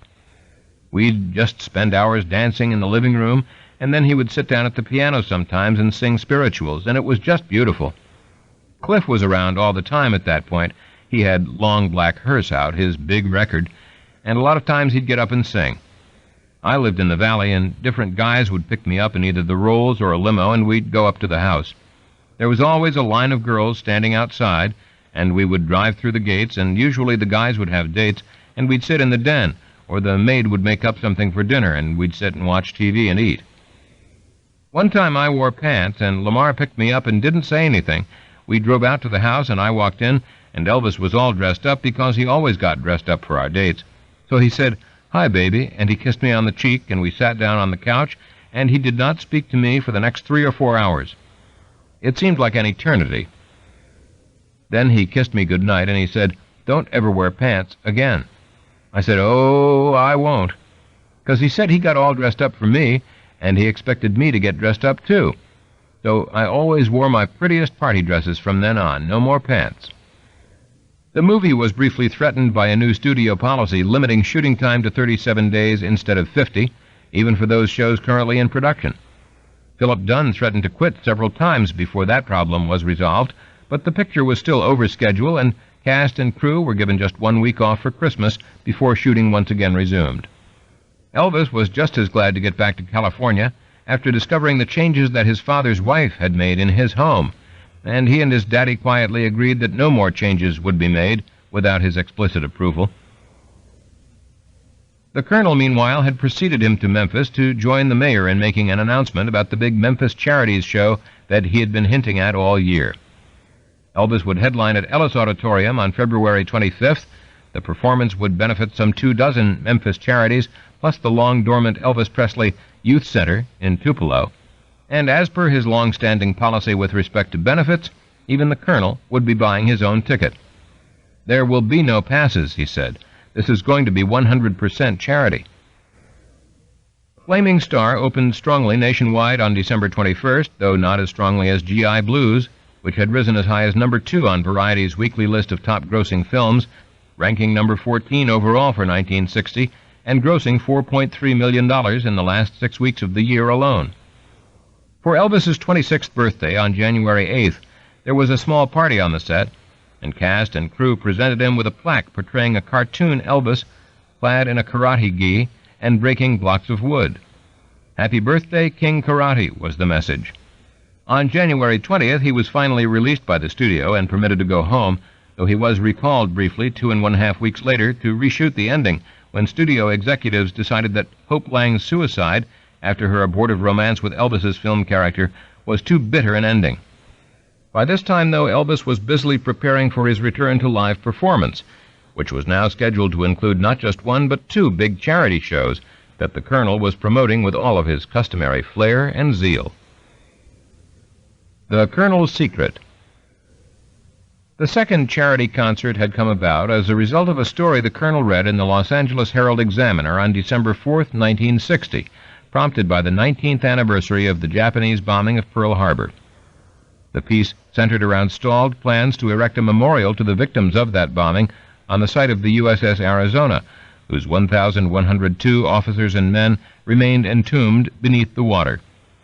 $300,000 had been raised over the course of the past 15 years, but the War Memorial Commission was still $200,000 short of the funds necessary to construct a monument in time for the 20th anniversary of the attack the following year. The story was prompted by a letter sent out to over 1,600 mainland newspapers by George Chaplin, editor of the Honolulu Advertiser, asking that they consider running an editorial on or about December 7th with an appeal for funds. The appeal brought in about $20,000 from all around the country, but it also brought a telephone call to Chaplin from the Colonel. Parker said Elvis was coming to Hawaii to make the film Blue Hawaii, and that if we could get an appropriate arena and the tickets, ushers, lights, etc. were for free, then Elvis would donate his services. Chaplin seized on the Colonel's offer, cleared it with the Navy, explained that if they were able to raise $50,000, they would have enough to complete the bare essentials necessary for a Memorial Day dedication, and issued an official invitation to the Colonel to come to Hawaii. The Colonel arrived on January 7th to solidify arrangements with H. Tucker Gratz, chairman of the Memorial Commission, and held a press conference at the Hawaiian Village Hotel on January 11th. Every penny that was raised would go to the fund, Parker announced, while stipulating that he and Elvis would pay for the talent on the show out of their own pockets. "This is the real McCoy, fellas. This is no gimmick. You know, Elvis is 26. Last Sunday was his birthday, and that's about the average age of those boys entombed in the Arizona. I think it's appropriate that he should be doing this." And then once again he reminded every dignitary present, along with all potential attendees, that everyone's got to buy a ticket. The governor, Admiral Solomons, Admiral Sides, commissioners, everyone, even me.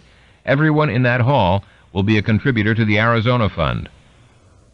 The Colonel was riding high. The Memphis benefit on February 25th had already drawn an avalanche of publicity for what Colonel had billed as the greatest one-day charity show box office in the country's history. With his return to Hawaii in this new public-spirited guise, made possible by Hal Wallace's embrace of the Hawaiian story, albeit without gypsies, that he had first proposed over 2 years ago, the Colonel couldn't have helped but feel a little smug. He had always believed that you made your own destiny, and while he remained a notorious disrespecter of nearly every form of social convention, he prided himself on his patriotism and public-spirited generosity, too.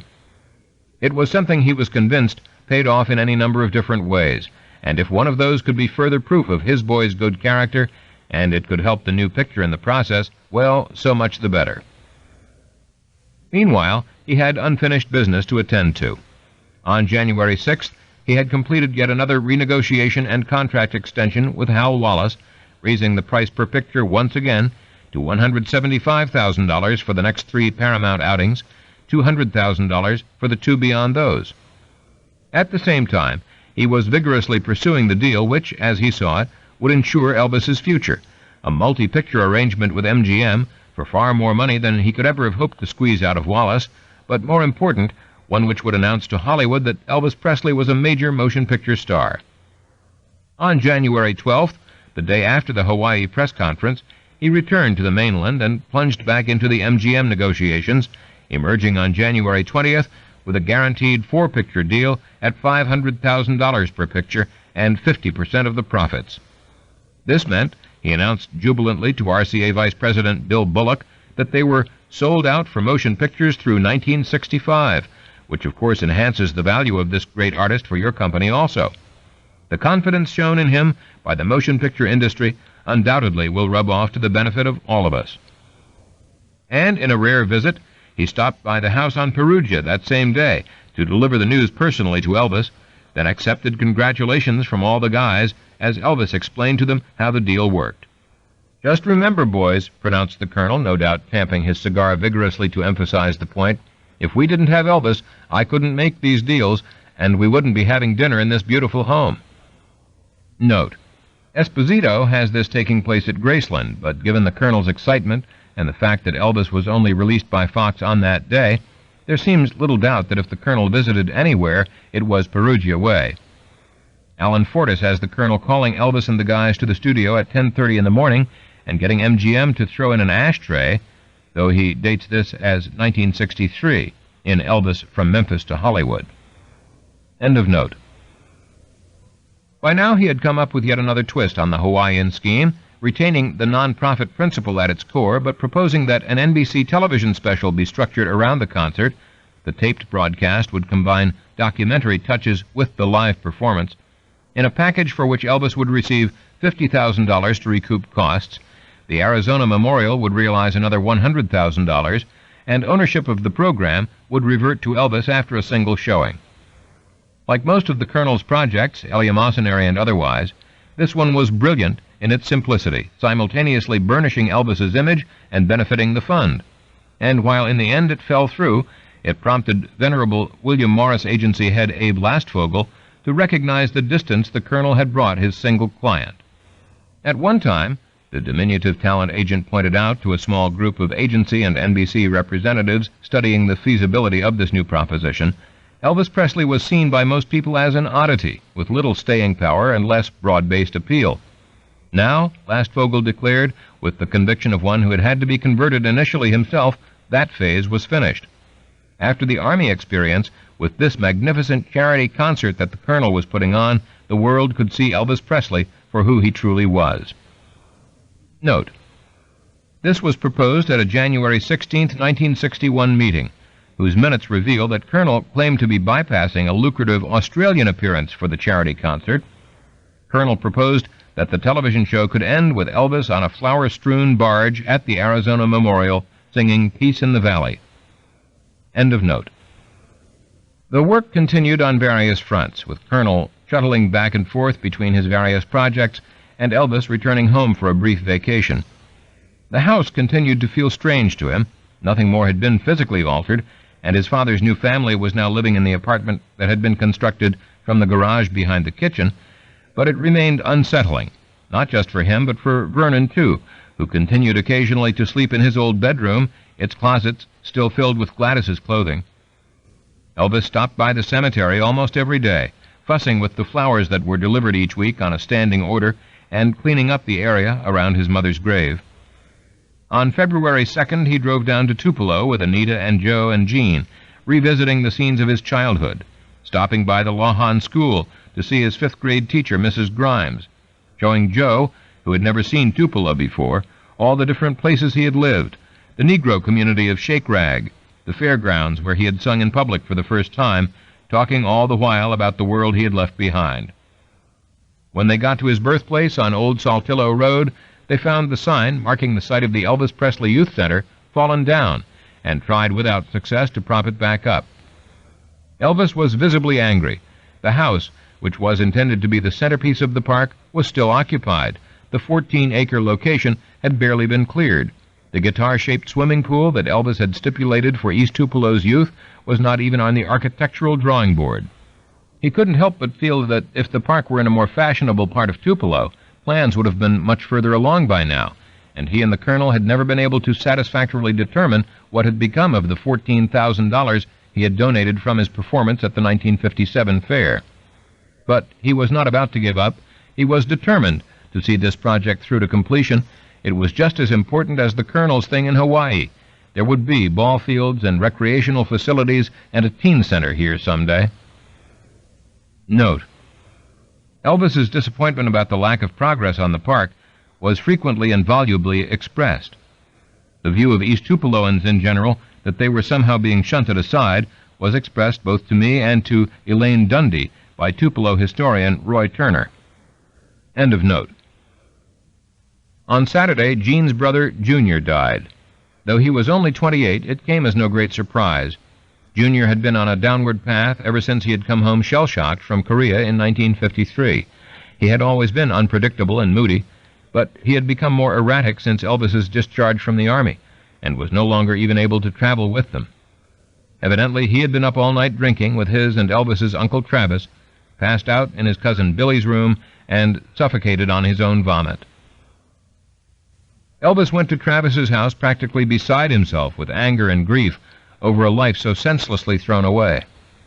Junior had been weak, but he understood Junior, and he understood how easy it was to lose control. "I can see him just standing there," said Eddie Fidal, Elvis's friend from Waco, who happened to be visiting Graceland and accompanied Elvis to the house. He just kept saying, "It's all over, Junior, it's all over." Late that night, he and his 17-year-old cousin Billy visited the funeral home, the same one that had interred his mother, and he got someone to let them in so they could view the body. At Elvis's instigation, they took a tour of the premises and encountered two morticians, one working, one snoring in a casket. Elvis introduced himself, explained about his cousin, then interrogated the mortician who was awake about the mechanics of his work, about what happened to the body after death. It was, Billy thought, a little creepy. He himself was not particularly comfortable, surrounded by all these corpses laid out on their slabs, but he thought he understood what Elvis was doing. He had a fear, and he wanted to face that fear, and I think he was just trying to bridge that gap and hold on a little longer.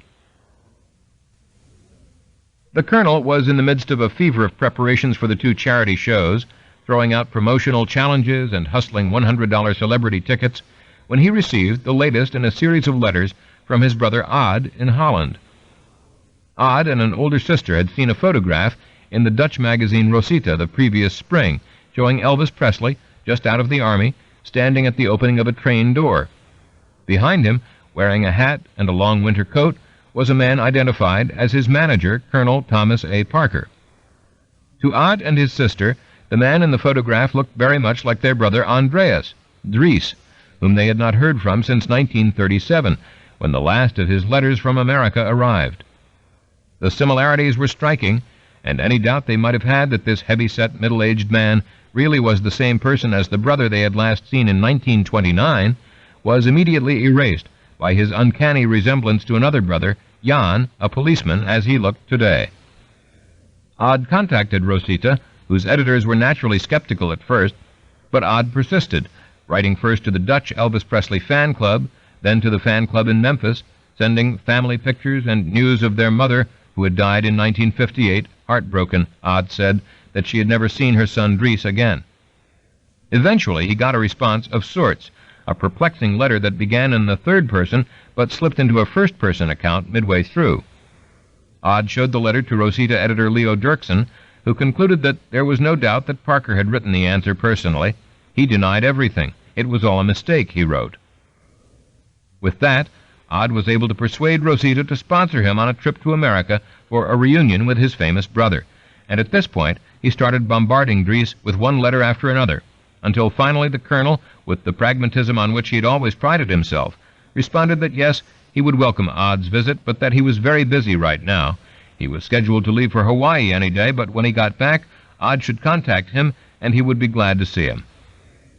To his brother-in-law, Bitsy Mott, who worked security for Elvis, he grumbled that he had heard from a brother whom he hadn't seen in years, and now all of a sudden this brother was talking about coming to visit. "He wants something from me," the Colonel complained. "What's he up to?" But he never mentioned that his brother was Dutch. The chief potentate of the Snowmen's League of America, Colonel Tom Parker, was on the phone from his suite in Memphis's Hotel Claridge, and he was joking and in fine fettle. "That mayor of yours, he's learning, and he worked hard, and one of these days he's going to make the grade," the Colonel said happily, "but I already made good on my end of the deal." The Colonel was referring to his challenge to Memphis Mayor Loeb yesterday, that if Loeb in 20 minutes would sell 10 of the $100 tickets to the luncheon honoring Elvis Presley at Hotel Claridge at 12:30 p.m. tomorrow, the Colonel would match it by selling 10 himself. Mayor Loeb got on the phone, although he said he was handicapped because in his position as mayor he had to be careful to whom he made his appeals, and got 10 promises to buy the gold luncheon tickets and 2 almost certains. It took him 27 minutes. "I just sold 14 more tickets," the Colonel said, "and it took me 7 minutes on the phone." "How many calls?" 2. "I sold 8 on one call and 6 on another." "Well, maybe it did run a little over 7 minutes, maybe 8 minutes. The long-distance operator had trouble getting one number. So now that makes 96 tickets I sold." From Robert Johnson's TV News and Views, Memphis Press-Simeter, February 24, 1961. There was very little left to be done when the great day finally arrived. Saturday, February 25th, had been declared Elvis Presley Day throughout the state of Tennessee. Not only the mayor, but the governor was scheduled to attend, and comedian George Jessel was flying in from Hollywood to MC. All the top RCA executives, from President Bob York, Bill Bullock, and Steve Scholes on down, would be there, not to mention William Morris agency head Abe Lastfogel, the Auerbach brothers.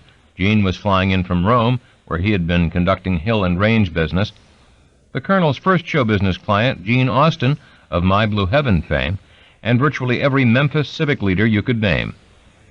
Because the first show had sold out in less than 24 hours, a matinee performance had been added, and the Colonel was hustling unreserved $3 seats to that. The Colonel, in short, was everywhere, snowing everyone from the highest Lord High Muckamuck to the humblest citizen alike, with his unique application of the salesman's credo, "There is nothing I can give you which you have not, but there is much, while I cannot give you, you can take. Elvis held a rehearsal at Graceland on Friday, February 24th.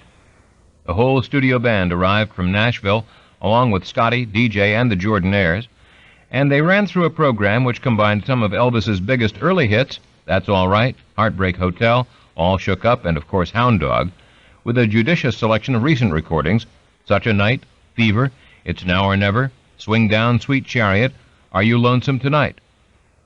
Elvis was visibly nervous, but clearly excited, and they rehearsed late into the night.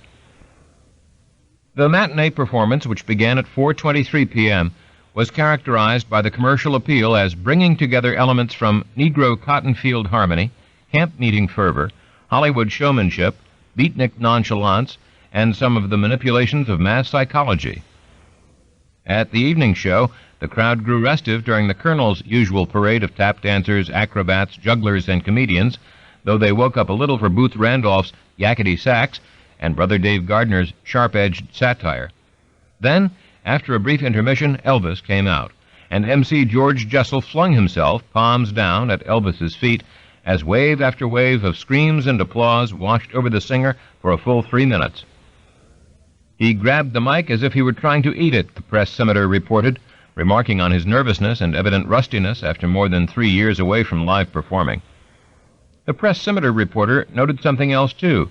There appeared to be a new edge of irony to his performance. He seemed more confident in some ways, indicating his amusement at the frenzied zeal which some of his fans show for him. He would make it apparent when he twitched a hip or made one of those sudden gestures which caused the screaming excitement that he was laughing at the response. He went out of his way several times to let photographers get a good picture. He would go all the way across stage and make a gesture to accommodate a photographer whom he knew. At the same time, there was no question of his utter seriousness, his total immersion in the moment. He mixed his numbers beautifully. It was easy to see by the smile on his face that he knew he had the crowd going his way. The transformation was something that he could never have anticipated, said the newest Jordanaire, Ray Walker, who hadn't sung on stage with Elvis before. He just had kind of an effervescence about him. He would do some unexpected things and do them so well we'd forget to come in. Then he'd turn around and grin and call us a name. When Scotty, acting as band leader, forgot a song that was supposed to have been on the program, or Elvis himself messed up some lyrics, he just went right on. He was masterful, in command. He was where he was supposed to be. For 49 minutes he commanded the stage, as comfortable in this role as the Colonel was in his, removed for just a moment from all the strain of pretending, from all the uncertainty of manufacturing an image, simply doing what he was meant to do. The following day, it was announced that he had raised $51,612 for 26 Memphis charities and the Elvis Presley Youth Center in Tupelo, which, with a contribution of $3,789.80, would receive the single largest share. On March 8th, he made another appearance, this time at the Tennessee State Legislature, where he was a special guest of a joint session of both houses, convened to honor him for bringing fame to Memphis and Tennessee throughout the nation. He drove up with Joe and Sonny and Alan in the rolls, disarmed the legislators and a gallery full of truant teens with a speech in which he called this recognition one of the nicest things that has ever happened to me, proclaimed that he would never live in Hollywood, and got a 10-cent tour of the governor's mansion from Governor Ellington's attractive daughter Anne, with whom he then sped off and spent much of the rest of the day. On the way back to Memphis, he and the guys stopped off for 45 minutes at the Tennessee State Prison, where Johnny Bragg, lead singer of the Prisonaires, the group Sam Phillips had brought to national fame on the Sun label in 1953, was incarcerated for a parole violation. Elvis toured the various workshops, prison dining hall, and death house, and spoke briefly with Bragg, asking if he needed a lawyer, or if there was anything at all he could do for him. Then it was back to Memphis, a return to Nashville on the weekend for a quick recording session at RCA's behest, and more marking time. He flew out to the coast on March 18th in preparation for the Arizona benefit on the 25th, and the start of shooting on Blue Hawaii 2 days later. The Colonel had already been in Honolulu for 10 days, talking up the benefit, buying a half hour on all 13 Oahu radio stations to advertise the concert with selections from Elvis's religious album, hustling the $100 tickets. He sold 74 before even leaving the mainland, thoroughly enjoying himself, and the rare opportunity to get generals and admirals to jump at his command. Elvis was scheduled to record the Blue Hawaii soundtrack in Hollywood, and he had flown the whole band out from Nashville for the session and the concert. They relaxed and rehearsed at the house on Perugia, then went into radio recorders on March 21st to record a full 14-cut soundtrack album under the watchful eye of Hal Wallace over the next 3 days. The song selection included everything from a number originally recorded by Bing Crosby in 1937 for another Paramount motion picture, Blue Hawaii, the title cut, to several Hawaiian standards, to the usual assortment of contemporary adaptations from the Hill and Range stable, Rockahula Baby, Beach Boy Blues.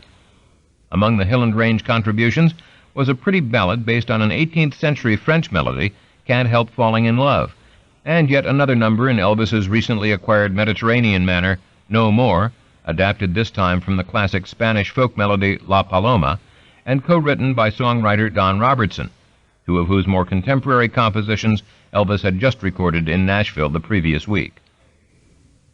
The Nashville session had been scheduled strictly to fulfill a contractual commitment to RCA.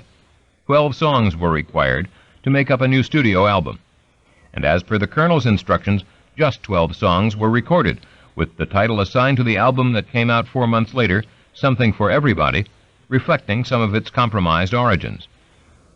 The two songs that Robertson contributed, however, There's Always Me and Starting Today, struck a fresh note, coming as close as you could get to the kind of moody late-night ballad one might expect from Frank Sinatra, if Frank Sinatra were to adopt country chord changes, and offering Elvis a rare opportunity for introspection and serious interpretation. After the session, he told Freddie he'd like to meet Don Robertson if he ever got the chance, and Freddie and Julian Auerbach invited Robertson, a Chicago psychiatrist's son, whose country and Western compositions consistently reflected a profundity born of determined simplicity, to the first night of the Blue Hawaii soundtrack session, when his new song was scheduled to be recorded. I sat in the control room, and he came in during a break and introduced himself. He was standing there in his little captain's hat, and we talked some, and he told me how he got started in the music business. He was very charming, very humble, sweet, an altogether appealing person. That night, before I left, he told me that some of the musicians and the Jordanaires were going to be coming up to his house after the session, and would I like to come? While I was there, he played me his version of There's Always Me. It was the first time I heard it, and we listened on headphones, because he didn't want the rest of the people in the room necessarily to hear it. I remember he got almost operatic at the end, just like he did on It's Now or Never, and he said, "Listen to this ending." He was very proud of it. And he talked with me about the lyrics. He was very interested in the lyrics. It was almost like he wanted me to know that he understood everything that was going on, everything that was intended in the lyric. I don't think I was overawed by him, but I was totally disarmed.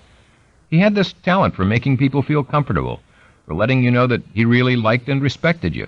And you know, he told everyone that night that I was the one that had started Floyd Kramer's slip note style, the grace note approach to country and western piano that was sweeping Nashville at the time. I think he was kind of proud of me on that account. Back in the studio, the session proceeded along admirably professional lines. Joseph Lilly, the music supervisor, was a veteran of numerous Paramount musical productions, including 5 Bing Crosby pictures, and he was a stickler for an authentic Hawaiian sound, employing various top Los Angeles studio musicians and well-known steel guitarist Alvino Rey. When they finished, Hal Wallace was convinced that he finally had what he had been looking for all along, the soundtrack for a Bing Crosby picture starring Elvis Presley. Elvis Airport Aloha is wild. "Hi, Elvis!" The roaring greeting rolled like thunder across Honolulu International Airport at noon yesterday as 3,000 teenage fans, and some not so young, greeted their hero, Elvis the Man Presley. Some had been waiting as long as 3.5 hours. A moment before, at 12:15 p.m., the big Pan American Airways jet touched down. The other passengers got off, and then at 12:27, Elvis appeared at the rear door. Actor Jimmy Stewart, his wife, and 4 children came in yesterday on the same plane that brought Elvis Presley, but nobody noticed Jimmy. He was dressed in a black suit and tight-fitting pants, the ruffled white shirt and dark-patterned tie, broad-shouldered coat and black shoes with side buckles. Screams filled the air. For 10 minutes, the handsome lad with the baby blue eyes passed in review, just like they do in the Army, up and down in front of the crowd with the wire screen and a cordon of Honolulu military police between him and the fans. Presley and his party didn't venture into the crowd. Looking pale, Elvis paused only twice in his march up and down outside the fence. Once he stopped to let a little girl give him a lay, and he rewarded her with a sweet smile. And once he stopped to tell disc jockey Ron Jacobs of radio station KPOI that he was happy to be back and thank you all. Well, thank you too, Elvis Presley, for coming here on behalf of the Arizona Memorial Fund. Honolulu Sunday Advertiser, March 26, 1961. Veteran country comedian Minnie Pearl, a featured performer on the show, who had once briefly been managed by the Colonel and whose husband, Henry Cannon, had piloted Elvis frequently early in his career, was practically in shock at the reception. Colonel Parker had met them on the plane and told her that he wanted her to stick right by Elvis's side so that she could be in all the pictures. I didn't know what staying with Elvis involved. If I had, I wouldn't have done it. There is no way to describe the pandemonium. I never saw as many women in my life. They were screaming, they were yelling. I was just horrified. I thought, they're going to kill him. And they would have, if they could have gotten loose, I'm afraid. Well, we finally got in the limos. They parked them right up next to the plane, and we got to the hotel, the Hawaiian Village. There's sort of a lanai overhang at the hotel, and when we got there, there were 500 screaming women and no fence like they had at the airport. So it was very dangerous. Elvis and I got out of the limo. I never will forget the police had this cordon of arms together holding the crowd back, but the crowd burst through, these women, screaming women, all ages. They burst through the police and started grabbing at Elvis, and of course that scared Tom Parker to death. We finally escaped and got inside the hotel, and I said to Elvis, "How do you stand it?" And he said, "I just got used to it." And I said, "You know, those women could kill you." And he said, "They're not going to hurt me." The press conference was scheduled for 3:30 that afternoon, and the Colonel, not surprisingly, was everywhere. The press was represented, of course, by the two dailies, the Advertiser and the Star Bulletin, but also by nearly 100 student reporters from all 27 Oahu high schools and middle schools. Elvis was laden down with leis and honors. One girl would not let go of him until the Colonel firmly disengaged him from her grasp and politely answered all the usual questions about movies, touring, girlfriends, and karate. What about his Army status, he was asked. I'm in the standby reserve. They could call me up in an emergency. But not until after the show, the Colonel hastened to add. Did he have any plans to travel? I might go to South Africa to catch wild buffalo, he said, as if in competition for laughs. But if he was, it was a competition he could not win. Elvis answered questions with a matter-of-fact mumble, the Sunday Advertiser concluded its account. Colonel Tom Parker, his manager, supplied the punchlines that brought laughter and applause from the students. The show that night was another story. Even with the very poorest home recorder quality sound, you have only to listen to the tape of the performance that has survived to sense the energy that was coming off the stage, to get a whiff of the ferocity of feeling that the music unleashed. There is certainly the same irony that press scimitar reporter Bill Burke had remarked upon in his account of the Memphis show, the same playful toying with the audience. But there is something else besides. There is a sheer joyousness, a guttural exuberance of expression that refuses to be denied. By now, the band had been playing together off and on for just over 4 weeks, and Elvis eggs them on with an enthusiasm not just for what they are able to do, but for what they are able to permit him to do. Again and again, he urges guitarist Hank Garland to solo, indicating his appreciation with grunts and exclamations that have nothing to do with the audience. The music crests and surges with an impulse all its own, and Elvis calls for Hank to solo again. He demands another sax solo from Boots. He forgets the words, even loses the structure of the song, but embraces the moment with pure, uninhibited feeling. End of Side 3. To continue, turn the cassette over.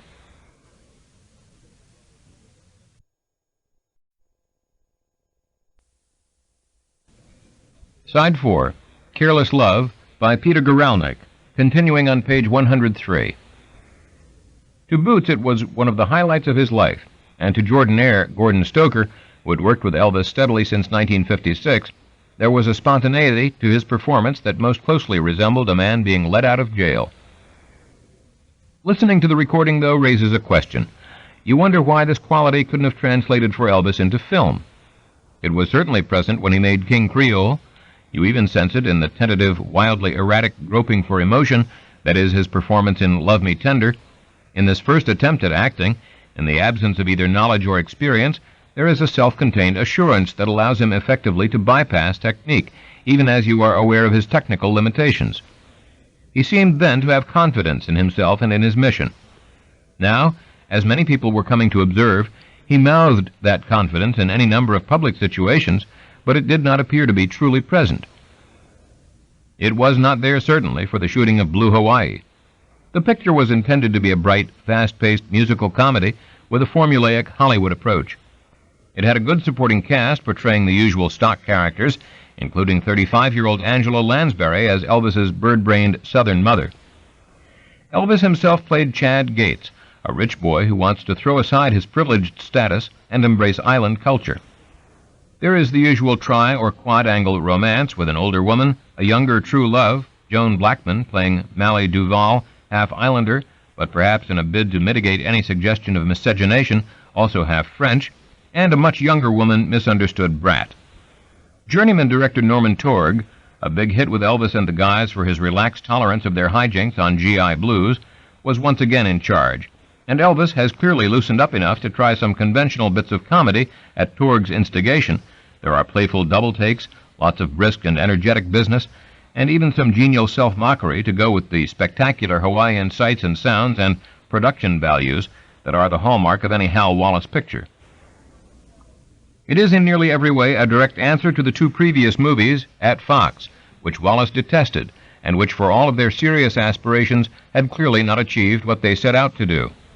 With Blue Hawaii, there is little question that Wallace and the Colonel's intentions are fully realized, and if Elvis were merely to be considered as an agreeable presence on the screen, an innocuous addition to the scenery, the picture would have to be judged a success. He moves easily from scene to scene, delivers all 14 songs with charm and panache. Even the worst of them is beautifully sung, and for the most part gives the appearance of having a good time. And yet, underneath, one can sense the confusion and the fear. Many of the lines, once again, are garbled or delivered with indifferent intensity, as if they were an embarrassment to get through. The familiar movements that Elvis has always claimed are natural to his music are appended to silly songs, as if they were a joke. One feels for him. One squirms with an embarrassment of one's own, as he is asked to stand still for the trivialization of his music, as he is forced to publicly repudiate his commitment to rock and roll. The confusion expressed itself off the set in more hijinks, more conquests, more seeming need to declare out loud just who he was and who he was not. He was constantly surrounded by girls, and he and the guys partied every night to such an extent that eventually Hal Wallace had to move the female cast to another wing of the hotel, placing them on a 10 o'clock curfew. Wallace had little use for the guys, but the Colonel needled him that he was just getting old. Didn't he remember what it was to be young himself? On several occasions, Elvis got together with Patti Page, who was married to Charlie O'Curran, Wallace's longtime choreographer of musical numbers. O'Curran went back to the first Paramount picture with Elvis, Loving You, and had worked most recently on GI Blues, and they harmonized on country songs far into the night. The Colonel remained in imperturbable good humor. It seemed as if Hawaii had brought out all of his impishness, and he interviewed tourists, using the aluminum tube from his cigar as a microphone and identifying himself as a representative of Radio Pineapple, hypnotized the boys for Hal Wallace's amusement, and halted shooting one day by walking in front of the cameras and demanding a conference with Wallace. Wallace, who thought something really was wrong at first, anxiously inquired as to what the problem was. "Read the contract, read the contract," the Colonel angrily replied, although by now even Wallace was beginning to catch on.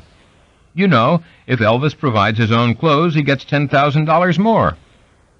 Wallace surveyed the scene in which Elvis was wearing nothing but a bathing suit and riding a surfboard, and arched his eyebrows.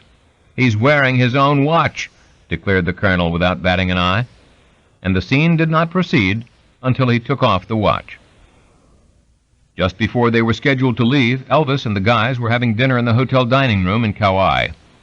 Sonny got drunk at the bar, and when he saw a man and woman standing on the bridge that faced the dining room singing Hawaiian wedding song, he was so overcome with good feeling that he joined them, unaware that they were part of the hotel floor show. Elvis and the guys got a big laugh out of that, but from then on, Elvis gave Sonny the cold shoulder, and he was telling all the crew what I had done as if it was a big crime. I started to think he was a pretty phony bastard. Instead of dissipating, the ill feeling only intensified once they got back to the mainland. Elvis was still seeing Tuesday Weld occasionally at this point, and one night she brought a girlfriend over to the house, whom Sonny started to promote for himself. We had all been drinking a bit, so had Elvis. Tuesday and Elvis are on the couch, and I am talking to this girl. Elvis leans over and kisses her and says, "You're really cute." Well, I knew that was the end of me trying to score with this chick, because whatever Elvis wants in the way of women, he gets. He has Tuesday there, and he wants this girl too. Later on, he comes over and really plants a kiss on her. Sonny chose this as a good strategic moment to withdraw, and he and Jean began a private dialogue in whispered tones about which girl they'd rather have if both were available, with the vote pretty much going to Tuesday. Elvis, for some reason, assumed they were talking about him and demanded to know what Sonny had said, while Sonny, for his part, declined to reveal the true subject of their conversation until Elvis picked up a Coke bottle and said, "Tell me, or I'll break your goddamn head open with this bottle." Sonny just stared at him. Elvis wasn't going to hit him, he said, and besides, he quit. He couldn't quit, Elvis declared. He was fired. Then he drew back and punched me in the face. I didn't move. I didn't even feel the blow, but I could feel the tears of emotion coming out of my eyes, and I said quietly, "I didn't think you could do that to me." Elvis gave him $200 before he left and got him into the Screen Extras Guild 2 weeks later, but he didn't apologize. To Hal Cantor, the writer-director of Loving You and the principal scriptwriter on Blue Hawaii, it was a very different Elvis Presley on this picture than on the 1957 Hal Wallace production, and the difference could not just be explained away by age. To Ann Fulcino, the young RCA publicity director, who had helped Elvis draw up a long-range plan for success when he first joined the label, the contrast was even more striking. Recently transferred to Los Angeles, she was brought to the set by Tom Diskin. It was a while before he came over and talked to us, and when he did, you see at the beginning I used to call him Chief, and I said, "Hi, Chief," and he just looked at me like he wished I hadn't come. We made some small talk, and then he said something like, "This isn't what we had in mind at Klube's," the German restaurant across from RCA, where they had drawn up their plan. Was it? I said to myself, if I was making these crappy pictures, I wouldn't want to see anybody from my past either. That's the reason I didn't hang around.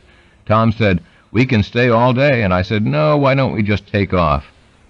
He was obviously uncomfortable with what he was doing. He was frustrated and disgusted. It was all in his face. The emotion that I respected most was that he was ashamed of it, which meant that he knew better, but you could see that he was trapped.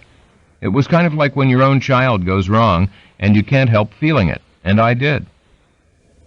Anita came out to see him while they were still filming, and she and Elvis gave the guys a dose of their own medicine when they pulled off one of those tricks that Elvis and the guys generally like to play on outsiders. They were all riding in the Cadillac limousine when Elvis decided to play dead, and she went along with him, crying out, "Elvis isn't breathing! He isn't breathing!" By the time that they pulled up in front of the house on Perugia, the guys were in a state of panic, and Lamar ran into the house, yelling for someone to call an ambulance, but Elvis sat up at this point and confessed, "I just wanted to see what you guys would do." Not everything went as smoothly. Patty Parry, an 18-year-old hairdresser who had met Elvis on Sunset Boulevard the previous October and had been hanging around in the role of everybody's little sister ever since, let her guard down one time when Anita asked nonchalantly, "Who's he been dating lately?" "Just Sandy Farrah," Patty responded innocently, and Anita was off, until Elvis calmed her down and convinced her that Patty was just a goofy kid who didn't know what was going on. With Patty, though, he really blew his top. If she wanted to hang out with them, he told her, the first, last, and only rule that she had to remember was deny everything. What went on in the confines of his home, anything that she observed at any time, was privileged information, not to be shared with anyone from the outside world, no matter how knowledgeable they might appear. Patty got the message.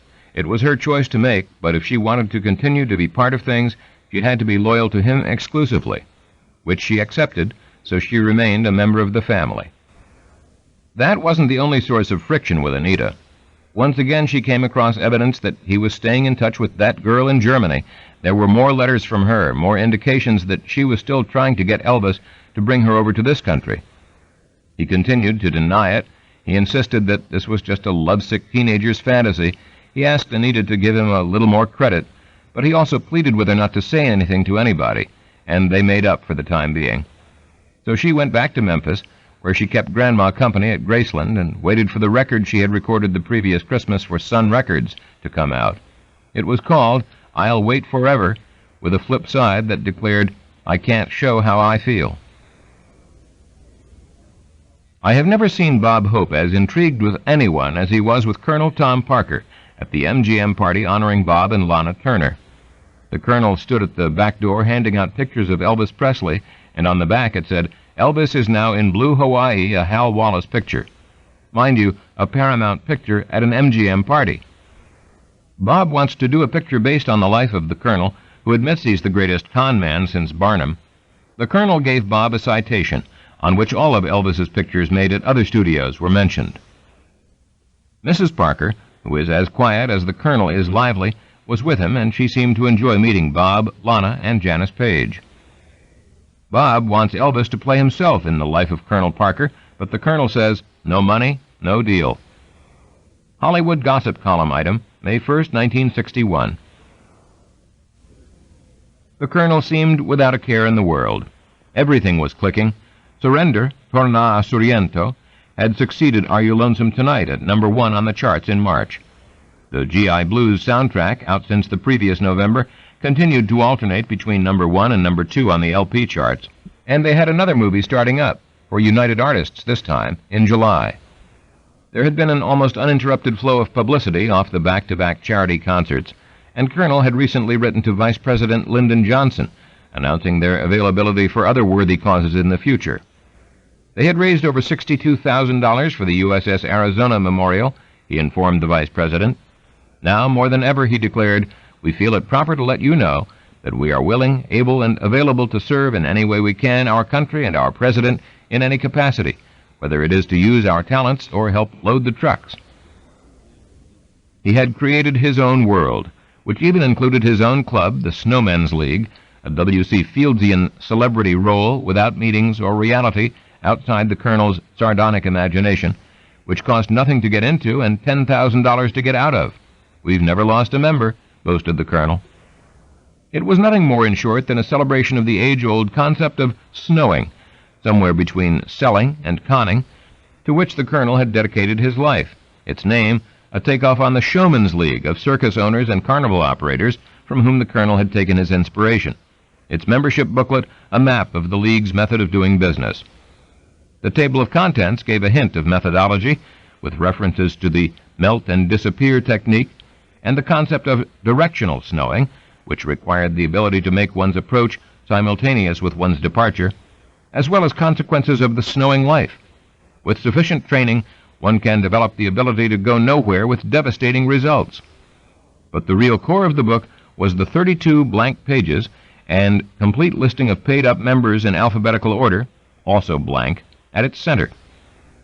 Over the years, induction into the Snowmen's League had come to be taken as a high honor in Hollywood, and its bemused membership included everyone from Hal Wallace and Joe Hazen to RCA executives, William Morris agents, newspaper columnists, and such prominent show business personalities as Frank Sinatra, Milton Berle, Bing Crosby, and Bob Hope. It was the Colonel's sole concession to social climbing, and, inevitably, one in which he dictated all the rules. Meanwhile, his brother Odd was scheduled to arrive any day now. Much to the Colonel's annoyance, he got a call from Time magazine around this time, asking what the story was with this guy who claimed to be his brother from Holland. He didn't have a secret stash of wooden shoes, did he? The Colonel harumphed and spluttered, effectively putting the reporter off, but he was furious at his brother. What was the matter with him, letting everyone know his business? Didn't he realize you could get more with honey than you could with vinegar? When he met him at the airport, he let him know just what he thought of such behavior, but in English, not in Dutch. He had forgotten all his Dutch, he claimed, and as he drove Odd back to his Beverly Hills apartment, he laid down the rules of the game. He was to be addressed as Colonel at all times. Now that their mother was dead, he was not interested in any of their other brothers and sisters. He was no longer the man his brother had once known. He had created not just a new life, but a new identity. The man known as Colonel Thomas A. for Andrew Parker had been born Andreas Dries Cornelis van Kuijk in Breda, Holland on June 26, 1909, to a father who was a liveryman and a mother whose parents were floating peddlers, traversing the Netherlands by its waterways and setting up a booth to sell their wares at local fairs and markets throughout the country. He grew up the fifth in a family of 9 children, loving horses and animals generally, so fascinated by the circus, his siblings recalled, that he trained his father's horses to put on one of his own. When the Van Bever family circus came to Breda as part of the great October Carnival, Dries was captivated, volunteering to do odd jobs just so he could hang around. He taught his pet crow to sit on his shoulders and a goat to climb stairs. He dropped out of school at 13 or 14, helping out at the stable until his father's death in July 1925. Then the family dispersed, and he became a ward of his uncle in Rotterdam, going to work on the docks until, he said later, he got a job working for the Holland-America line. The next his family heard of him was a letter they got from a Dutch family in New Jersey, declaring that Dries was living with them and doing well. He had been reluctant to write himself, but he was such a nice boy, and they didn't want his uncle and aunt to worry. He reappeared in Breda on September 2, 1927, his mother's birthday, remaining in town for a while, and going to work on a shipping line between Breda and Rotterdam before he disappeared again in May of 1929. The family didn't hear from him for a good while after that, and never found out what the course of his wanderings had been. But it seemed clear that he had worked his way over to America once again on a freighter and found his way to Atlanta, where he enlisted in the Army under the name of Andre van Kuijk as part of a widespread recruiting drive to find volunteers to serve in Hawaii. He was stationed at Fort DeRussy at first, near Waikiki, then transferred to Fort Shafter, just outside Honolulu, as part of the 64th Regiment, an anti-aircraft unit, of the Coast Artillery.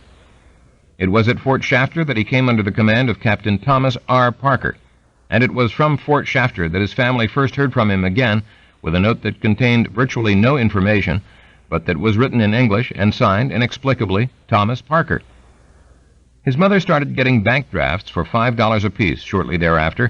17 of them arrived between January 1930 and February 1932, all originating in Washington, D.C., and going directly into the Frank Lorison Bank in Breda with no name of sender attached. He wrote occasionally, sent 1 or 2 pictures with no explanation of where he was or what he was doing. Never an address, recalled one family member, only funny pictures. In one, Dries was standing next to a big American car, maybe a Buick, and it was taken in Honolulu. In another, Dries was sitting by a swimming pool. We figured that he was a chauffeur for a rich man. In February 1932, the bank deposits stopped, and there was one final letter to his mother. After that, the family never heard from him again. What probably happened was that he left the Army at this point. He was evidently transferred back to the mainland, to Fort Barrancas in Pensacola, Florida, and sustained a knee injury, which earned him an honorable medical discharge. Somehow at this point he found his way to Tampa, where the carnival folk all wintered, and in 1932 he joined up with the Johnny J. Jones Exposition, signing on with the much bigger Royal American shows a year or 2 later. That was where he met his wife Marie, twice married and 4 years his senior, with a child from her first marriage, working the Have a Tampa cigar stand on the grounds of the South Florida State Fair. He seems to have quit the carnival not long after meeting Marie and settled down in Tampa, where he became well known as the city's resourceful chief dog officer and where he quite naturally gravitated into show business, doing promotions first for Gene Austin and Roy Acuff and gradually expanding his show business activities until in 1944 he hooked up with Eddie Arnold, and with Arnold as his client, moved to Nashville at the end of the following year. Why hadn't he written over all the years? Odd asked. Because, the colonel said without blinking an eye, he and his wife had been destitute for much of that time. Sometimes we had to live on $1 a week. We slept in horse stables behind the horses. I did all kinds of things then. I went to the Indian Territory, where I pretended to be a big, wise white man. It so happened that sometimes I really predicted the future. I also had a canary and a few sparrows that I sprayed yellow and then sold. After a couple of weeks, the people came back to me and said, "This bird only says peep." That's right, I told them, it takes 6 weeks. It's got to feel at home. I've been a dog catcher, and I sold hot dogs, but I didn't want you to know all the things that I did. Besides, most of the time I didn't even have the money for stationery and a stamp. After that, the war came. I organized parties for the Army, and that's how I got into the world of show business. At the end of the war, I met a guy from Tilburg who served in the Princess Irene Brigade. He told me that Mother had died. She was, in fact, my only true tie with Holland, and when she was dead, Holland was dead for me. His brother accepted the account in the spirit in which it was offered, informing Dries that their mother had not actually died until 1958, but getting no visible reaction. He stayed in the storeroom of the Colonel's modest apartment, where he slept surrounded by stuffed animals, promotional items, and Elvis Presley merchandise. He was unable to penetrate his brother's elaborate web of fanciful inventions, and was alternately intimidated by the manner in which Dries would bark orders into the phone, and, as an entrepreneur of sorts himself, bemused by his brother's sheer audacity. 25% of everything Presley made disappeared into the pockets of the old Colonel, his brother boasted. It fills him up nicely, Parker added, echoing an old Dutch saying. Odd's visit lasted for 17 days. In the course of his stay, he met a number of the Colonel's friends and associates, including his wife's brother, Bitsy Mott, and he and Dries even went out to Elvis's home in Bel Air, where the Colonel simply introduced Odd as my brother. Note: there is much debate about whether or not Elvis deduced from this anything of the Colonel's origins, or whether, more in keeping with the Colonel's sense of humor, Odd simply remained mute. Lamar Fike told me that he thought Elvis suspected, but in Nash, Elvis Aaron Presley, page 65, he expresses his certainty that Elvis did not know. In a 1990 interview, Gabe Tucker spoke of Elvis's suspicion that that's the part of the world he come from, but I suspect Lamar is right when he says in the Nash book that if Elvis had known, he never could have kept it secret. Just how widespread the knowledge was in Holland is indicated by numerous conversations I have had with Dutch fans and writers over the years, and the 1970 publication in English of Hans Longbroek's The Hillbilly Cat, setting forth the basic facts before any non-Dutch researcher had come across them. End of note. When he returned to Holland, he had very little of a personal nature to convey to the rest of the family, and his other brothers and sisters suspected that Odd might have made his own deal with their wily American brother. His story ran in Rosita on July 1st, 8th, and 15th, 1961, but no U.S. newspaper picked it up. The family made attempts to get in touch with the Colonel from time to time in subsequent years, but the only acknowledgement they ever got was an Elvis calendar, the occasional streamer, or some other equally impersonal promotional item. Elvis returned home at the beginning of June. There was another session coming up, precipitated once again by pressure from Steve Scholes and Bill Bullock on behalf of RCA. The idea of a home studio had been broached once again a number of months earlier. This time Elvis actually indicated his interest in building a recording facility at Graceland, and initial plans were drawn up. But in the end, Bullock was forced to make excuses for RCA's unwillingness to finance it. They would gladly make their Nashville or L.A. studios available to Elvis any time, Bullock wrote to the Colonel in May, even as he was pointing out the need for a new session. The Colonel countered with cold fury. Bullock should get used to the idea. They were not going to deliver any more product than the contract called for, with or without a studio to fool around in. The session on June 25th in Nashville was limited to the recording of 5 titles, but these were 5 titles, for the most part, of a very high order. There were 3 by Doc Pomus and Mort Schumann, including Kiss Me Quick, an up-tempo Italian-flavored R&B number, somewhat on the model of Save the Last Dance for Me, and originally intended for the Flamingos, with which the session kicked off. It was by far the most disposable of the songs on the session, but Elvis carried it off with panache and really sank his teeth into 2 other Pomus-Schumann contributions, Little Sister, a cheerfully nasty blues, and Marie's the Name, his latest flame, an utterly charming demonstration of his mastery of pure pop with a Latin-flavored Bo Diddley beat. Don Robertson's single offering, on the other hand, I'm Yours, was open-ended in a manner that encouraged Elvis to express his full range of emotions and show off his vocal technique. It came complete not only with a recitation, but with the rare opportunity to hear Elvis harmonize with himself, and had it not been for an unfortunate roller rink organ accompaniment, it might have taken its place among his finest recordings. Just as remarkable, however, was the one song on the session that did not come from a professional songwriter, a moody piece called That's Someone You'll Never Forget. It was the second number to be put down on tape, and its writers were listed as Red West and Elvis Presley. Red had actually been writing songs for some time now, and had even gotten a few recorded, including sides by Pat Boone and Johnny Burnett, in addition to putting out a number of little singles of his own. But he had never been able to get a cut on Elvis Presley, or to get Hill and Range interested in his songs, to some extent one and the same thing, and he might not have been able to do so now if Elvis hadn't given him the phrase that became the song title earlier that spring. He had fooled around with it for a while, working out the melody first, then coming up with the lyrics. The song he had eventually come up with contained sentiments that, under ordinary circumstances, would have been assumed to be about an ex-lover, but in this case it wasn't much of a stretch to imagine that Elvis might be singing of his mother, an ambiguity that Red encouraged by the lack of specificity in his writing. It was a song about longing, and Elvis poured himself into it in a way that had nothing to do with craftsmanship, nothing to do with professionalism, and nothing to do with the territorial wars that Colonel and RCA continued to fight. Red got married on July 1st to Elvis's pretty blonde 19-year-old secretary Pat Boyd.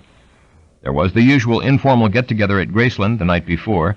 As friends started arriving at 10:30, a number of guests were tossed in the pool, and the party didn't break up until 4.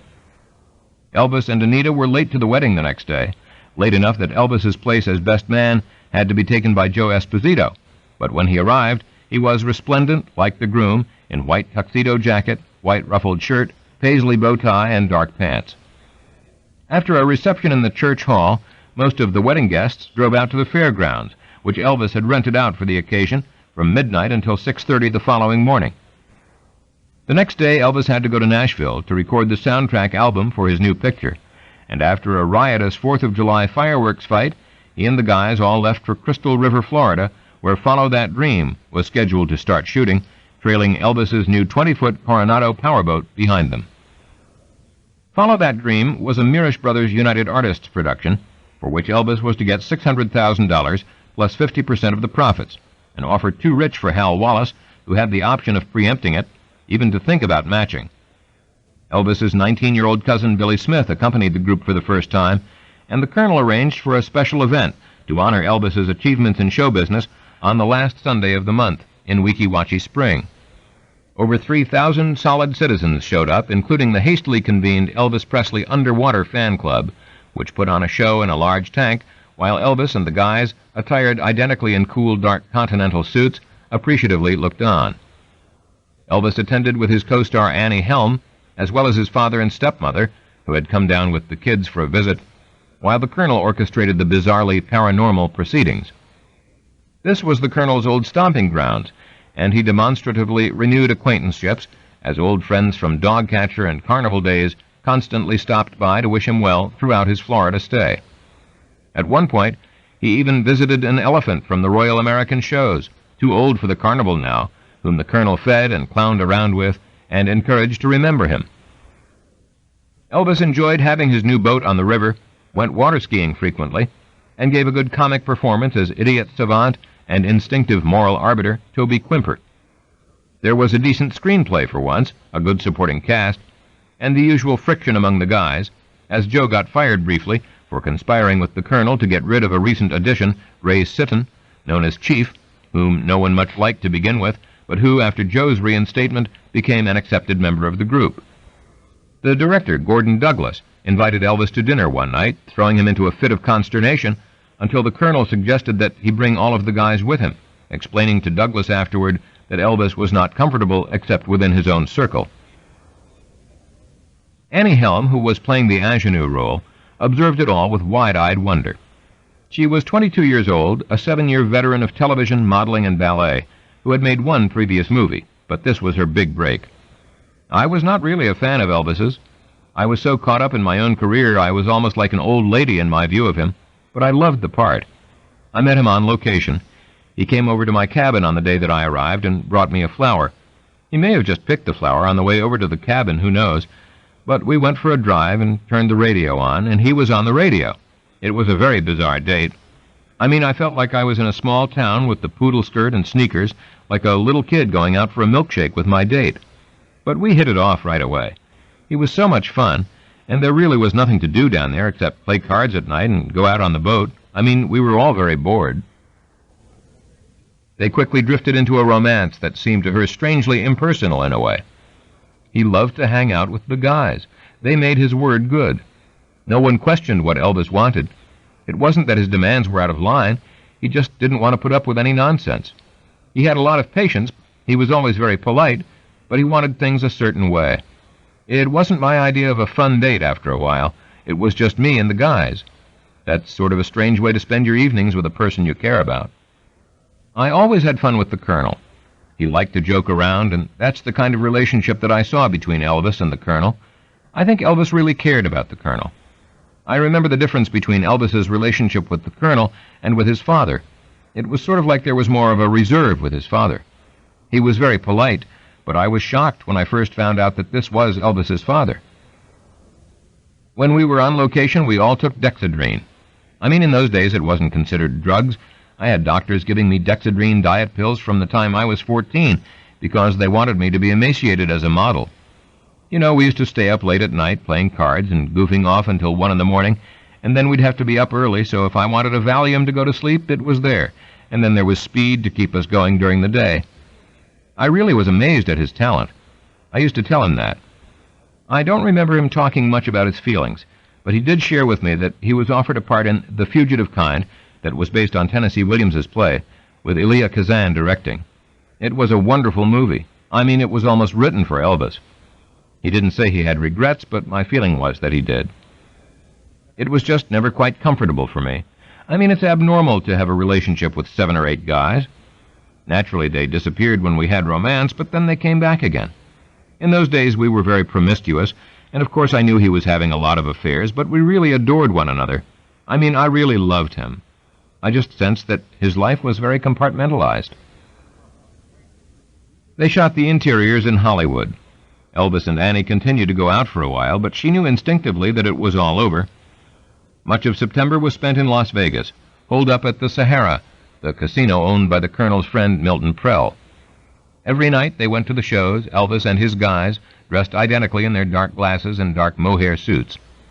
The Colonel joked that they looked like a bunch of old men, but the Memphis Mafia had become almost as well known around town as Frank Sinatra's Rat Pack. They were living on speed and tranks. For Joe, who liked to portray himself to Elvis as Broadway Joe, a sophisticated man about town, it was a party like you wouldn't believe. Go to a different show every night, then pick up a bunch of women afterwards, go party the next night, go to the lounges, see Fats Domino, Della Reese, Jackie Wilson, the Four Aces, the Dominoes, all the old acts. We'd stay there and never sleep. We were all taking pills, just so we could keep up with each other. The next picture started at the end of October after a brief return to Memphis and a 4-tune Nashville session on October 15th.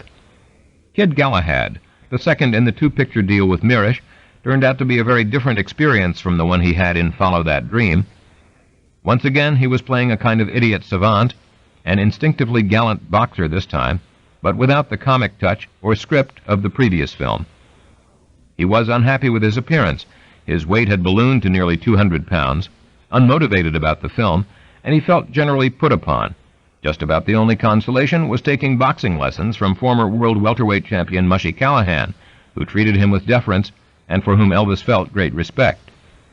He was stung, on the other hand, by the indifference of Charles Bronson, who played the part of his tough but kindly trainer. Bronson, one of 15 children of a Lithuanian-born coal miner and a combat veteran of World War II, made it very clear that he was unimpressed by Elvis's karate exhibitions.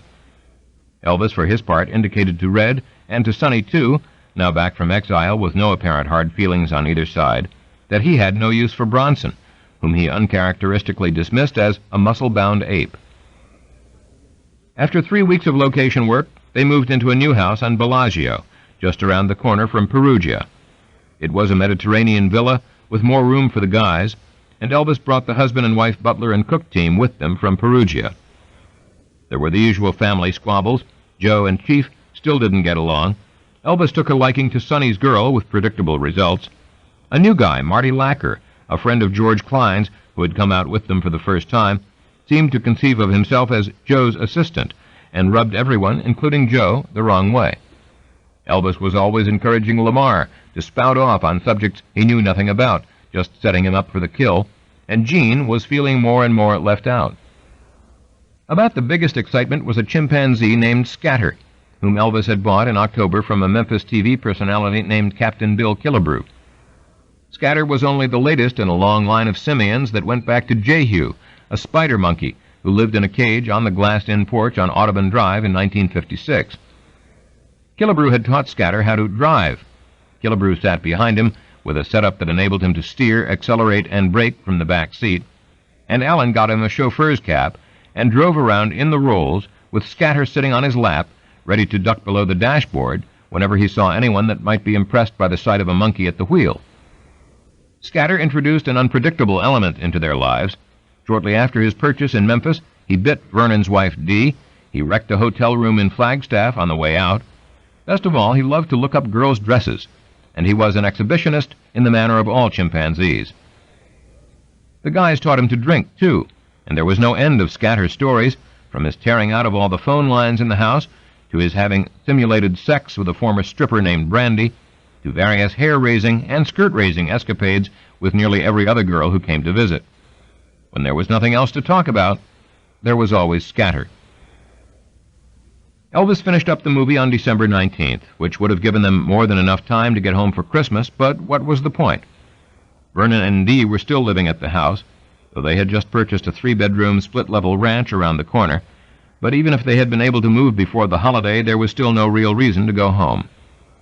The original plan, promoted by the Colonel, had been to go to Vegas for a few days of R&R.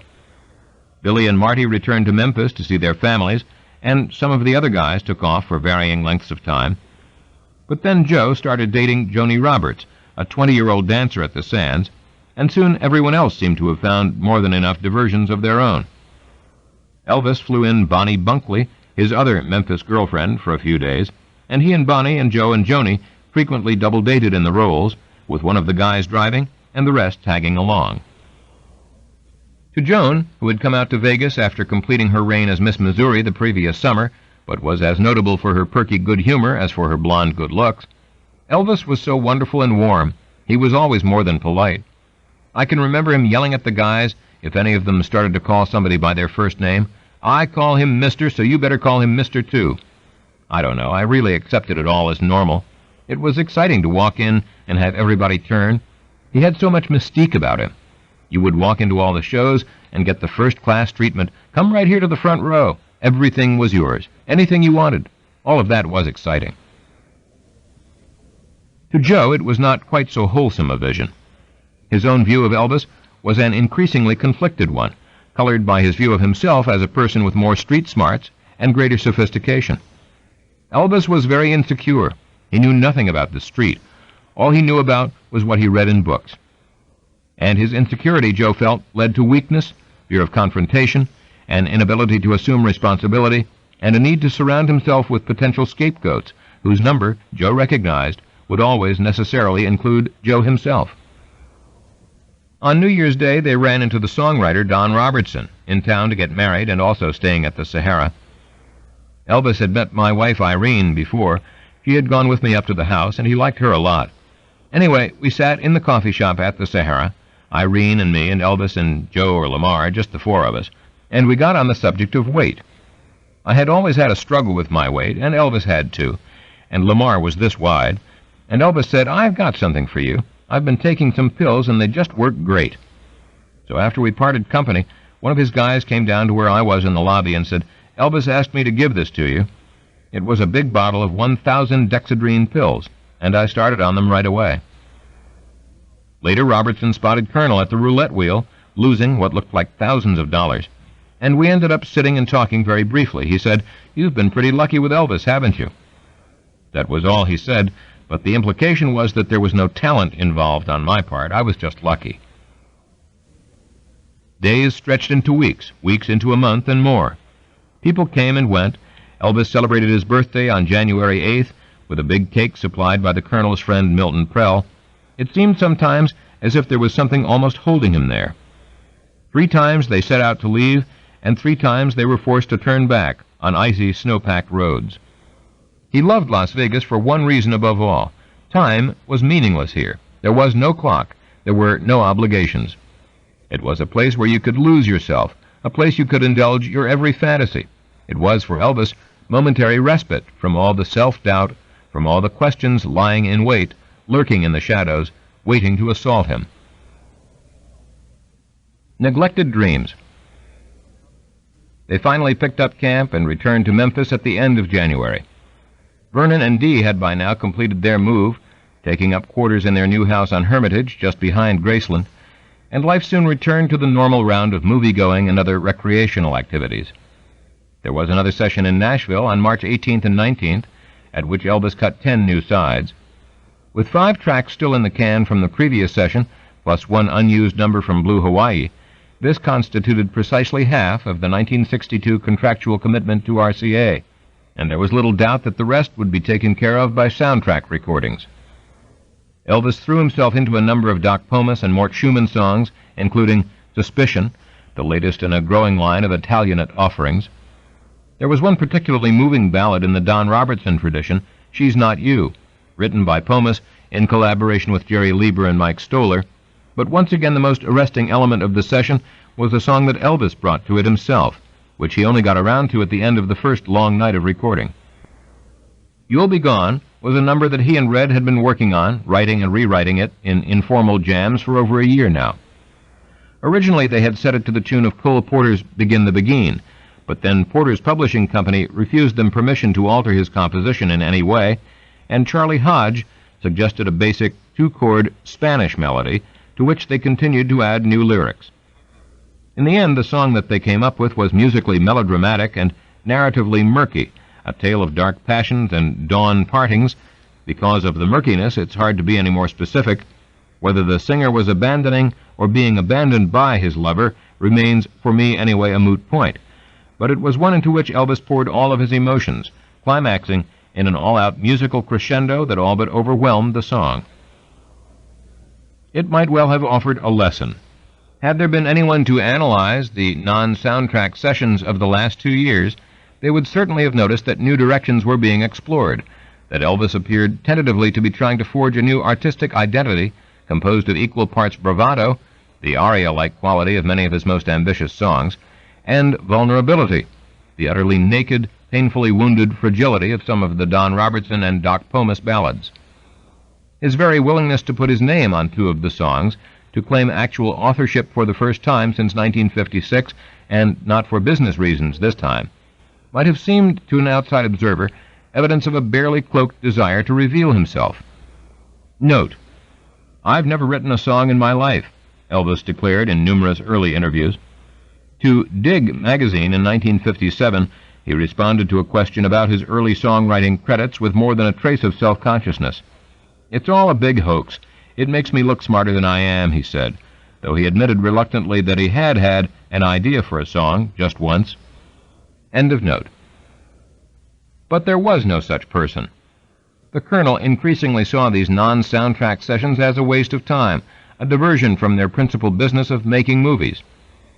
Steve Sholes and Bill Bullock, far from influencing anything going on in the sessions, were, by the Colonel's machinations, occupied almost exclusively just with getting Elvis into the studio. Freddie Beanstalk was no more than a gatekeeper at this point, charged with shepherding properly credentialed songs in and out of the sessions. And the guys, with the notable exception of Red and Charlie, who were themselves actively involved in the music, and Lamar, who remained Elvis's biggest fan, just wanted to get the session over with and get back to Graceland. Sometimes the studio players sensed what they took to be almost a soul weariness on Elvis's part, an acceptance of things as they were, which, while it never compromised his professionalism, led to a numbing sense of defeat. In the view of Jordan-aire Gordon Stoker, he always tried to make the best out of any situation. Sometimes he'd walk over to us at the soundtrack sessions and say, "Man, what do we do with a piece of shit like this?" Sometimes he'd back up so far from the microphone that they would say, "Elvis, you've just got to get closer to the mic." They'd put a soundboard around him just to try to pick him up. But most of the time, he would console himself with the idea of, well, regardless of what I say, they're going to demand that I do this song, so I'll just do the best I can. They returned to California right after the session for the new Paramount picture. There was no doubt in Hal Wallace's mind what image of Elvis he intended to convey. He would give the public what it wanted, Elvis the entertainer over Elvis the actor, a course that, in his mind, was only reinforced by the relative failures of 20th Century Fox's Flaming Star and Wild in the Country. His own Blue Hawaii, by way of contrast, had gone straight to number 2 on Variety's weekly list of top-grossing films upon its Thanksgiving release, and continued to do business well into the new year. It ended up as the 14th highest-grossing film of 1962, doing a total of $4.7 million worth of business for the 2 years. Meanwhile, the album from Blue Hawaii, like G.I. Blues before it, shot to number 1 on the LP charts, far outstripping any studio album Elvis had released to date. With sales of over 1.5 million, it sold close to 5 times the number of Elvis Is Back, for example, and further confirming the wisdom not just of Hal Wallace's strategy, but of the Colonel's grander plan. To the Colonel, the movies were just one more plum in the pudding, a promotional tool which could sell the music and which the music in turn could sell. Nothing could be simpler or more logical. The soundtrack album promoted the movie release guaranteed a certain level of sales and publicity for the album. And as the Colonel perfected his own brand of synergistic opportunity, there were balloons, calendars, radio ads, photo opportunities, and a deluge of press releases to go with each sales campaign, every aspect of which the Colonel personally oversaw. It began to become apparent that there was no real need for anything but the soundtrack music. Note: the March 1st, 1960 RCA contract spelled out that any musical composition recorded for motion pictures shall be considered a part of this commitment against the 8 single record sides and the 2 long-play records required annually. End of note. Why record separate singles and albums when the movie material sold better, was more easily controlled? There was no reason ever to go outside the Hill and Range catalog. Every song originated with Elvis Presley and Gladys music, and came complete with all the financial concessions that were a sticking point for so many outside songwriters, and could serve to fulfill all their commitments to RCA. It was a perfect setup in almost every way, and with the clause giving RCA nominal control over song selection long since deleted from the contract, and royalties and guarantees substantially improved as of the beginning of 1962, Elvis and the Colonel were now to realize $200,000, split 75%, 25% between them, as an annual advance payment against royalties through 1966. There was little to spoil the Colonel's overall sense of well-being, save for the one thought never far from his mind, that even a good position could be improved. For Girls, Girls, Girls, Hal Wallace took the company to Hawaii once again for beautiful vistas, beautiful sunsets, and, needless to say, beautiful girls. It was a highly forgettable production, a decided step back artistically not just from the 2 United Artists films that immediately preceded it, but even from Blue Hawaii. Norman Torg was directing once again, and there were lots of familiar faces among the crew, but even the soundtrack seemed somewhat of an afterthought, with only Otis Blackwell's return to sender rising above a level of dreary mediocrity. They returned from Hawaii at the end of April and finished principal shooting on the Paramount lot on June 8th. There were lots of parties and always lots of girls, but to Sandy Farrah, about to graduate from Hollywood Professional School at the age of 16, there remained a kind of innocence at the core. Even though she knew she was far from the only girl in his life, she didn't date anyone but him. Sometimes, when they talked about the future, he told her that she was the kind of girl that he would like to marry, if and when the time came to get married. He remained very tender and protective of her. He never ever pressured her, but he could be jealous, too. When she went with a classmate to her senior prom, he became very upset. So I had my mom come pick me up at the Beverly Hills Hotel, and she drove me up to the house, and then he drove me home. Sometimes, she knew, his temper could flare up, and you just had to stay out of his way. Everyone talked about the girl that Sonny brought out to the house one time, who decided that she wanted to leave while Elvis and Sonny were playing pool. She asked Sonny if he could move his car because she was blocked in, and Elvis got annoyed and told her to get somebody else to move the car. Didn't she see they were in the middle of a damn game? The girl didn't know anybody else, and, failing to recognize the familiar signs, asked Sonny again. "God damn it," Elvis exploded. "Didn't you hear what I said? Get someone else to move it." The girl, embarrassed now and mad, cursed Elvis and called him a son of a bitch. That was when Elvis hurled his pool cue at her, striking her in the breast. It was probably because she had called him a son of a bitch, they all theorized afterward, You couldn't say that to Elvis. He took it as a slur on his mother. But how could Sonny's girl, how could any outsider have known that? It was just lucky she wasn't more badly hurt. It was fortunate, the guys all agreed when they discussed it among themselves, she didn't sue. He was curiously inept in certain basic social ways. He was so retarded, remarked one of the girls, who came up to the house regularly dressed in my nice little tweed skirt, with my white blouse, black bolero jacket, stockings, and heels. You didn't just go up in your blue jeans and T-shirt. All the girls dressed the same. The guys were more aggressive. They scored because a girl always had the idea that eventually she would get to Elvis through one of them. Elvis himself had nothing to say. If Scatter hadn't been there, we probably would have sat there all night looking at each other. The chimp became the focus of attention. All the conversation was centered on the activities of the chimp. It was like a buffer. One time Elvis took a friend of mine out of the room and made out on a couch upstairs. It was like heavy teen petting, and he got totally aroused, and all of a sudden he came all over his pants. He got embarrassed and said, "Oh, look at all the babies we killed." I'll never forget that statement. If he got involved with some girl on a casual basis, and she put out really quickly and went to bed with him, I really don't think he'd see her again, because that meant she was a bad girl. I don't know any of my friends who had sex with him. A lot of them made out with him, but they didn't go to bed with him, and one, who was just the ultimate good girl, I mean she came from a Catholic family on the East Coast and was one of the few virgins in town, spent the night with him all the time but remained totally unsullied because he just really respected her. Few of the girls knew about the two-way mirror he had installed in the swimming pool cabana that served as a ladies' dressing room. Sonny had originally gotten a smaller version for the house on Perugia, where they had used it in the den for shows put on by the guys and their unsuspecting dates. The only way to gain access to the new one was by crawling under the house, but Elvis and the guys just took that as part of the game. On Sunday afternoons, all the girls came over to watch them play football at the little park on Beverly Glen, just off Sunset, 5 minutes from the house. They would play half a dozen games in a row. 2 or 3 touchdowns declared the winner, and Elvis's team always won.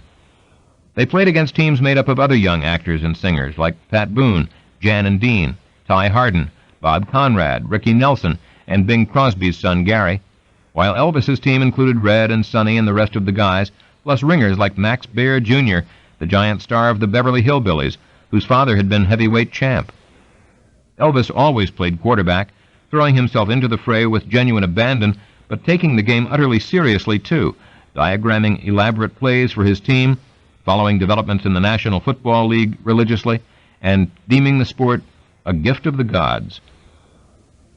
He was almost as excited about his new Dodge motorhome, taking frequent trips out to George Barris's custom automotive products in North Hollywood, where he was having it tailored to his specifications.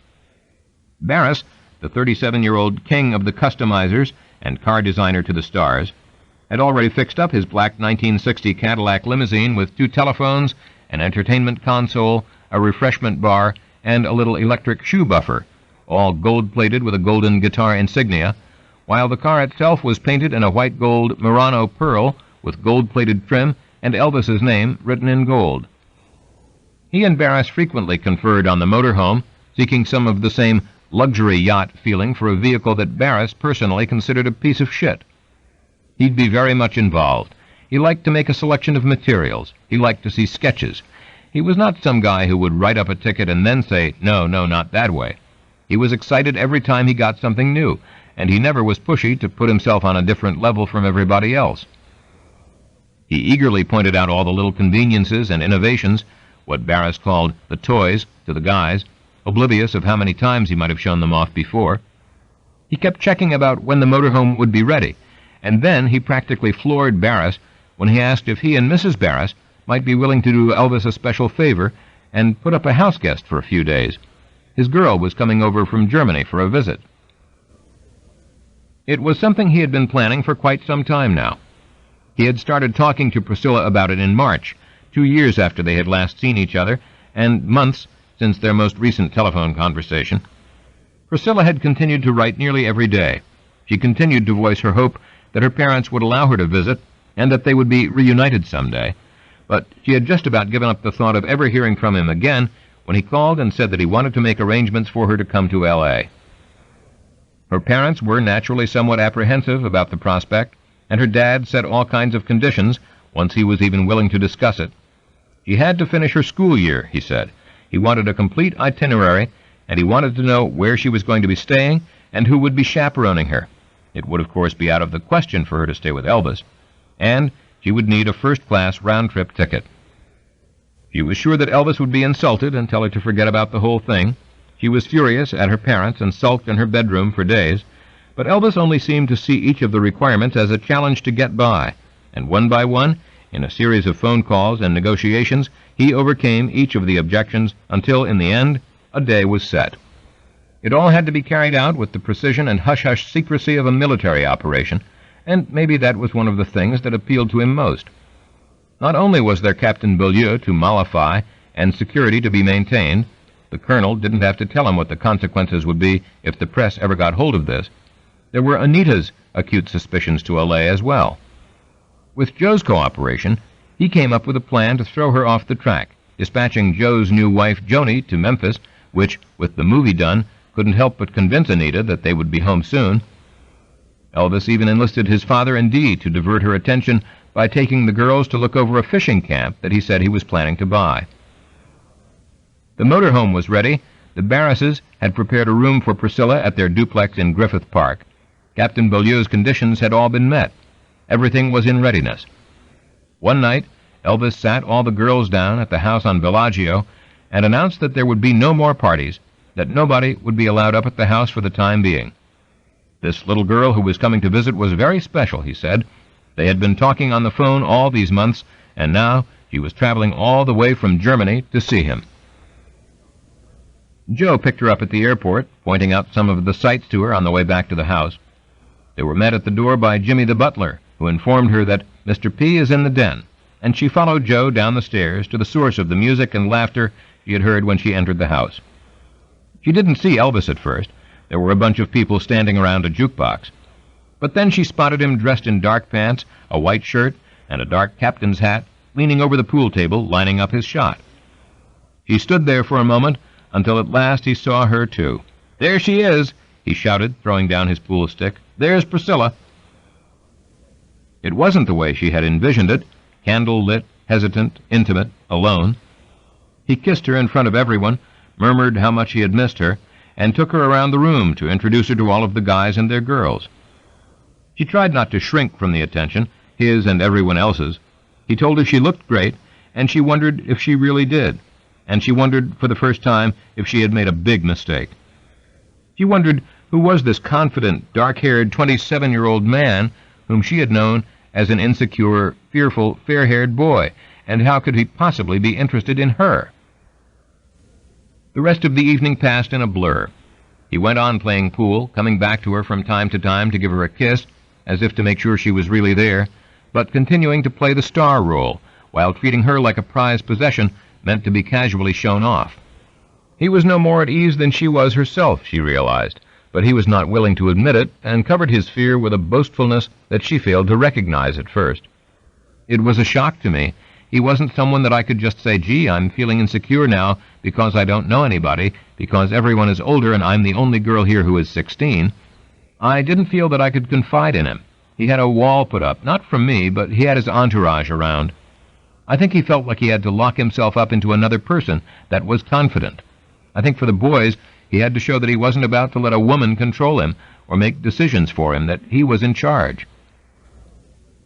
It was only when they got behind closed doors that she saw the sweet, frightened, vulnerable boy that she had known. Then the barriers came down, just like they had in Germany. He revealed himself to her in a way that gradually allowed her to quiet her own fears. In his bedroom, in the early hours of the morning, they kissed and kissed until she made it clear to him that she didn't want to stop with kissing. "Wait a minute, baby," Elvis remonstrated. "This can get out of hand."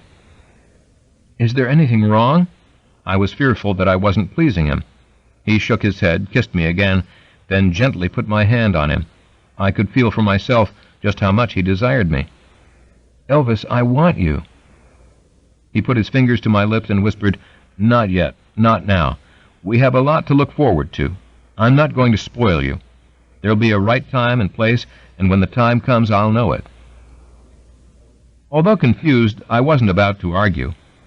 He made it clear that this was what he wanted.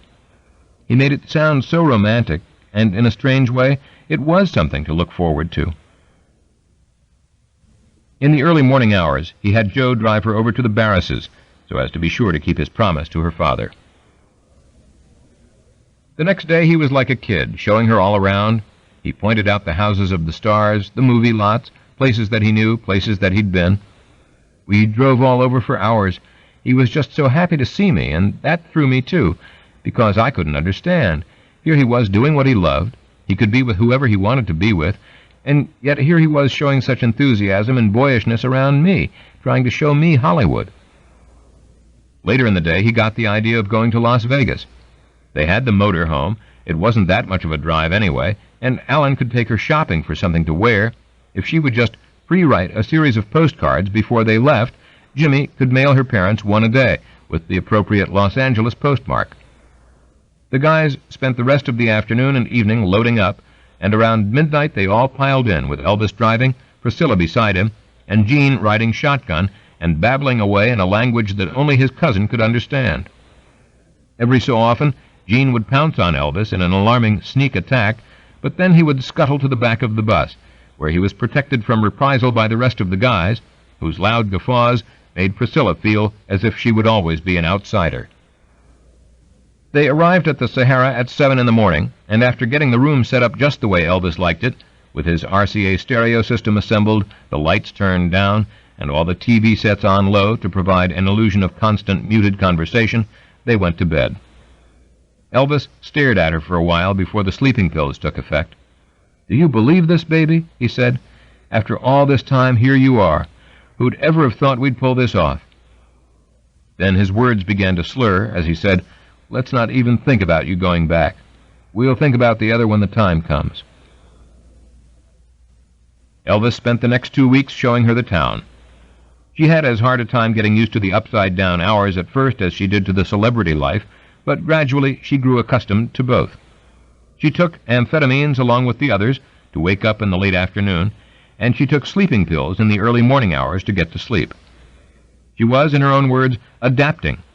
The uppers, she felt, allowed her to be more assertive. She had a whole new wardrobe and a whole new sophisticated, heavily made-up and beehive-coiffed image. What she was having the most trouble with was Elvis, getting used to him, getting used to his moods, just trying to figure out where she fitted in. It was like he'd decided he was going to take me to Vegas and dress me up and show me to everyone, introduce me because he'd been talking about me to everybody for so long. It was just so hard for me to understand this as a kid. I started looking at myself. What is it about me? You know, I didn't quite understand it. What is it? He showed me the best time, took me shopping, picked out everything for me, bought me everything. I couldn't look like a 17-year-old. That was one of the things he was trying to do. And the night was always for courting. He was always pursuing me, always trying to impress me. In a sense, it was so normal. It was the exact same thing a 17 or 18-year-old would be doing in high school. He didn't have to do any of those things, but he was pursuing me as if there was still doubt. Will she still like me, you know? Or am I impressing her enough? It was like he never really felt as if he had me, it seemed. One time, early in the visit, he played her some acetates from his most recent recording session with a bunch of the guys around, and she made the mistake of giving him her honest reaction. She liked them, she said. They were really pretty, but she wished he would do something more in his old rock and roll style, something like Jailhouse Rock. That was what the kids really went for. "God damn it," he exploded. "I didn't ask for your opinion on what style I should sing. I asked if you liked the songs, that's all. Yes or no. I get enough amateur opinions as it is. I don't need another one." He marched into the bedroom and slammed the door, leaving her mortified and confused. How could she have been so stupid? It was just one more illustration of why she didn't really belong. There was nobody else around, and eventually the bedroom door opened and she saw Elvis standing there in the doorway. He motioned to her to come inside, closed the door, and sat her down on the edge of the bed. To her surprise, not only did he apologize, he spent the rest of the day trying to make up to her for it. But she learned to keep her mouth shut from then on, whenever anyone else was around. She saw the others subjected to the same whims and flashes of temperament, and she learned that there were definitely rules. You had to play by the rules. The more you knew, the longer you lasted. On their last night together, she begged once more for him to consummate their relationship, and while he still refused to deflower her, he fulfilled my every desire. "I want you back the way you are now," he told her, "and remember, I'll always know."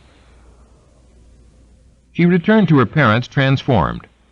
When she first saw them, my mother was crying with joy, and my father was wearing a big welcome-home smile, but as I came nearer, their expressions changed from delight to absolute horror. My father turned away angrily. For a moment my mother just stared. Then she reached into her purse, pulled out a mirror, and thrust it at me. "Look at yourself. How could you walk off the plane like that?" She immediately understood. Her makeup was smeared, her beehive hairdo was unkempt. She was not their little girl anymore. She felt ashamed and defiant. All she could think about was how she was going to get back to her lover. Elvis and the guys returned to Memphis just after Priscilla's departure at the beginning of July. Memphis didn't really offer much in the way of diversion, not after Vegas. They rented the Memphian whenever Elvis wanted to go to the movies. They rented the fairgrounds 3 or 4 nights a week, and Elvis proudly showed off the motorhome to anyone and everyone who expressed an interest. There were lots of pills and lots of parties, and that was the summer that he and Anita finally broke up. She would have had to be blind to have missed the change in him. There wasn't any need for anyone else to tell her. Elvis was the last person able to keep a secret himself. There was all this talk and all this scurrying around and all this plotting, and it was becoming increasingly obvious that Elvis was never going to marry her anyway. I wanted a husband, and I wanted a home and a family. You know, some people might not have wanted that, but that's what I wanted, and I saw that girls were there continuously, and that was not going to change. He led me to believe, and I did believe, that they were not important to him, but that because they were his fans, he always treated them nice, and that he would always come back to me. Always, you know, after every episode he would just smooth things over, and there I'd be. But at this time I was in my young 20s, and I was ready to get married and have a family. And then the fact that this little girl had come all the way over from Germany, I couldn't believe it. So I just made the decision. It was a very difficult decision because I loved him. He was my first love, and I hated to give up being with him, enjoying the fun and the super things that we did, because I knew there would never be anyone like that again or any way of life like that again. But I was ready for that step. So one afternoon, he was eating breakfast, Elvis and Mr. Presley were at the dining table, and I just shared with him that I was going to leave, that there was no future there, and we both cried, and Mr. Presley was very touched and said, "I see things like this on TV, you know. Maybe you'll get back together sometime." And I said, "No, I didn't think that would ever happen." And Elvis said, "Oh, little, I pray to God I'm doing the right thing by letting you go." And I said, "It's got to be that way." And I went and called my brother because I had a lot of things out at Graceland, and he came and got all my things from Grandma's room, and we loaded them up, and I went home to Jackson and stayed there for quite some time. Not before she released a statement to the paper on August 6th, though, in which she announced that she was ready to pick up the pieces of my career. Elvis was not ready to settle down, she told the Press Scimitar reporter, and she had to start thinking about what she was going to do herself. She had a recording date coming up in Nashville, she said. The song's title was "Love's Not Worth It." Her previous release, the paper pointed out with some asperity, was entitled "I'll Wait Forever." Elvis, for his part, felt both guilty and relieved. Some of the guys thought Anita was too focused on her career, he knew. Even Colonel felt she sometimes liked seeing her name in print too much, but that wasn't the problem. He just couldn't give her what he knew she had every right to expect. Anita was the last link to Mama. Mama had really loved her, and if he had to be honest, that was probably what hurt the most. He had always told his mother that he would get married and have children someday, and he didn't like the feeling that her dream was still lingering like a broken promise in the air. But otherwise, he didn't have any regrets, not really. He knew that he had always treated Anita like a lady, and besides, he couldn't get that little girl in Germany out of his mind. The next movie, tentatively titled Take Me to the Fair, took them to Seattle, Washington. MGM, stealing a page out of Hal Wallace's book, decided that shooting in a semi-exotic setting was the key to a successful Elvis Presley film, so for the first picture under their new 1961 contract, they borrowed Norman Torg to direct his fourth Elvis Presley vehicle and spent 3 weeks filming at the Seattle World's Fair. For a time there was talk of a live performance at the fair, but that fell through, and life on the set was pretty dull, with the exception of the cream pie and water fights that livened up the action, and the elaborate practical jokes with which Elvis and the guys, their number now swollen to 9, sometimes amused themselves. One of Elvis's favorites on this trip was calling for hotel room service after removing all the furniture from the room, then having it all back in place by the time the astonished bellboy returned with the manager. Colonel saw any location shoot as a good opportunity for publicity, so he allowed a number of photographers on the set, planted a story on the new Continental wardrobe that Elvis would be sporting in the picture. Elvis had grown up, said Hollywood couturier Cy DeVore, who allowed that the entire wardrobe cost $9,300 and included everything but underwear, because Elvis, DeVore said, never wore any underwear. And when they returned to the Hollywood lot, set up interviews with 2 trusted national reporters, Lloyd Shearer and Vernon Scott, for stories in Parade and McCall's magazines. Shearer, who had first met a 21-year-old Elvis Presley in Memphis in the summer of 1956, as he was about to make his first movie, this was the interview in which Elvis explained his theory of lasting motion picture appeal. He was not going to smile too much, he said, because if you smiled, you forfeited credibility. I know you can't be sexy if you smile. You can't be a rebel if you grin. And countered the same disarmingly honest approach the second time around. Although Elvis Presley was now a movie star who, Shearer noted somewhat credulously in his lead, earned the staggering sum of $2,800,000, on which he cheerfully paid, after all deductions, a federal income tax of $1,700,000 the previous year, he remained one of the most considerate, well-mannered young gentlemen in the movie community. Colonel Parker, too, remained the same, a razor-sharp mountain of a business manager who happily confided all the financial details of his client's success. Note: Elvis's actual income for 1961 might have been closer to the tax figure cited above. End of note. What was changed, oddly enough, was the effect of the young man's candor. Where once it had protected him and prevented him, in the formulation of Sun Records office manager Marion Keisker, from ever making a wrong move, now it unmasked him, revealing an uncertainty, an almost fatalistic sense of dissatisfaction, which, while it never appeared in the published story, verged occasionally on a kind of wounded truculence. He had been motivated from the beginning, he said, by respect for his fans. I don't assume the attitude of, get these people out of here, like I have heard of being done.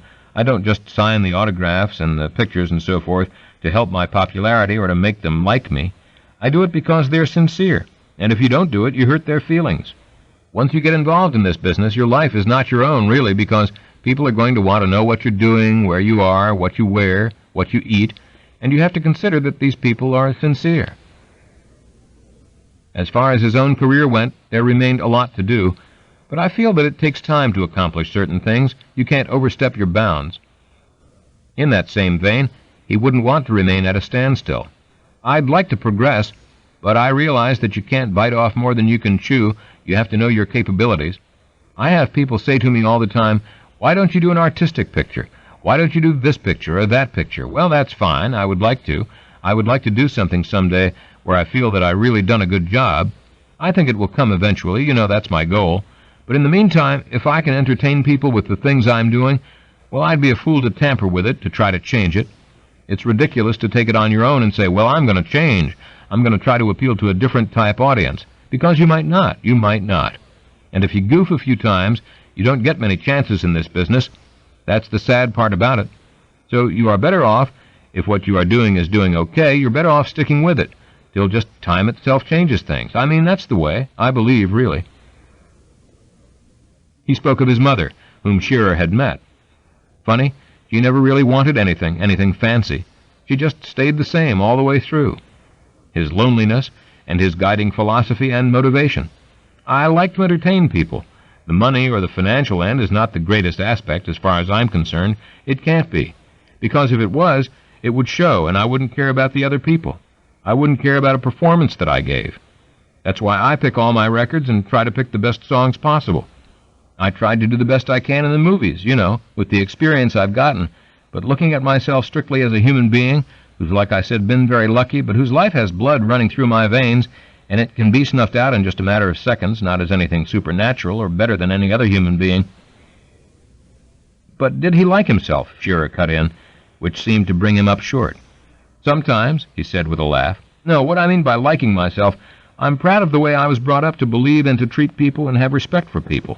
When I am pushed to a certain point, I have a very bad temper, so much to the point that I have no idea what I'm doing." "Did he blow often?" the reporter asked. "Not very often. In fact, I could probably count the times. But when I have, it's always been pretty bad. But that doesn't happen very often, and of course everyone has a temper, and then I don't like myself, later." If he could have done anything differently, he would like to have gone to college, but he quickly suggested one of the principal reasons was that he wanted to play football. He had had a great ambition to play football, and I still do, believe it or not.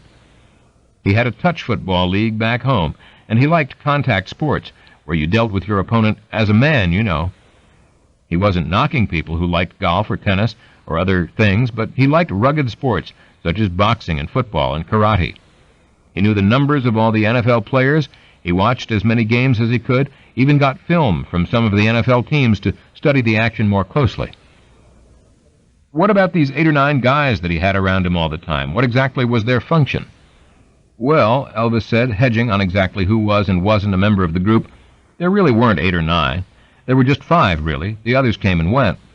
And they all had jobs. One was an accountant, his cousin Gene took care of the cars, and he felt sorry for his little cousin Billy, who had had trouble finding a job because of his size." "But what about intellectual growth?" Shearer said, coming back to the topic. "Didn't he find some of these guys he had grown up with somewhat lacking?" "No, he didn't," Elvis said, with more than a touch of annoyance. He had thought about this question before, and he had his own approach to learning. It didn't necessarily depend on them. But they were all different. They had their own little ticks. They were not dummies by any means. "I don't have them around because they're idiots, but now you can surround yourself with intellectuals or people who are your so-called equals, and there can be dissension, there can be jealousy, and that's bad. The only thing you can learn there is to become bitter. I have my own way of learning. I learn from the people I work with. I learn from everyday life itself. I mean, I'm not trying to impress anybody by having a group of intellectuals around. Not that I'm knocking intellectuals, but you can be fooled by having a group of people that you think you're learning something from, and you're not learning a damn thing.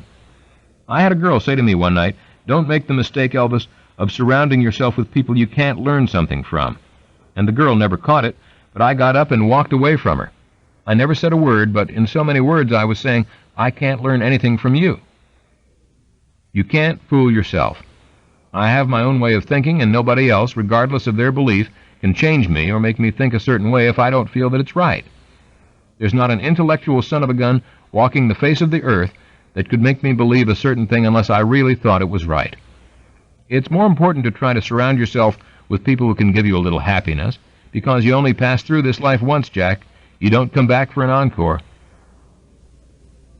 While his friends snickered in the background, he told Shearer that he wanted to marry. I mean, who wants to grow old and be alone? That he might have liked to become a doctor if he had had the money to go to college. I keep up with modern medicine, medical discoveries, diseases. I get doctors' handbooks, the PDR, which is the physician's desk reference, things like that. And that he read philosophy and poetry, particularly a book called Leaves of Gold, which contained different men's philosophy of life and death and everything else. At the end of the interview, Shearer asked him if he would do anything differently if he were entering the entertainment world today. "No," Elvis said, "I would do exactly what I felt. I wouldn't make it a point to do a certain thing. I've got to do just like I've always done, going by impulse and the spur of the moment. That's the only way I can operate." And if he had one lesson to impart to his son? He seemed taken aback. He didn't have a son. That was a difficult question to answer theoretically. But if he did? "I think my biggest thing would be consideration for other people's feelings," he said. "Whatever could keep you from becoming hardened. Whatever could make you a better human being." There were no more movies scheduled for the last 2 months of the year. There were no more recording sessions, because with the movie soundtracks, all of his obligations to RCA had been fulfilled. And the tour that the Colonel had been talking about for the past year had never worked out. He wasn't sure exactly why. The original idea had been for RCA to finance it. He would appear in 43 cities under the sponsorship of RCA's 43 distributors, with a press conference in each city and a guarantee of over $1 million. Colonel had even turned down a second MGM picture for this year so they could do it. But RCA had evidently lost some of its enthusiasm, and Colonel wasn't interested in their proposal to scale the tour down to 11 cities for a flat $500,000. It wasn't worth doing if it wasn't going to be done right, Colonel said, and if RCA lacked the nerve to back what would undoubtedly have been one of the biggest tours in show business history, it was better to wait. Other opportunities would come along. In the meantime, they were sitting pretty. They had 3 more MGM movies coming up at a salary of $500,000 per picture, plus 50% of the profits after Elvis's salary earned out. This was at a time when a top moneymaker like Elizabeth Taylor might get $750,000 for a picture, but one that cost twice as much and took twice as long to shoot. They had their old, reliable Hal Wallace contract, which would once again pay $175,000 for the next picture, presently scheduled to be filmed on location in Mexico. And in August, Colonel had induced RCA to upgrade the contract, which had been renegotiated as recently as January, with a 3-year extension, plus an additional 2-year option through 1971. 2 more non-recoupable royalty points to be divided equally between Elvis and the Colonel, a guarantee of $320,000 a year against royalties, with $240,000 to Elvis and $80,000 to Colonel, and a non-recoupable signing bonus of $50,000 for each, with that bonus repeated for 2 years, then reduced to $37,500 apiece for the next 4 years of the contract, which added up to non-recoupable payments of $600,000, split 50-50 between manager and client. Colonel explained it all patiently to Elvis and Vernon, drawing a careful distinction between the 25% management fee he would continue to take on all formal contractual guarantees, both royalty payments and advances against royalties, and the special partnership arrangement that applied to bonus payments, as much a fruit of the Colonel's salesmanship as of Elvis's talents, which the Colonel and the Colonel alone could have gotten out of RCA. Elvis had no quarrel with his manager. He fully grasped the concept of what Colonel sometimes referred to as their joint venture, and he took almost as much satisfaction in hearing all the details of how Colonel had put it over on RCA as the older man took in recounting them. But he had no one to share the story with. Vernon was never one to dwell on such matters, and though he dropped veiled allusions to the guys, they didn't really show much interest, and in the absence of anything better to do, they all headed for Las Vegas again when filming was over at the beginning of November. They stayed for just 2 weeks this time, with a wearying sense of fragmentation and déjà vu. For all of his brave words to Lloyd Shearer, Elvis felt frustrated and bored, tired of the same situations, the same conversations, the small dramas of petty jealousy, endlessly repeated, that seemed to make up his daily life. Lamar had left in June. There had been a big blow-up right after Girls, Girls, Girls, and he was now road managing for Sandy Farrah's friend and Hollywood professional school classmate Brenda Lee. Red and Sonny were in and out of the group, trying to make their way in Hollywood. Charlie was off with veteran country singer Jimmy Wakely half the time, and he was increasingly worried about his cousin Gene, who seemed to be getting goofier by the minute, and had almost OD'd on their trip out to California in August. Gene had been driving for 2 days straight and was completely wired on uppers, so Elvis prescribed 500 milligrams of Demerol to calm him down. When that didn't work, Elvis gave him 500 milligrams more, but Gene mixed that with sleeping pills, and when Billy found him, he was passed out and barely breathing in the back of the motorhome. Somehow they managed to revive him, but it was becoming increasingly clear that Gene could no longer fit in. The way that Billy saw it, Elvis promoted conflict just to keep himself amused. He'd ostracize one of them for weeks at a time over an imagined slight. He'd fantasize that there was a Judas among us, and he'd play one of us against another. This always happened when he heard that one of the guys had said something about him, and we were all guilty of that. Things always picked up a little whenever a new guy came into the group. That was what happened when Richard Davis and Jimmy Kingsley, who had hung around with them in Memphis, came out to California on vacation, and Elvis invited them to stay, at first just for the shooting of It Happened at the World's Fair, then indefinitely. He didn't necessarily think about who might fit into the framework of the overall group. It seemed sometimes like he was just looking for a breath of fresh air. The only thing he could really focus on now, in any case, was Priscilla's upcoming visit. He hadn't really thought a lot about what was going to happen next when she left in July. He hadn't been home for any length of time at Christmas himself since his mother died 5 years before, and he didn't have much of a plan when he first suggested that she come see him at Graceland. But it seemed like the more her parents resisted, the more determined he became, until finally they agreed to let her go if she were to be strictly chaperoned, as she had been in California when she stayed at the Barris's house. Elvis immediately said that she could stay with his father and stepmother at their new home on Hermitage, and that he would even have them meet her plane in New York, so she would not have to travel to Memphis alone. Note: the original plan appears to have been for Joan Esposito, who had just given birth to her first child a month before, to fly to Germany to accompany Priscilla on the flight. End of note.